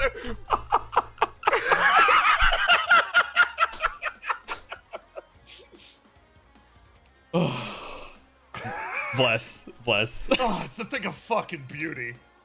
Oh my God! Wait, He might be him! wait, You powered him up too much, man. wait. I'm gonna use. Custom up too much. No, it's fine. I'm gonna use my bond gift with cast to maximize my roll to die. You maximize your roll to die as he flies forwards into place. Hey, Ace, Yeah. you know what? You gain another point of afterglow for making those people earlier shit their pants. His body reels through the air, and you realize something as he closes the distance. Wait a second. This guy doesn't suck! Your arms race up and barely clang against it. Your normal, meat and flesh human body connecting with it as you flip and slam into the table here. He picks the sword up, and you see the glimmer behind his eyes. You see recognition. The first time in his life he was chosen for anything. His eye fixates on you, and his smile slackens lightly. Not a single spark of light behind it.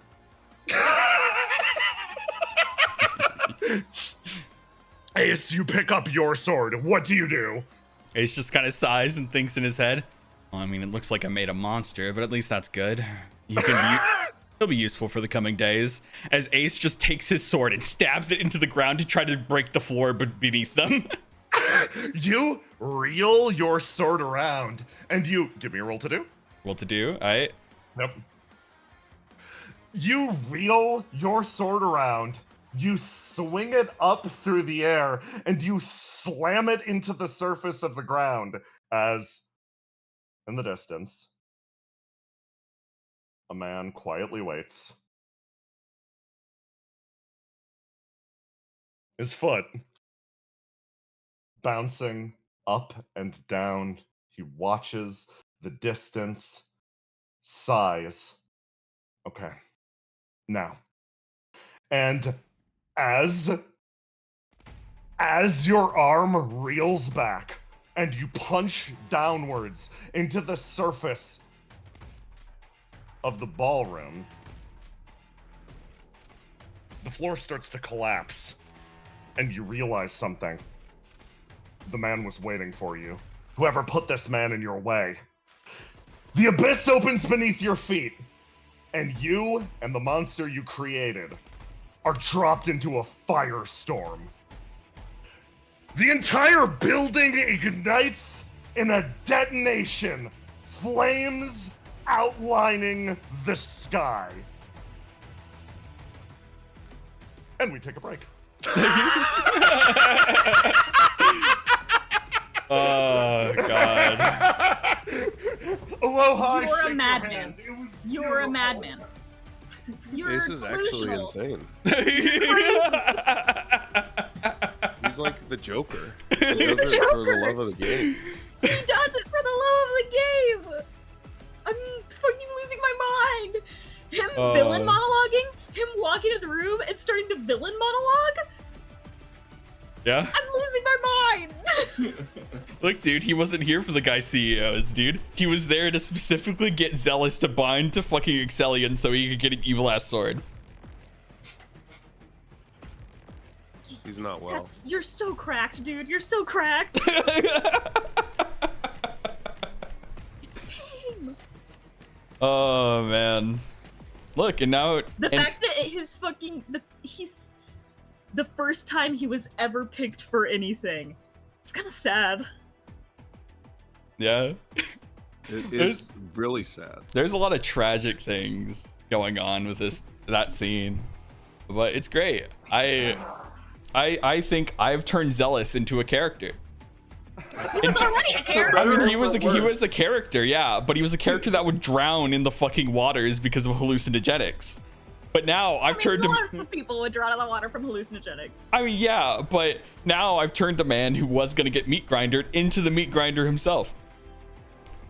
He may be insane, but let him cook. And then he nat 20'd you. Yeah, I do love that he nat 20'd right now. Dude, I'm proud of him, bro. Yeah, You're the villain. He's the hero, and I'm gonna throw up. Hey, man, a new hero has emerged on the field. He's gonna save everyone, guys. Hopefully, he can save us from Exulansis. Yeah, dude. What was your plan if someone else got Garnius? Jump off the balcony? Like, who the fuck do you think I am, bro? I would have ran away. Also, like, you spent all that time gassing him up for your rivalry. It definitely would have been you. Yeah, exactly. That's why he gassed it up so hard. Funniest shit ever that could have happened, though, was giving it to fucking Visionary. Argos. Oh, Argos, yeah. And it's just like 8 just getting exploded down below, just manifesting.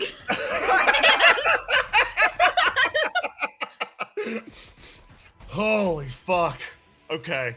I need a second to catch my breath, Yeah. and then I'll be good for the rest of the session. Look, Jay, guys. I need you to look in your DMs. Yeah. Look, I need an answer. Okay. look, I'm always cooking. I hope you know, Jay. I'm always fucking cooking. That was... Oh, thank you for giving me a chance. You're not just cooking, you're providing. Yeah. You gave me a chance to put my entire ass into playing that man. You like the fate walk in a circle thing? You do this for me? I do You it for- Fate Zero walk in a circle around a man for me? Yeah. Oh, it's beautiful. It's so beautiful. Jay, that was not the answer I wanted. That was not an answer. Okay, that was the answer I wanted. Thank you for consoling me. Oh, holy shit. Can I Ace, just need to breathe a sec because it's only Yeah. gonna get more. Can Ace bind to another reflection, or is the rival sword his reflection now? No, that's not a reflection. That's not a reflection. That's why he not- did it. He just got a reflection level weapon without having to bind to one, right? Yeah. We love this for our king. I assume that's why he did it. Yeah. It's the hustle, bro. He literally scapegoated Zelius into the feedback. I don't know what feedback that It's feedback F, is. I think, so it's not Oh, bad. then he's fine. But like, you know. The wiretap, though. The wiretap, Holy though. fuck. Okay.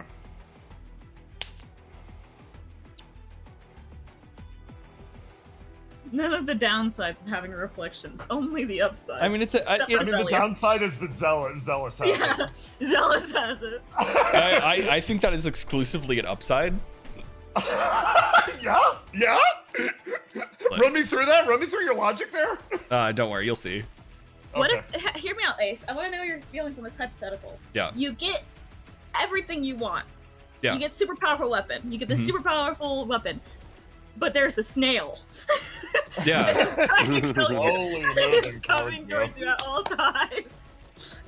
Okay. And if it touches you, you die. I'd have say eat it. Can't Okay, solve no. all your problems like that. But No. like, I disagree, Act. Hold on, let him cook. Say it's solving all of our problems right now. I'm unionizing.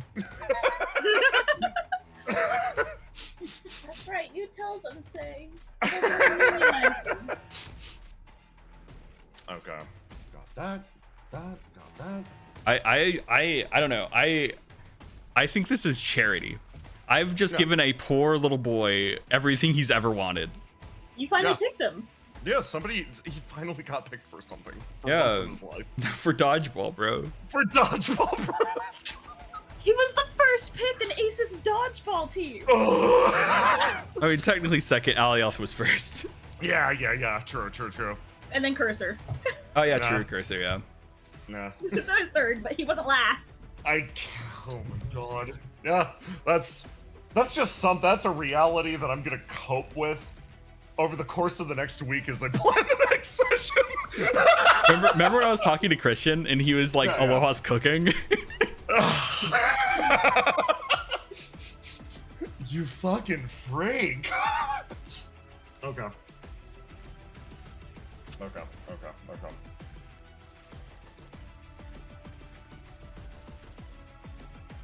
I got what we got.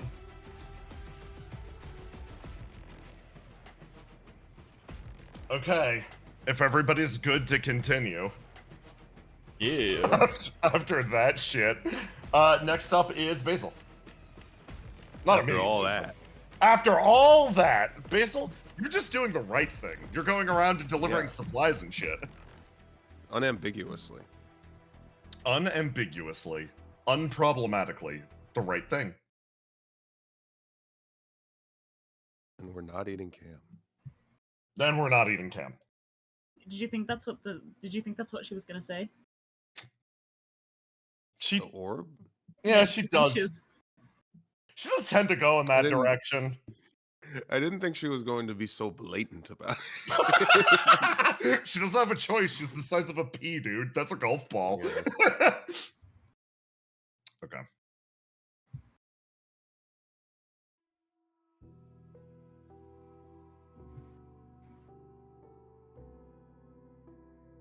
A man makes his way into the depths of Opia, places a hand on the large door in front of him, sighs, lets his expression settle for a second, and then rips it off of its hinges. Makes his way inside, traveling straight ahead. Does the same in here. The woman waiting for him simply sits. Her orders were to maintain location here. And now she understands why. Hector walks into the room. Hey, boss. Not anymore. Shit. Well, this is awkward.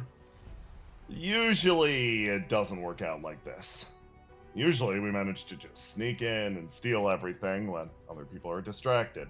So I guess I gotta say this to your face and shit, I really don't like it, but hand me over all the reflections. We're taking them back to Exulansis.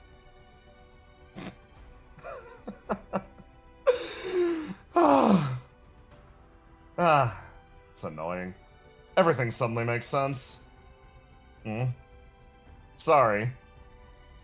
Our new busybody leader actually just managed to offload all of them.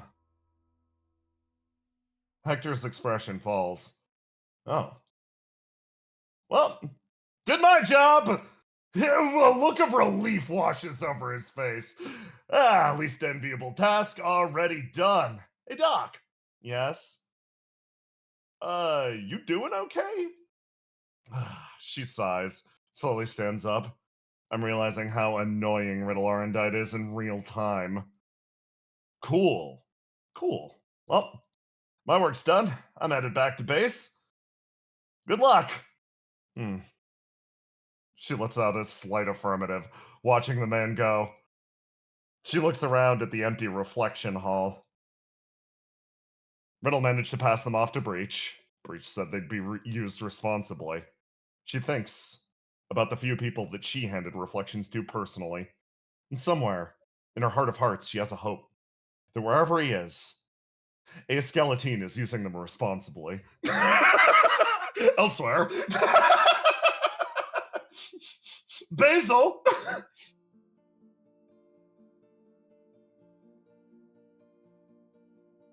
The helpster. The helpster!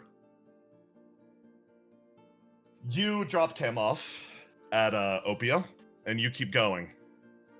You and Mike just delivering more and more heaters.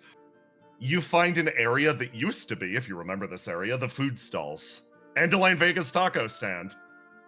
As well as other assorted, like it's a big bus stop on the outside of Fuse City. But for everybody who was caught out in the wastes during the impending blizzard, they worked their way over here.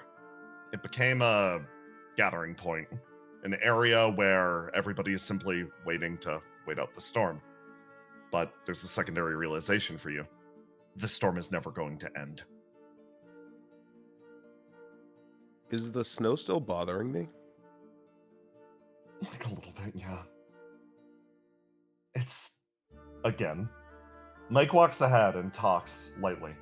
She's never been in contact with you when you felt the weight of the snow against your skin. But there's a realization. Something that the orb said earlier that actually does resound true. You're pushing yourself. I mean, everybody's pushing themselves.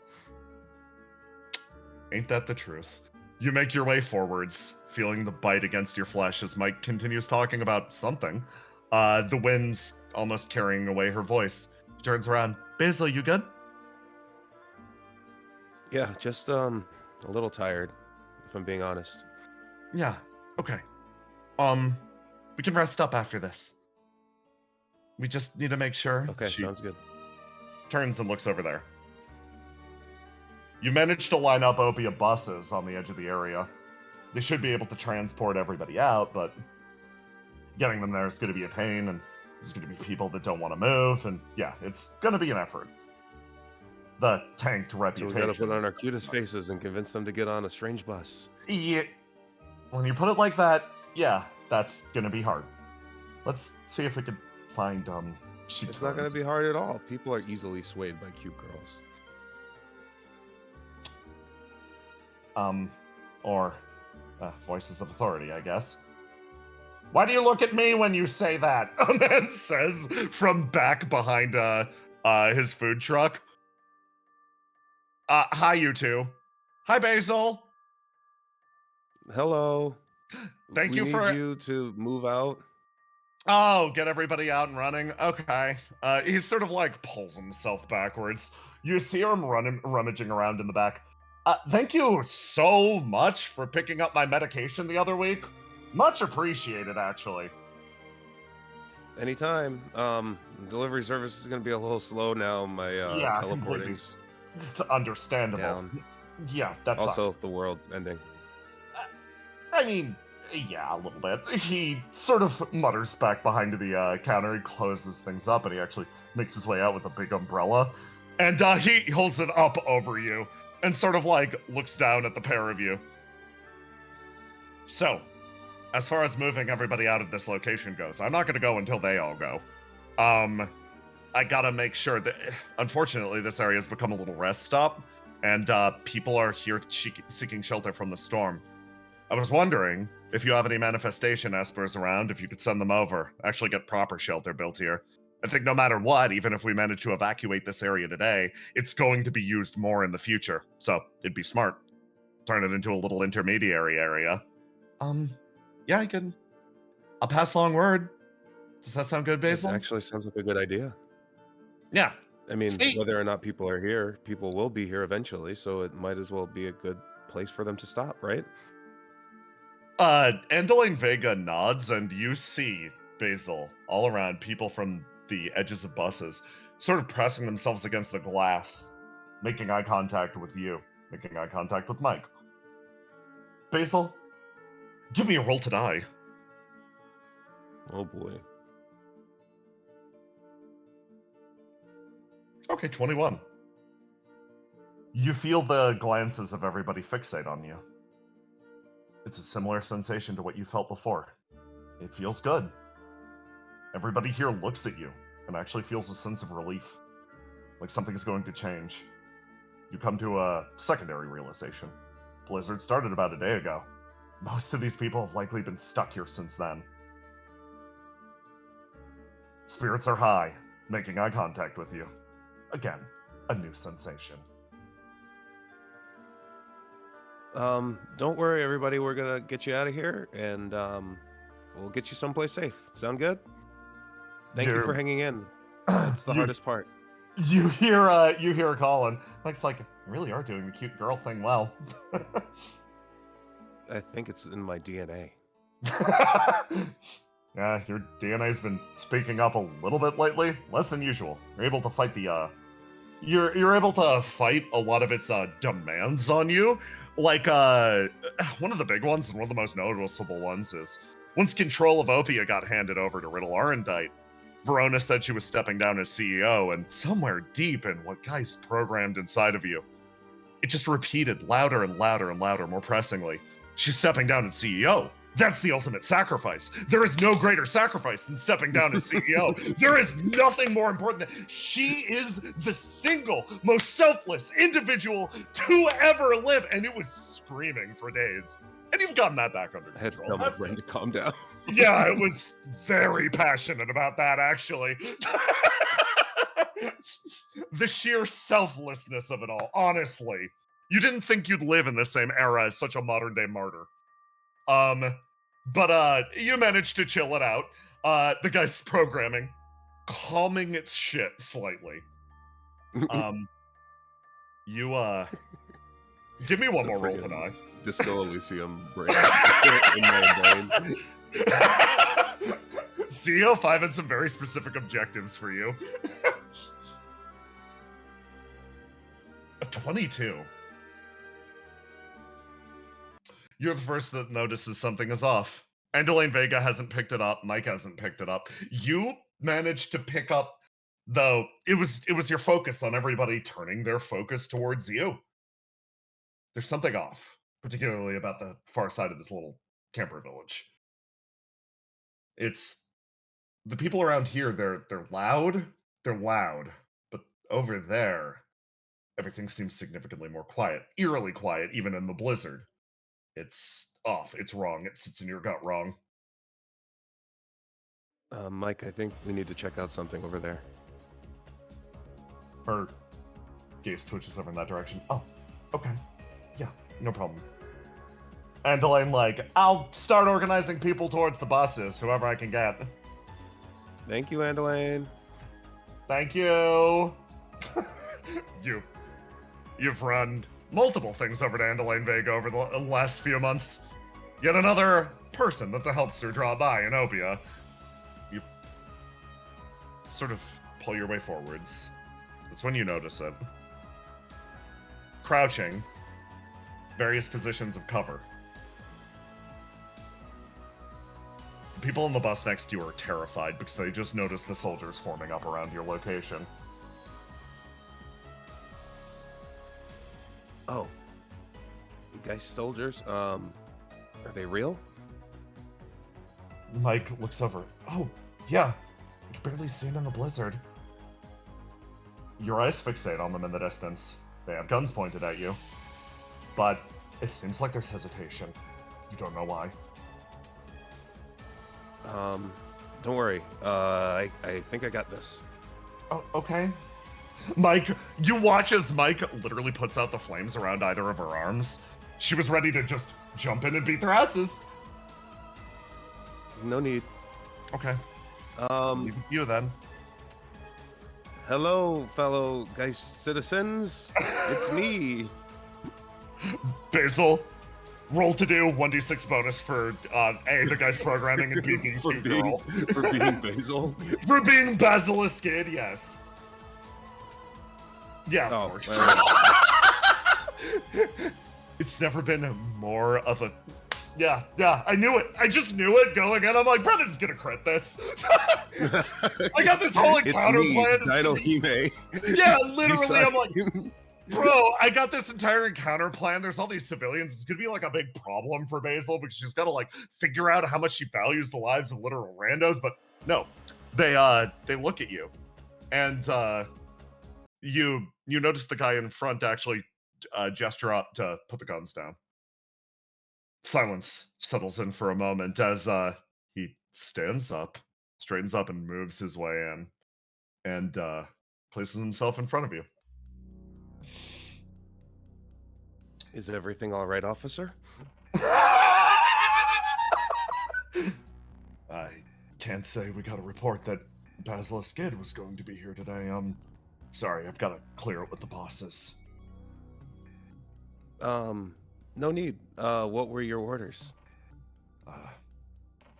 Make sure whatever OPIA was spreading in this village was properly confiscated and taken away.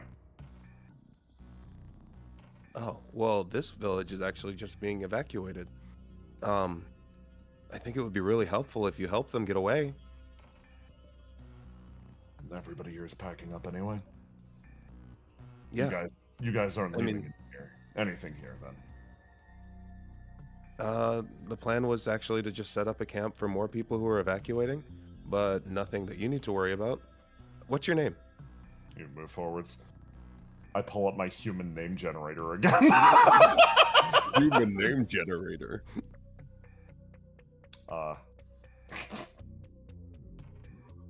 He looks over at you, Maxwell. Maxwell. Do you have a family, wife, kids, mom? He nods. He's like, Well, they actually got moved to Sky Point. Guy's orders. that's good. It's safe there. It is. I'm trying to make sure these moms and wives and kids get someplace safe too. Right. We were told that OPIA was putting something down here. That apparently OPIA's been moving all around the city, dropping stuff off. We're here to make sure it isn't, That's just a nasty rumor, but that villain, Ace Galatine, is no longer associated with our company. Yeah, no, he's stopped doing his own thing. Based on our reports, we've heard that there have been multiple detonations across View City. We're worried OPIA is spreading bombs. Mike. Got a report from Cast on what was happening with Argos. Wow, that's very convenient. Very cool. Thank you. Well, can you trust me to look into it? Looks over. Looks back at the squad. Yeah. No issue. Do you still work with those guys? Opia? Yeah, I never stopped. Okay. I'll report this back to our superiors. Just... He thinks. Can I take like a crate of your stuff to prove we were at least here? Got something. She looks at Mike. Okay, if it'll stop hostilities, sure. Yeah, fine. He nods. Sort of gestures. Moves his way backwards. Thanks, Maxwell. I think you saved a lot of people today. Yeah, that's objectively the case.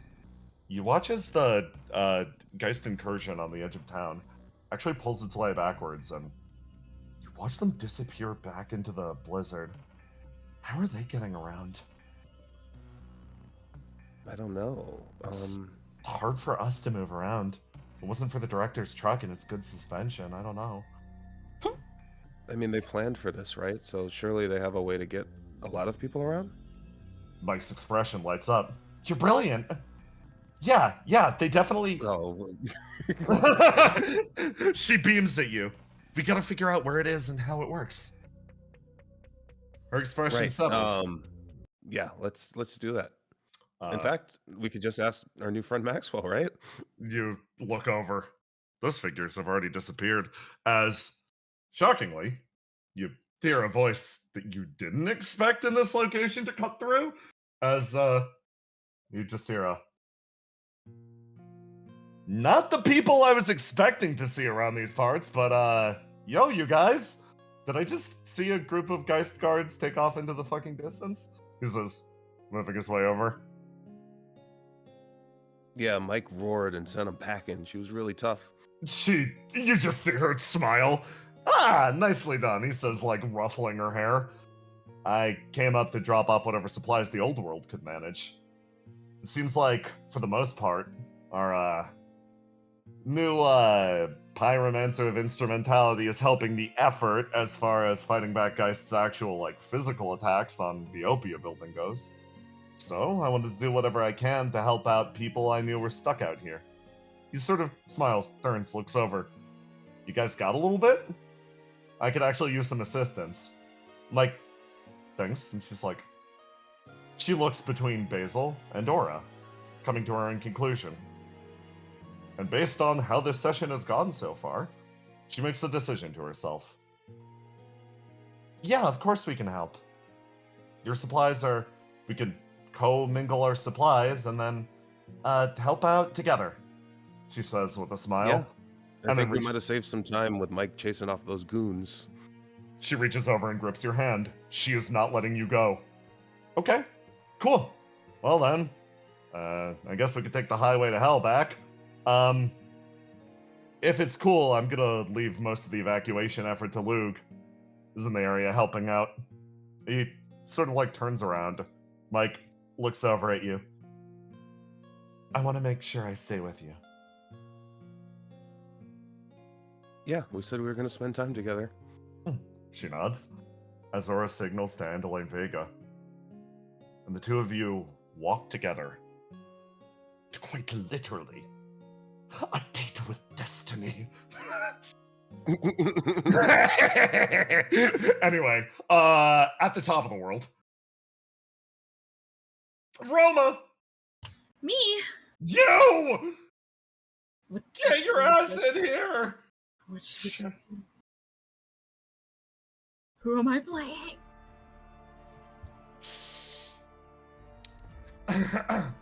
It's time for your part of the plan. Treble! Okay.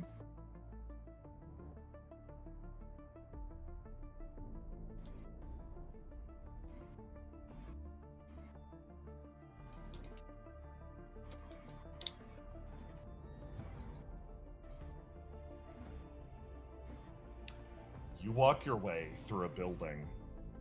Again, the big fucking map. You're walking north. You walk your way through a building in Sky Point. Her face goes kind of dark as she sees what looks like dozens of people who have... It's kind of disturbing as she's like, may I just put this in the entranceway? She looks at all of these, what looks like salt statues of what once was probably people kneeling in reverence, and she's just like, that's... They're all kneeling in reverence, staring towards the center of the building. Their disintegrating bodies are spreading out over the surface of the floor. No real effort has been made to clean them up. It seems like every effort has been made, in fact, to preserve them exactly as they are, a tribute to whatever is happening at the center of this platform.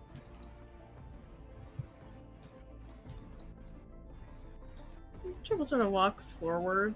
You make your way to the center, and CEO 5, of course, turns to greet you. Oh my god, Exulansis, finally! Okay, so good to see you guys. Hello. I thought we were gonna exchange pleasantries way earlier than this. Like in an official capacity. It was so nice meeting you when you still work for OPIA, but it's different when you're on the clock for Exulansis, right? I am on the clock for Exulansis currently. Well, that's delightful. Based on our understanding of previous worlds, he says, looking at the other various CEOs that exchange slight, just whispers between themselves.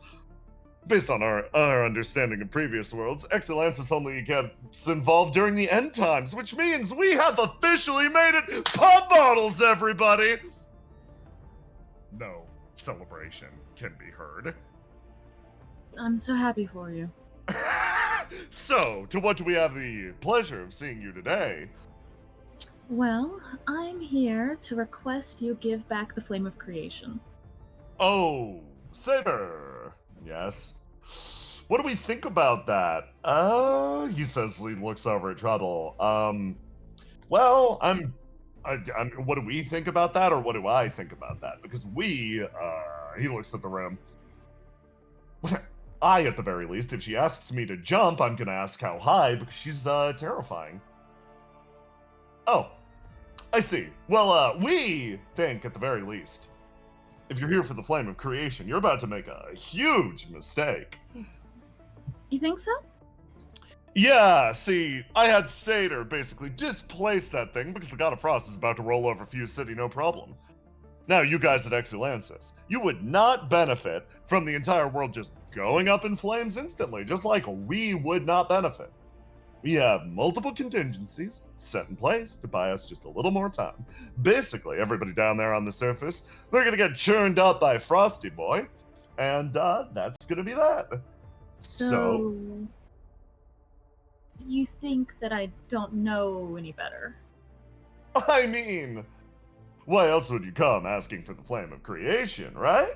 Like, if you're just gonna slap it down in the middle of Fuse City, the world's gonna end. Neither of us gain. That's unprofitable to both of us. You've gotta understand that, right? I see. And you are talking to me like I wouldn't know that, unless you told me. I mean, he will continue to do this forever as long as you let him. Yeah, like, so I'm not necessarily saying right this second you need to put the flame directly in front of the god, obviously. What I'm saying is you shouldn't hoard it away in some back corner of your facilities. Satyr, are you hearing this? Yeah, I am. We're not hoarding it away in the back corner of one of our facilities. Satyr, show her the flame. He reaches his hand out and basically in a black hole of his ESP, he manages to pull the entire Flame of Creation out. It sits in front of you. See? It's here. Guarded by all of us wonderful CEOs. Trust me, it's in no better hands than our very own 6+1 CEO, Satyr here. He moves over and ruffles Satyr's hair. While I do trust Satyr, I believe that the flame should be in a neutral location that anyone in the world has access to.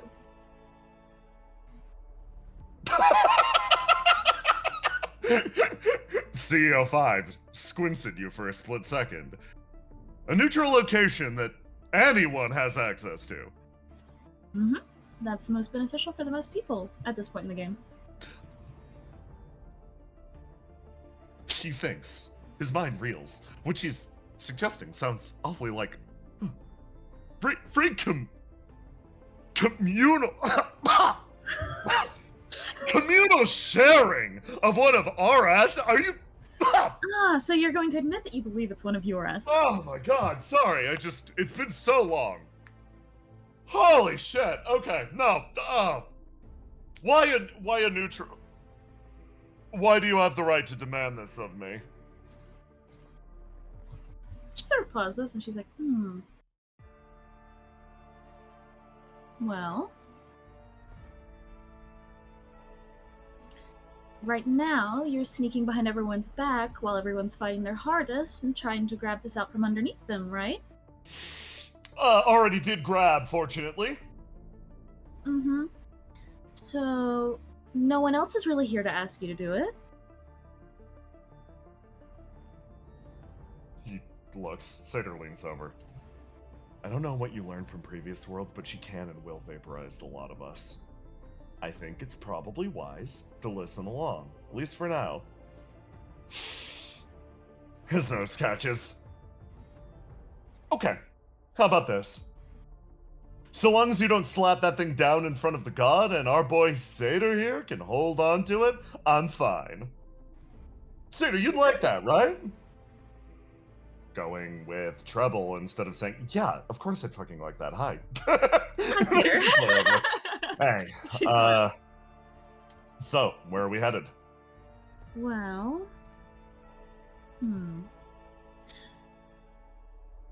it'd probably be best for us to monitor the fight so we can know what the best course of action is, right? Okay, I know a good overlook. Beep, nods. Salutes, catch you on the other side. Catch you on the And other dip. side. Well, there you have it. Shoo, get on out of here. None of you are actually here, right? I mean, Or, I am. better to say, none of these bodies you're in actually matter, right? They all look at each other. Not really, no. Okay. Just gonna let you know, fair warning. It's only a matter of time before one of us finds you. They all collapse into dust in front of you as G runs into the area. Tetra! She did it again! Yes, I gave her permission this time. Alright, G, it's time to start looting. What? Huh? She stops. What do you mean? You think I came all the way to their headquarters just to do that? Oh, you're right. Okay, I'll get the bird. Let's steal anything that's not nailed down. She rushes her way off into the distance. As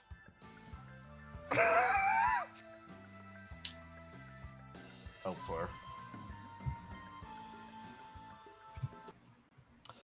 Argos, Willow, this is your final scene for the night. Argos, Yes. you stare straight ahead at something.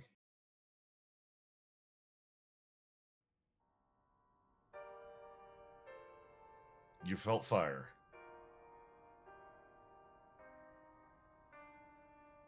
All you see now is this. A familiar image darts in front of your mind. Felt like a manifestation of your ESP. Obviously, classic game over screen. Gives you the prompt, but it's been happening. Well, it's been happening with more regularity, particularly lately. So it asks you the question. The same question it always does. Will you continue? Oof. I may have botched that one. I select yes. You hit yes, and the screen fades. Something changes. Something's changed about the world. With the world state adequately advanced, a voice speaks, neutral in tone, neutral in character, neutral in all things. With the world state adequately advanced, it was only a matter of time before we gained the proper recognition. She saw it. She realized the truth. Glad somebody did. At the very least, if Argos dies, it all comes undone. That much is absolutely certain. No way around it. So, now we look at a game over screen. Something slightly different than what most people assert. A game over screen, for those that are viewing the game from the outside, is simply another form of pause. Replayed events are just that, replayed events. With enough determination, you could look at the entire thing as a whole. A momentary break. Just because something repeats itself doesn't mean it didn't happen. We don't selectively eliminate pauses from the world. Instead, we engage with them. For now, let's take this concept of a pause and push it a little bit further.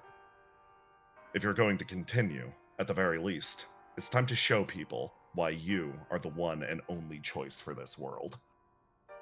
Something flares up in front of your eyes. A horrific sight. You recognize it, and more than that, you feel it somewhere in your gut. You've felt this sensation before, but it was never anchored at you. Instead, it was anchored over you. But this time, it extends from the depths of your gut. it manifests. The fourth torment is now active. Argos, your eyes open again. In the midst of a moment of chaos, your body is frozen. You struck the back wall and are holding yourself up and still here. You watch flame spread itself out in front of you. Nobody is moving. Nothing is moving. Time itself is paused. Argos, in this moment, you've been granted a chance, a once-in-a-lifetime opportunity. Time itself is frozen. An explosion rocks through the area in front of you. What do you do? How do you avert a certain end? Oh boy. By the way, you are the only one that can move in the stop time.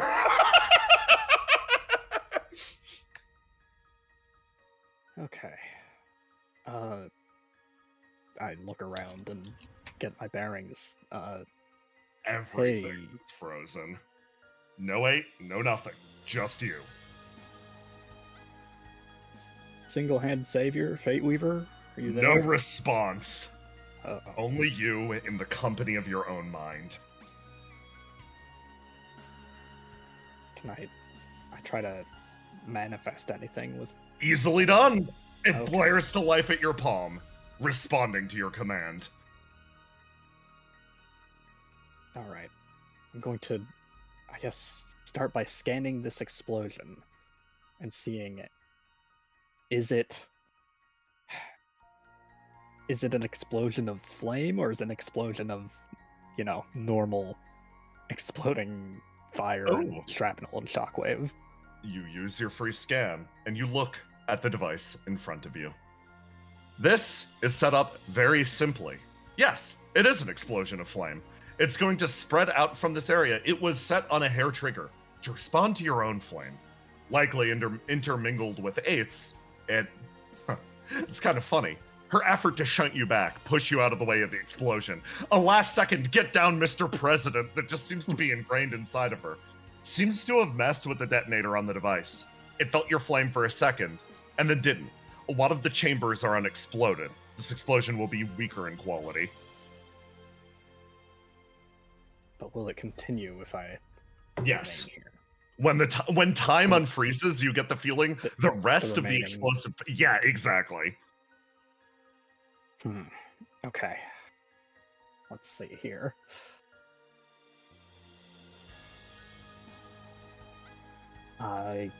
First of all, I'd like to activate my ESP. You activate it in 8's body, and yes, you feel... It's funny. You feel 8. You feel your point of combination. And you realize that 8 herself also contains her own duality. Her own... It isn't a manifestation of an ESP, it's quite a literal one. It's grotesque, but you come to a very personal realization. Geist experiments on her. Her body is comprised of the body parts and flame of 2 individuals, mashed together. It almost works as a perfect tuning fork for your ESP.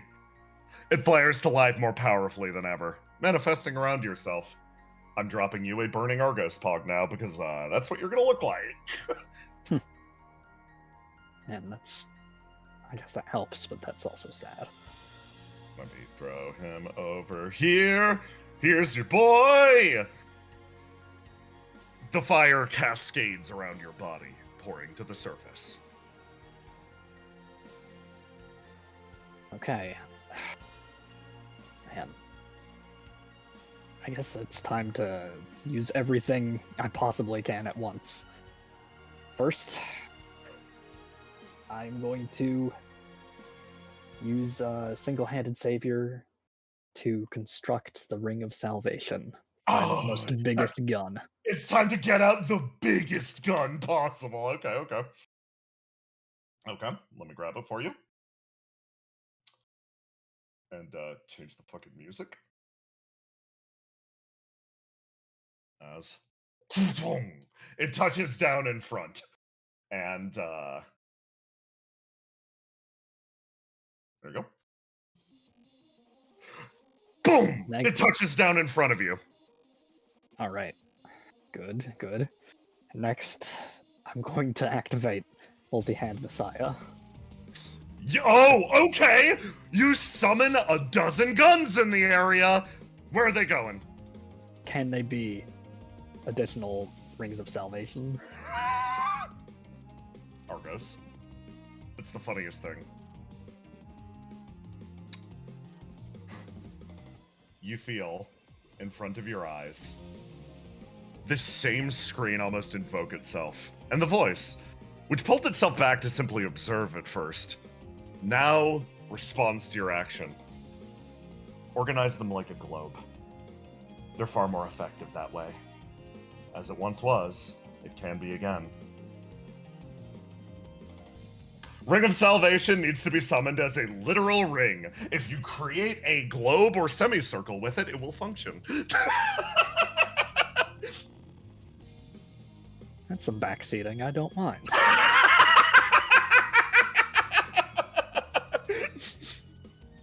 And finally, seeing as I've got duality, I can use both of my reflections at once. Mm-hmm. I'm going to have Fate Weaver shoot as many threads into this explosion and the devices that are exploding, flame conductive threads, and wire them into all these guns. I'm going to shoot back the explosion with the power of the explosion. Argos. And I'll put it on ally healing mode. Just to be Yeah! fair. Completely fucking understandable. It's funny. The second, the first, the voice again muses to itself quietly. I activated the fourth torment.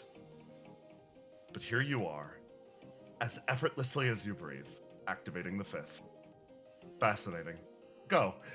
The bullets start to fly as time unfreezes. Everyone pauses themselves in the air, and if they were in motion, they stop. The guns position themselves, absorbing all of the flame. Flame flows into your body. Argos, give me a roll to do.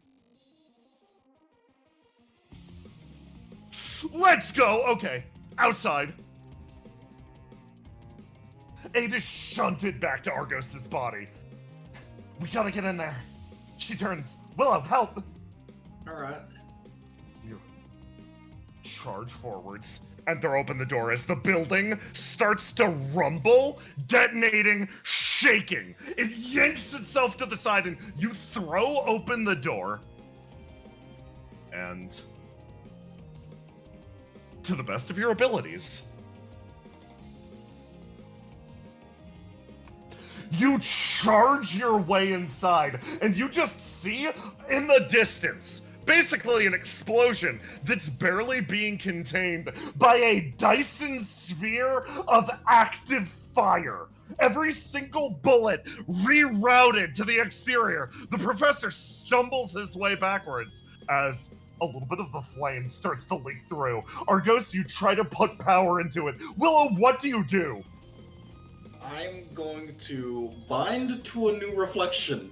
Oh, Jesus, okay! I'm gonna bind to help yourself. I fucking cry and change the music. Let's go! Help yourself. A reflection. Without the respective powers of many others. Help yourself is a collection of different weapons left at the end of the world. Help yourself exists as a final testament to every single world that ever fought. Help yourself is a location. It isn't a reflection. It is a collection of weapons that exist to help the end.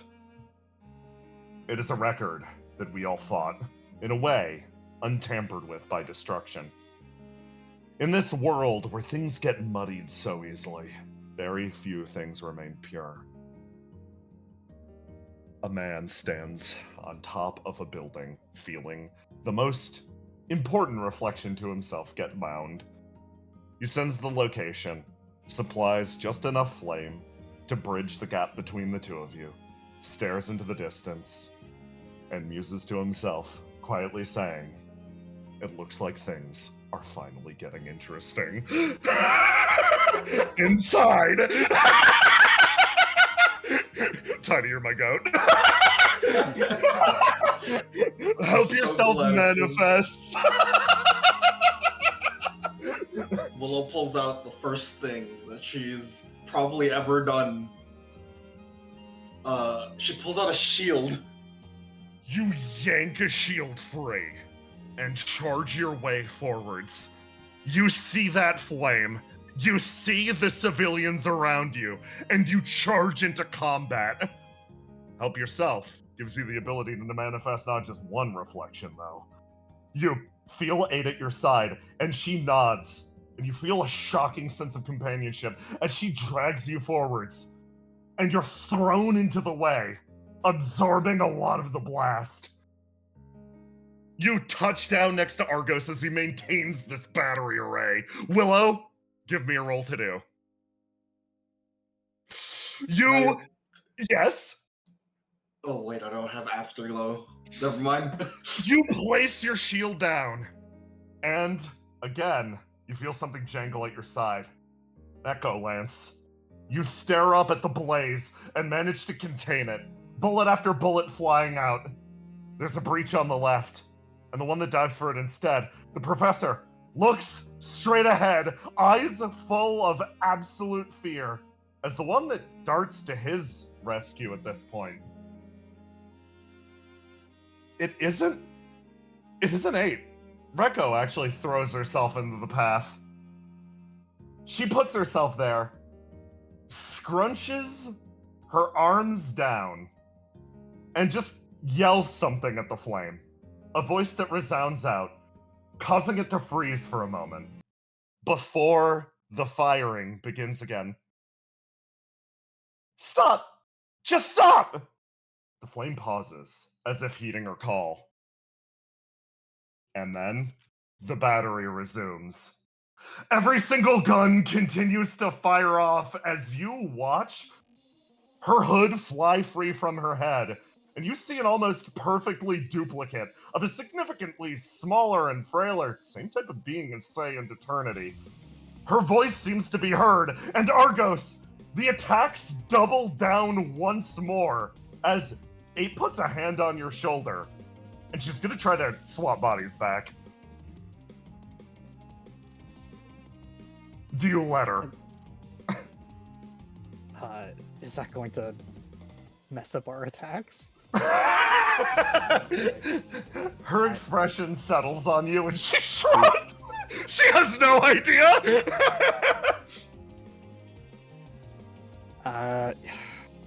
You know what? I'll trust her, but before I go, I'm gonna load up these guns with a soul color bullet. Which one? Let's see. I've got I got that one that I took from the terraforming robot. Yeah. Ooh. Territorial. Okay. I'm gonna establish this place as my territory. This place is my stage, my map, my home turf. You load the bullet up, and you fire the shot directly in. A streak of light cuts through the air as you manage to contain the explosion. It's relegated to a far corner of the room. As you trade bodies back, 8 leaps out, maintains the connection, actually. She salutes, and runs forward almost into the blaze, and she makes her way forwards, and just to you, you hear this. For the rest of everybody, she's like, I'm sure this is going to look like a very heroic sacrifice, but thanks, Argus. I think you just helped me fake my own death. She rushes into the fire and literally lets the flame overwhelm her as you hear Rekko just screaming. She's absolutely losing her fucking mind over there. The professor leaps forward and drags her backwards, and you continue firing round after round as cast evacuates the civilians, doing the very smart thing of getting everybody out and towards the door on the far side before they realize the blizzard outside. No, it'll be the same as death for them. Argos, you don't see her in the flame at all, but you see another detonation on the far end and assume she made it out.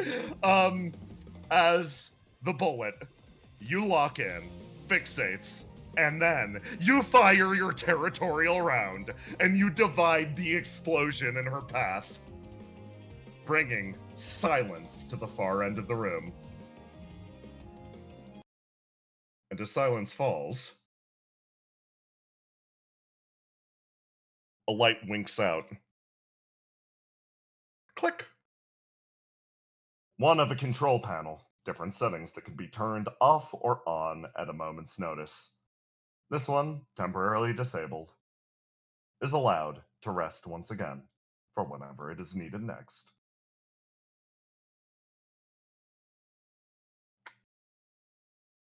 Hey, Ace. Yeah. So I've got an important question for you. Mm-hmm. What if your GM turned to you and said, everything that you just experienced is little more than a premonition of the future? What if your GM rolled back the clock and you found yourself face to face with this man again? Would you let it play out exactly as it occurred, or would you try to change things? Hmm. And at what point would you divert the course of history? Give me a second chance, huh?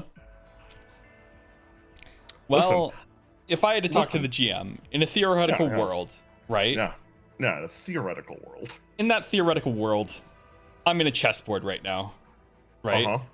Yeah. I'm on one side, and a visionary is on the other. Yes.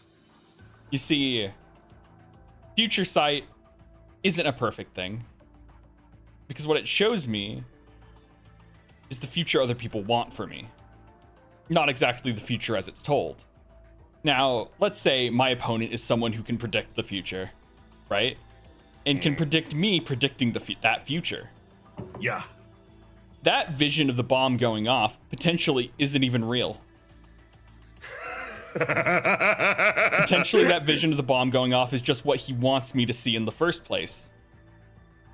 So that I don't make a dumb decision and that one of us dies here in some sort of like fashion. But that explosion might not even be real. And I don't know. I'm trying to think. Uh-huh. It comes down to the question. Why? Why does he want this from you? He wants me to leave the building. He wants, obviously, Zillus to die. I doubt he thinks a flame explosion could kill me in the first place. So, Ace just kind of stands there in this moment. Yeah, you freeze! Literally, you... So, for context, I love it, because the vision from your perspective was, you started your monologue, and then just stopped dead. So, Zillus. Yes? Let me ask you something. What? Do you think this building's rigged to explode? He pauses and turns. No way. We're setting bombs all across the city, but no one would set a bomb in this building. Follow me. Yeah, you make your way over here. So, right now you don't think we're in any danger? You don't think anyone wants to kill you? Correct? I mean, no. Of course not. Ace kicks him out of the way. What was that? Ace kicks him out of the way. You kick him and he slides and hits the dirt as you see the fucking sniper round that would have ripped his head clear off go wide. It doesn't hit him. He slides across the dirt and you look and you stare across the city, and yeah, that sniper was aimed straight at him, not you. Hmm. Well then. You've got a moment to react. You get the feeling things are going to start occurring. Capital O occurring. Ace is just gonna look across the way at where the sniper is, and simply is gonna try to spot where they are. Yeah. Give me a roll to do. Roll to do. All right. I'm gonna use Afterglow. You look, and I'm sorry that this is the same Overlook map. I have one Frosty Overlook map. Forgive me. That's fine. Over here.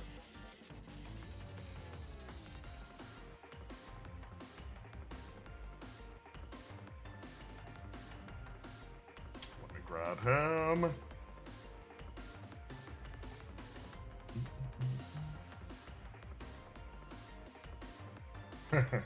Okay. You see a man with the sniper rifle leveled. It's aimed up at the building. You're somehow able to pick him out from the storm, and you see one of the guy's snipers. You look at him. You can tell that his attack was actively reinforced by a reflection. Likely, what you just saved this man from was instant death. Okay. And so Ace is going to back at the balcony. He's gonna look down at Zealous. Let me move you.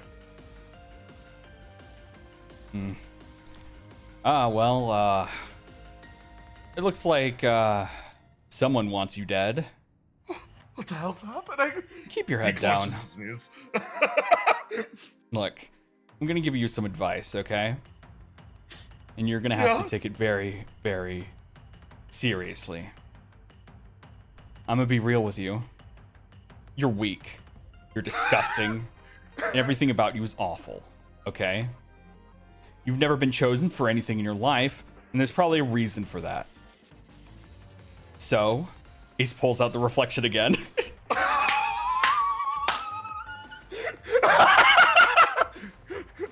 Sniveling, he looks up at it.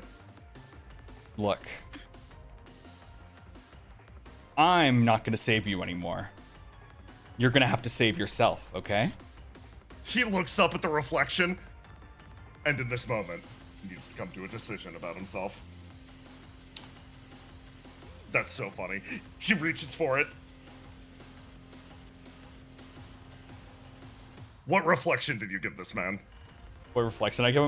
I'm giving him Excellion again. Again! I want that fucking evil sword, and no visionary thing is gonna get me in the fucking way of it, okay? He reaches his hand up, he grabs the reflection, and he takes it.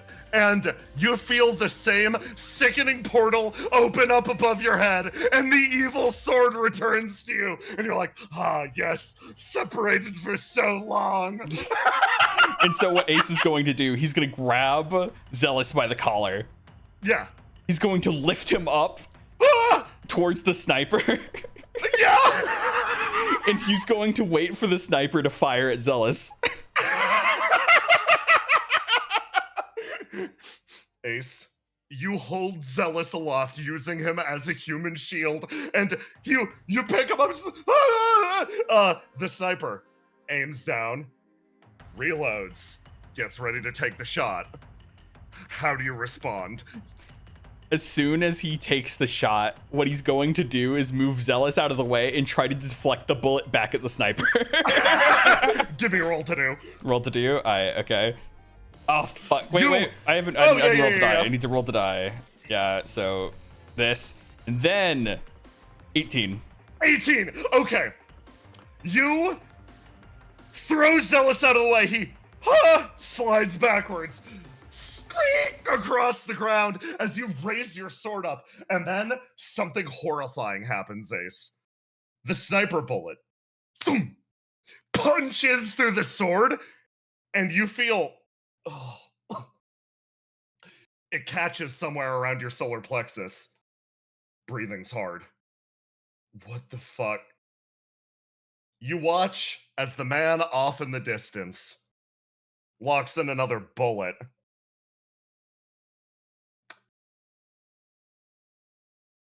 He gets himself ready.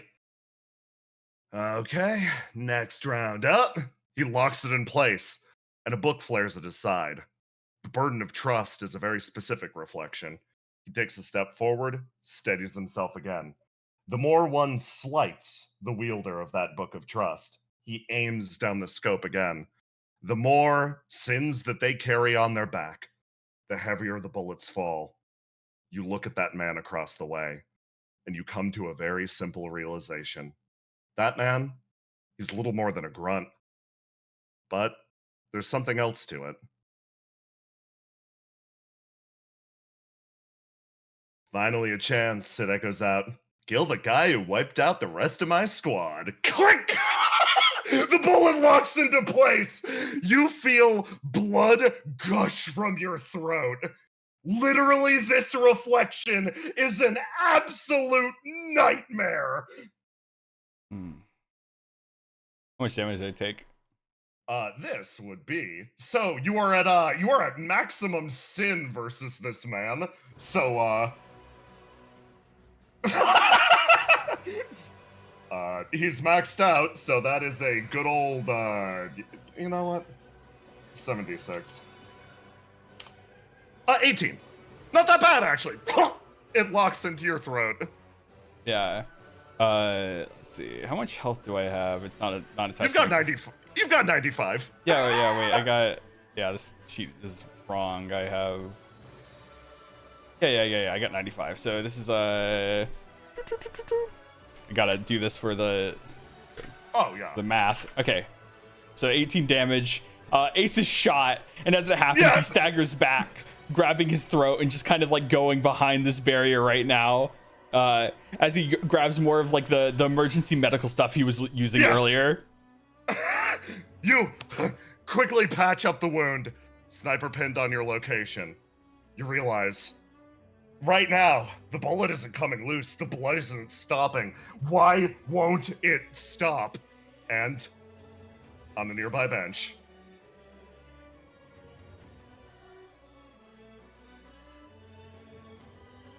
a man. Size. Okay. Now. And behind you, the building begins to ignite and burn once more. Fire licking at your back. Ace, your assessment was correct. Absolutely correct, top to bottom. Your future sight. It's what people want to see from you.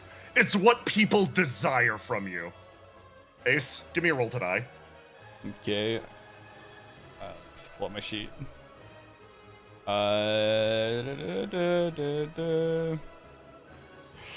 You feel your body wheel end over end, flying free through open air, Zealous disappearing somewhere in the blaze. Don't worry, your efforts to save him are not going to waste. You fling free, and you come to the question, why did that man want you to witness this bomb and make a decision? You guessed it immediately. It was to be free of the building. But why? That sniper on the rooftop. Your brain dances to him. You realize the person he aimed at. That weapon of his. It wasn't aimed for you. It was never intended for you. Because no matter how much suffering you cause this man, nothing could possibly equal the suffering that the CEO or a son of a CEO brought down on this individual. That bullet, aimed at Zealous, existed for one reason and one reason alone, in case it was used as a human shield. Instead, you feel the pressure of it. The bullet that was aimed for you. This one. From a location you can't quite tell, but you know the individual shooting it. Bears down on your location. Ace, roll to die for me. Roll to die, okay. I'm gonna drop you back on the ballroom map as you fling end over end through the air freely. Mm-hmm. Where is it? There it is. Oh. There we go. Okay. So roll to die again? Yeah, roll to die. Okay. 19. You fly through the air, and in a moment, make eye contact with this individual across this immense amount of distance. A bullet cuts through the air, and with a dull, wet thud, simply cleaves through your body. Ace, this man has Pathfinder assassination. For every session that he spends observing a target, ka-chung, he locks in another round. This attack deals another wound. This is the third session. Your body drops into the abyss. The explosion sending rings of flame up around you. Basil! I move you over here!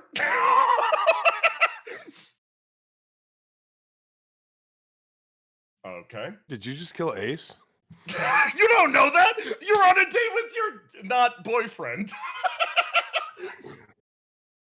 Not yet.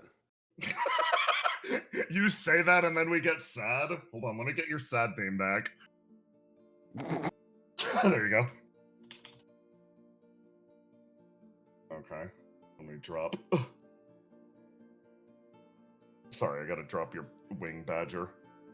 Which is technically what she is. Legally speaking. You sort of like find yourself at back at the mushroomery while Aura sort of like moves his way around. Okay, so we resupply, we get everything back up there. Mostly, it sucks to give away so much of our food this early, but yeah. At the same time, Okay. The great thing about these mushrooms is that we can always grow more, right? yeah, no, we can pick it up. Basil, you look over at Mike and you feel the pressure. The pressure of what you told her earlier. She doesn't make eye contact with you as you move around. Aura's still getting himself ready, chattering lightly. You see a look of consternation cross her face. It's almost subconscious. They're still holding hands, right? Yes. Basil will just think. Don't worry. I think now's as good a time as any. You see her expression look at you. Okay. Trust the both of you. Good luck. Thanks. She works her way away and gives you a little bit of space as you move your way over to Aura, and almost like picking up your body language, he sees you move over, and his expression shifts a little more serious. Oh. Hey, Basil, what's up? Nothing. Old mushroom muchacho. How's everything here? He actually laughs at that. I'm Did worried. you just say mushroom muchacho? It's, I thought it was kind of charming. He takes a step forwards. He's like, things are going. Alliteration. It's funny. Yeah. No, things here are going good. I've been mostly worried about the people's surface ward. I hear Riddle's actually throwing hands with the God of Frost 1v1 right now, so, I guess we all gotta do our part. His expression softens. You look at him, and you feel it. A ping from the orb in the back of your mind. What is this sensation? While you might feel confident yourself, she feels something else. Fear? It sparks up through the back of your mind, but you're quickly able to suppress it.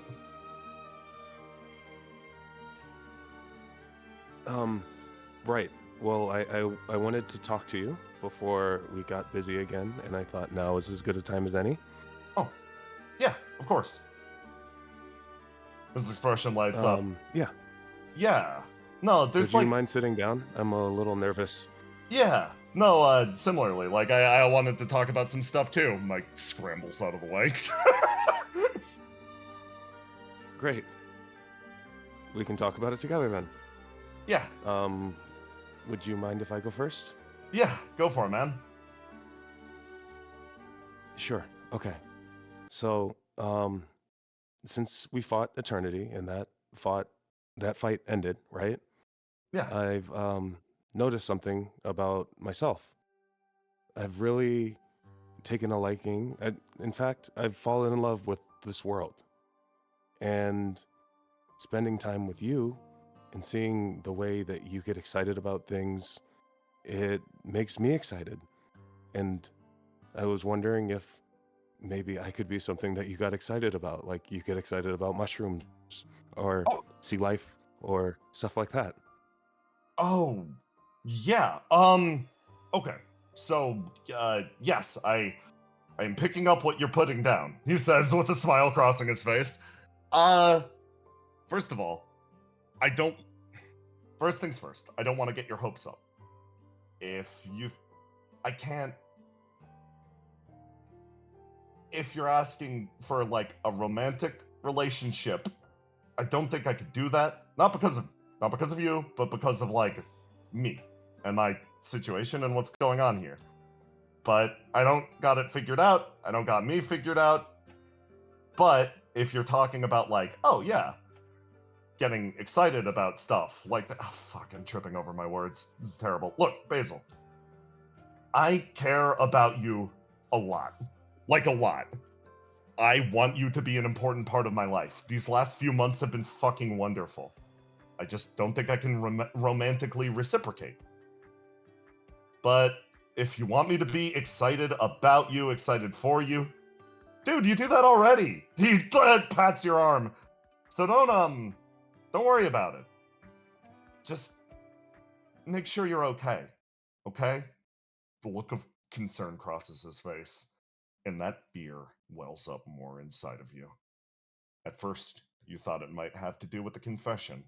It might have to do with rejection. It might have to do with being pushed away by yet another barrier. No. The fear of the orb grows deep within your psyche, and it poisons your mind more and more as it drags itself to the future. This fear, as Aura attempts to continue to talk to you, as you attempt to bridge this gap between yourself, she worms her way into it, and her fear becomes yours. Everything was going good. It really was. But for her, you feel a rise in the back of your throat. Her deepest, deepest concern. The reason why she dragged more into herself. She doesn't want to die alone. She feels the pressure on the surface, the end of the world. She feels the end times coming. She feels all of it happening, and she does not want to die alone. A figure manifests behind you and starts to drag at one of your sleeves, and then another and another. That stored away, secreted away power, all manifesting at once as they start to reach forward and drag you backwards. Basil? What the hell's happening? She pulls. She yanks. She's afraid. Not right. 5 more minutes, please. They reach forwards, placing themselves over you more and more and more. If this will not do, they will find somewhere else. And in this moment, Mike makes a decision. Her body lurches forwards as Oris stands in shock and horror. She throws herself on the pile and yanks onto your arm. And all at once, you're dragged into an abyss. You vanish into the cloying darkness. Aura's yells of shock resonating behind you. You disappear. And elsewhere,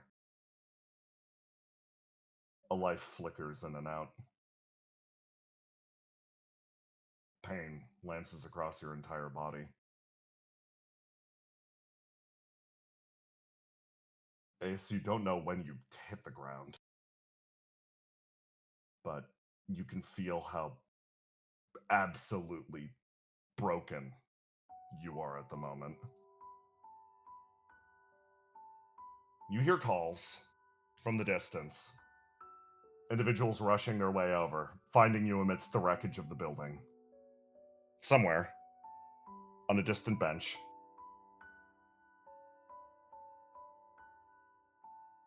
A man picks his burger up, walks it over to the trash can, throws it away.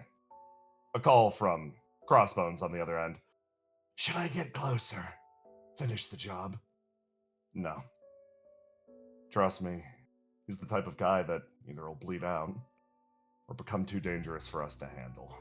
Either way, job's done. Need to duck the hell out. Can't be too effective in one day. Start to rely on us for shit like this more in the future. Good work. Meet up at the bug out point. He looks back over the city, off into the flames.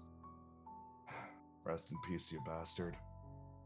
Hope your ghost doesn't come back to haunt me. Ace, your vision flickers in and out. Interior of an ambulance. The noise calls on and off, and you feel a sensation. Say Pyopia again, huh? But even in this moment, you're able to recognize something. These aren't OPIA devices. This is likely some hospital that operates under Geist. It'd be a miracle if OPIA were here. You hear a mention that somebody called the ambulance. Blonde kid under CEO 5. Everything expense paid for, of course. They chuckle and exit. In the silence, ventilator braced against your face, a man taps away nervously at a computer. He works longer than he should. Longer than you can tell he should. And then he turns and whispers something to you. My sister worked at Building 4. He disconnects your life support and walks out of the ambulance. Light dances in front of your eyes. And like that, defeat doesn't come at the hands of some greater power, but instead, some person whose face you'll never remember. Your eyes open again, and you find yourself staring into a great burning void.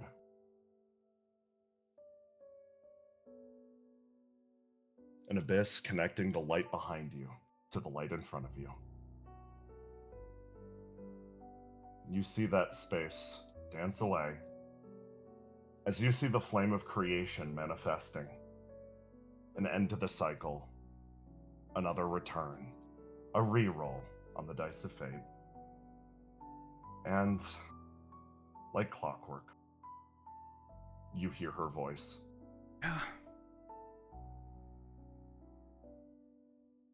Hey. A light call. As you stare straight ahead into that abyss. How many times does this make it? Enough. She smiles and moves her way forwards again. So. She sort of turns over and looks. She moves her way over, nudging her way forwards, and then sort of like nudges you with her side. How hard do I need to convince you to walk the path back with me?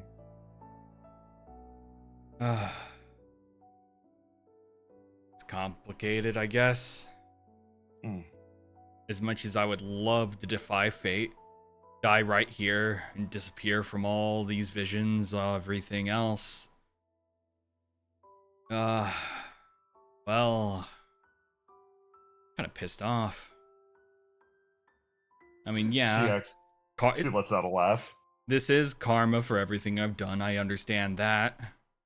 But the guy who unplugged life support, I don't blame him.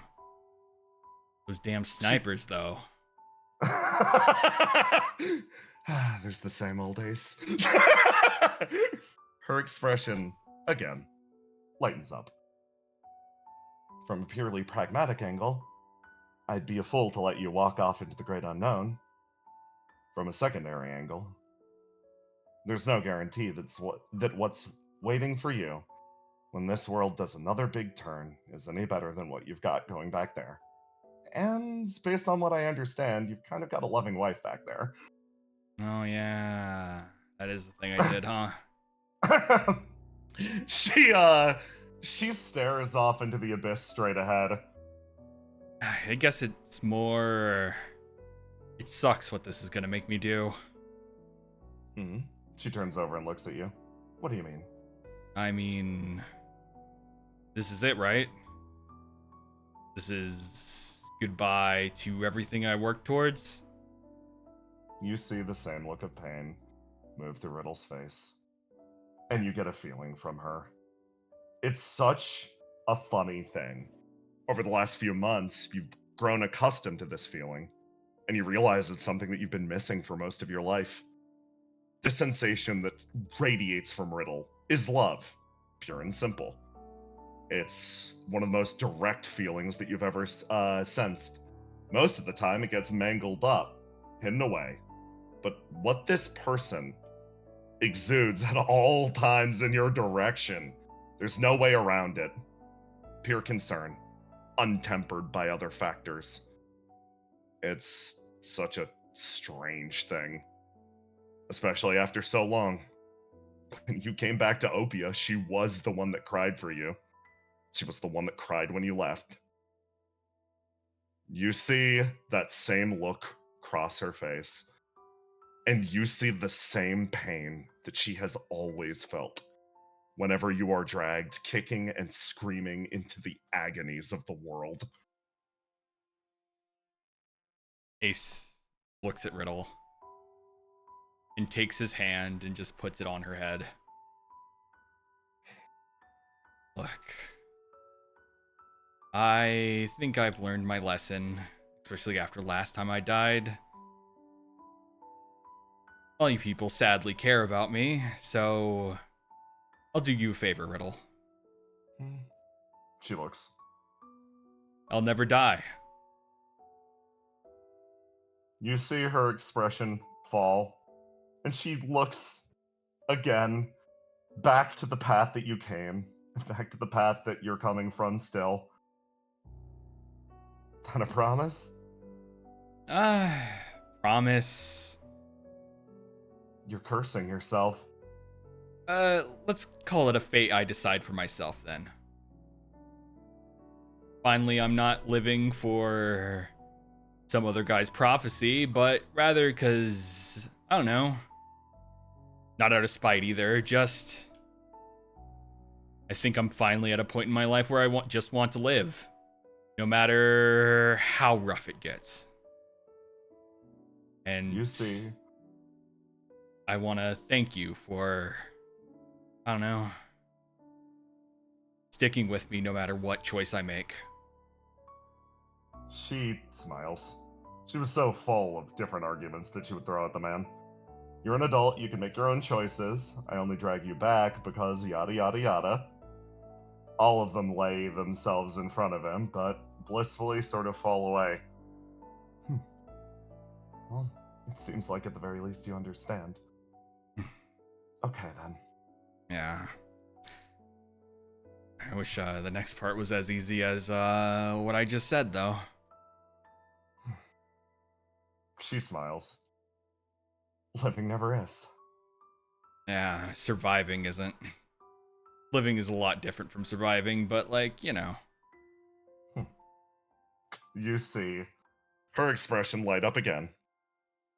For the future, I think at the very least, you're going to be one of the keys to our survival. So, I'm going to ask you for a favor, officially speaking, in a matter dripping with my own hypocrisy. I'm going to use whatever means I need to save this world, save the people I care about. She moves her way forwards, places a hand on your shoulder. So, I need to ask you for a favor.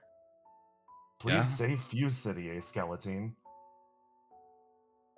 And you're willing to accept every dirty trick I use to do it? Again, you're an adult. You're responsible for your own decisions. Hey! Good way to shirk responsibility on that one. Yeah, I'm taking the leadership well. Huh? I'm hoping I never have to do this again in my life. I'm really not suited for it. I mean... I'll do you a favor this time. You don't got to drag me out of this. Drag you out? I've already prepped you a path. Huh? She smiles and turns her head back this way. Listen, I might not be a good leader, but I think I'm a decent strategist. So, if you're willing to follow the same path as me, at least for a little while longer, come on, walk with me. Oh. Are you sure you're not leading me to some sort of like alternative afterlife, some kind of trick or something? Like you're just, Many would consider it that. She says with a smile. As the light grows, and you follow Riddle out, leaving behind that void, what a normal person would have done, a normal life would have come to an end in this place. But for you, now, you turn your back on that, and you leave the you still lying in that ambulance, dying off of a failing life support. What you experience instead is a reclamation of senses.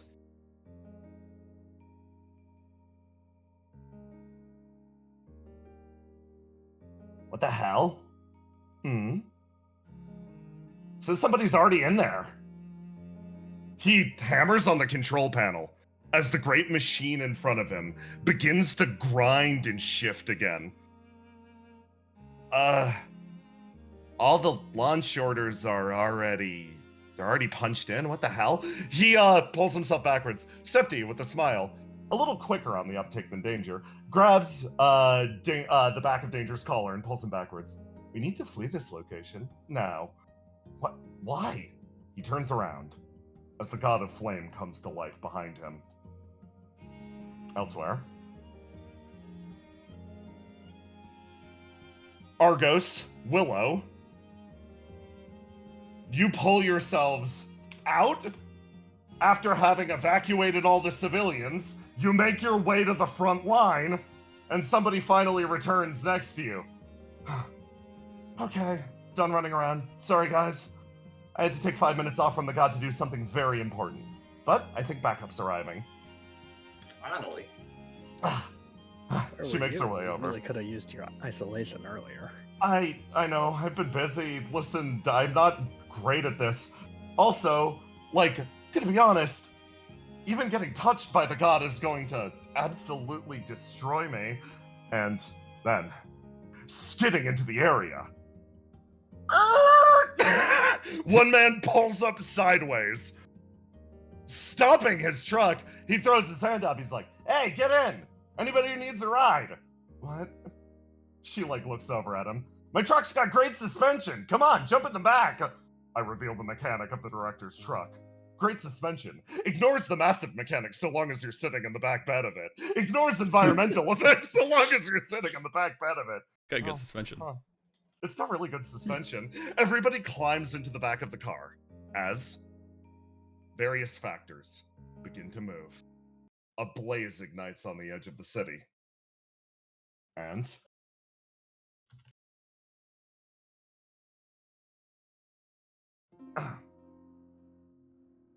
ignore the snipers on this map. Trouble and Satyr watch the situation play itself out. Let me drop you here. And Satyr next to you. The man holds the flame of creation out in front of him. I kind of expected him to be up here. Is that what the third folding chair is for? Yeah, I thought Oscar was gonna sit up here. He normally sits up here. You sure you don't want to jump down there and join them? I think it's really important in this moment that World 12 gets to do this for themselves. If it looks like they really need help and there's no way they're gonna make it unless I show up, then I'll show up. But they need to prove to themselves and to everyone else that they can do this. Because they can. Look at them. You gesture. Somewhere else. Lights flare. On the exterior of Exulansis, multiple alarms are going off. Tetra adjusts his mug and stares straight ahead. He watches as A brilliant smile crosses his face. Oh my. Okay. Grin spreading. You realize there's something unprecedented is happening. Even during this. Even during these moments. Two individuals breach onto the lunar gate. Okay, let's get in and start stealing shit. Verona watches the area. Tetra, in silence, tenses fingers. Brilliant. So brilliant. How long has it been? I'm so used to having the strategic advantage. Oh, I guess information is a power in itself. He makes his way back over. Shifts around in the darkness, takes off his Snork Mimi costume, gets himself ready. Okay then. Finally, a strategist worth her salt has appeared. The man strides his way back over, cracks his knuckles. Okay, all members of Exulansis. What's the current situation? What do you mean the god of flames got stolen? He laughs, entire expression lighting up, sheer delight coursing over the man's body. And there, in that place, at the very edge of Fuse City, exactly as it was prophesized, the god of frost manifests properly. Held in place by Riddle Arendite, it begins its slow, momentous march forwards. And at this point, there's a flare and a flash. Someone shifting form, taking shape. She runs free from the tree line. Charging a path straight forwards to that god in front of her. She darts her way into the distance. A god of disasters against a god of blizzards. She charges her way onto an island skidding on the ice. All reports of the god of disasters' arrival chiming in at once. And then another god touches down. Impeding her path, he lifts up two blades. Dekka's voice resounds. It's not all shit, guys. Riddle might have stopped us at every corner, but at the very least she didn't get mine. God of Dreams, reporting in. So, you want me to roast this chicken? Again. Another resounding call. From somewhere deep within OPIA, a machine is fired forth. It crawls its way through the area. An old terraforming robot that looks at the blizzard and starts to remember. And finally, a firestorm. In between the two gods out front. God of Frost towering in the background. A bolt of flame touches down. A god that has never once entered this war of deities. A god of flame. A burning scarf adorning its back. It falls away and stands in its full glory. Ace, your metal body is reborn.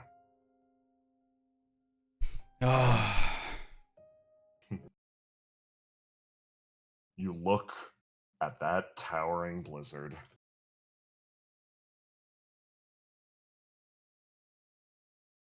But there's a far more thankless place where one carves her own path. She shivers. The blizzard has been getting to her. She makes her way forwards, down to rose-covered path. Little representations of herself. Basil, you step. One agonizing step. Overstep. But somebody moves at your side. She holds your hand close. It's okay. I'm here with you.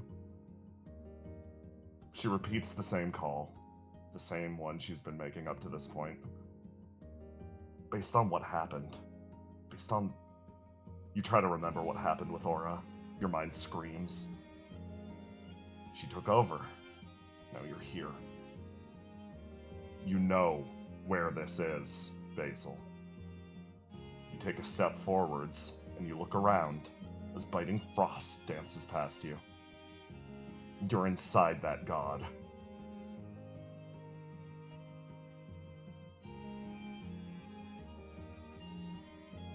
Basil, you look at Mike.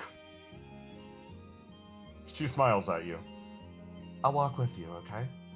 Where are we headed? Thanks. I'm really glad I don't have to do this alone. Yeah. She smiles. I guess we head in the direction that I always do. Straight ahead? Forward. You walk together. Words resounding through your mind from a man you feel you should remember. He said there's always a person inside one of these. You feel like those words will guide you straight to him. And right now, you could bring an end to all of this. You can be the one that saves the world.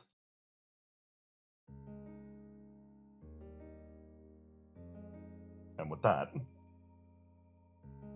I call this session to a close. Holy shit, we made it through all of it! Oh, fuck! Yippee! Go find your twink! Y'all, thank you for a fucking incredible session. I'm so excited for next week.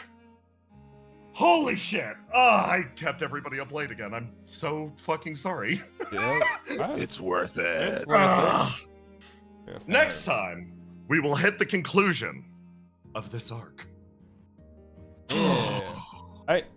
But we have fan art. Yippee! Thank you, South Frost, for putting together this Imgur. First off, from Mooney, we have a Verona. Let's fucking go! And then from Star, we have a Leston Ace. And then from Snack Daddy, we have tea cookies for Mr. Camerawise. They're also called snowball cookies. Riddle, no! Riddle, no! Except the lawyer! Riddle! Then from Can I try rehiring you? Sure, lol. Please, please, please, please, please, please, please. Then from an Alias from Star. Oh. Opia's Evil Supplies. And then from some random artist. Please, please. Run like good. Tell them you're sorry. We'll get cold and act like the world. Yeah. End of the world. Oh my god. Then from Dungeon Master Zero, we gotta say, why do you fight? Oh yeah, I forgot about that. I forgot. Hey, so your time of need, I've returned to help you. So about my contract. Yeah. About my contract. Oh. Then from Hody. Hearing it's due. Yeah. Oh, let's fucking go. From Star, and we have more images. And then, yeah, fucking, is this your man? For the love of a cane. For the love of a cane. And then we have Beepo! Beepo. She's so damp. She's mightier than any sword. Beepo. Fucking Beepo. And then we have a Guardians and Exulion pair. I literally rolled back time and you still got that shit. I'm not letting you take that from me. I'm not letting you stop Zealous from having a sword like that, okay? Oh, I'm so close to making it more killable. But yeah, thank you all for coming out. It has been a great session. I'll see you guys next week. And stay tuned tomorrow for a little surprise. Touch his nose. Touch his nose. What did they mean by this? All right, say goodbye, everybody. Goodbye, chat. Bye.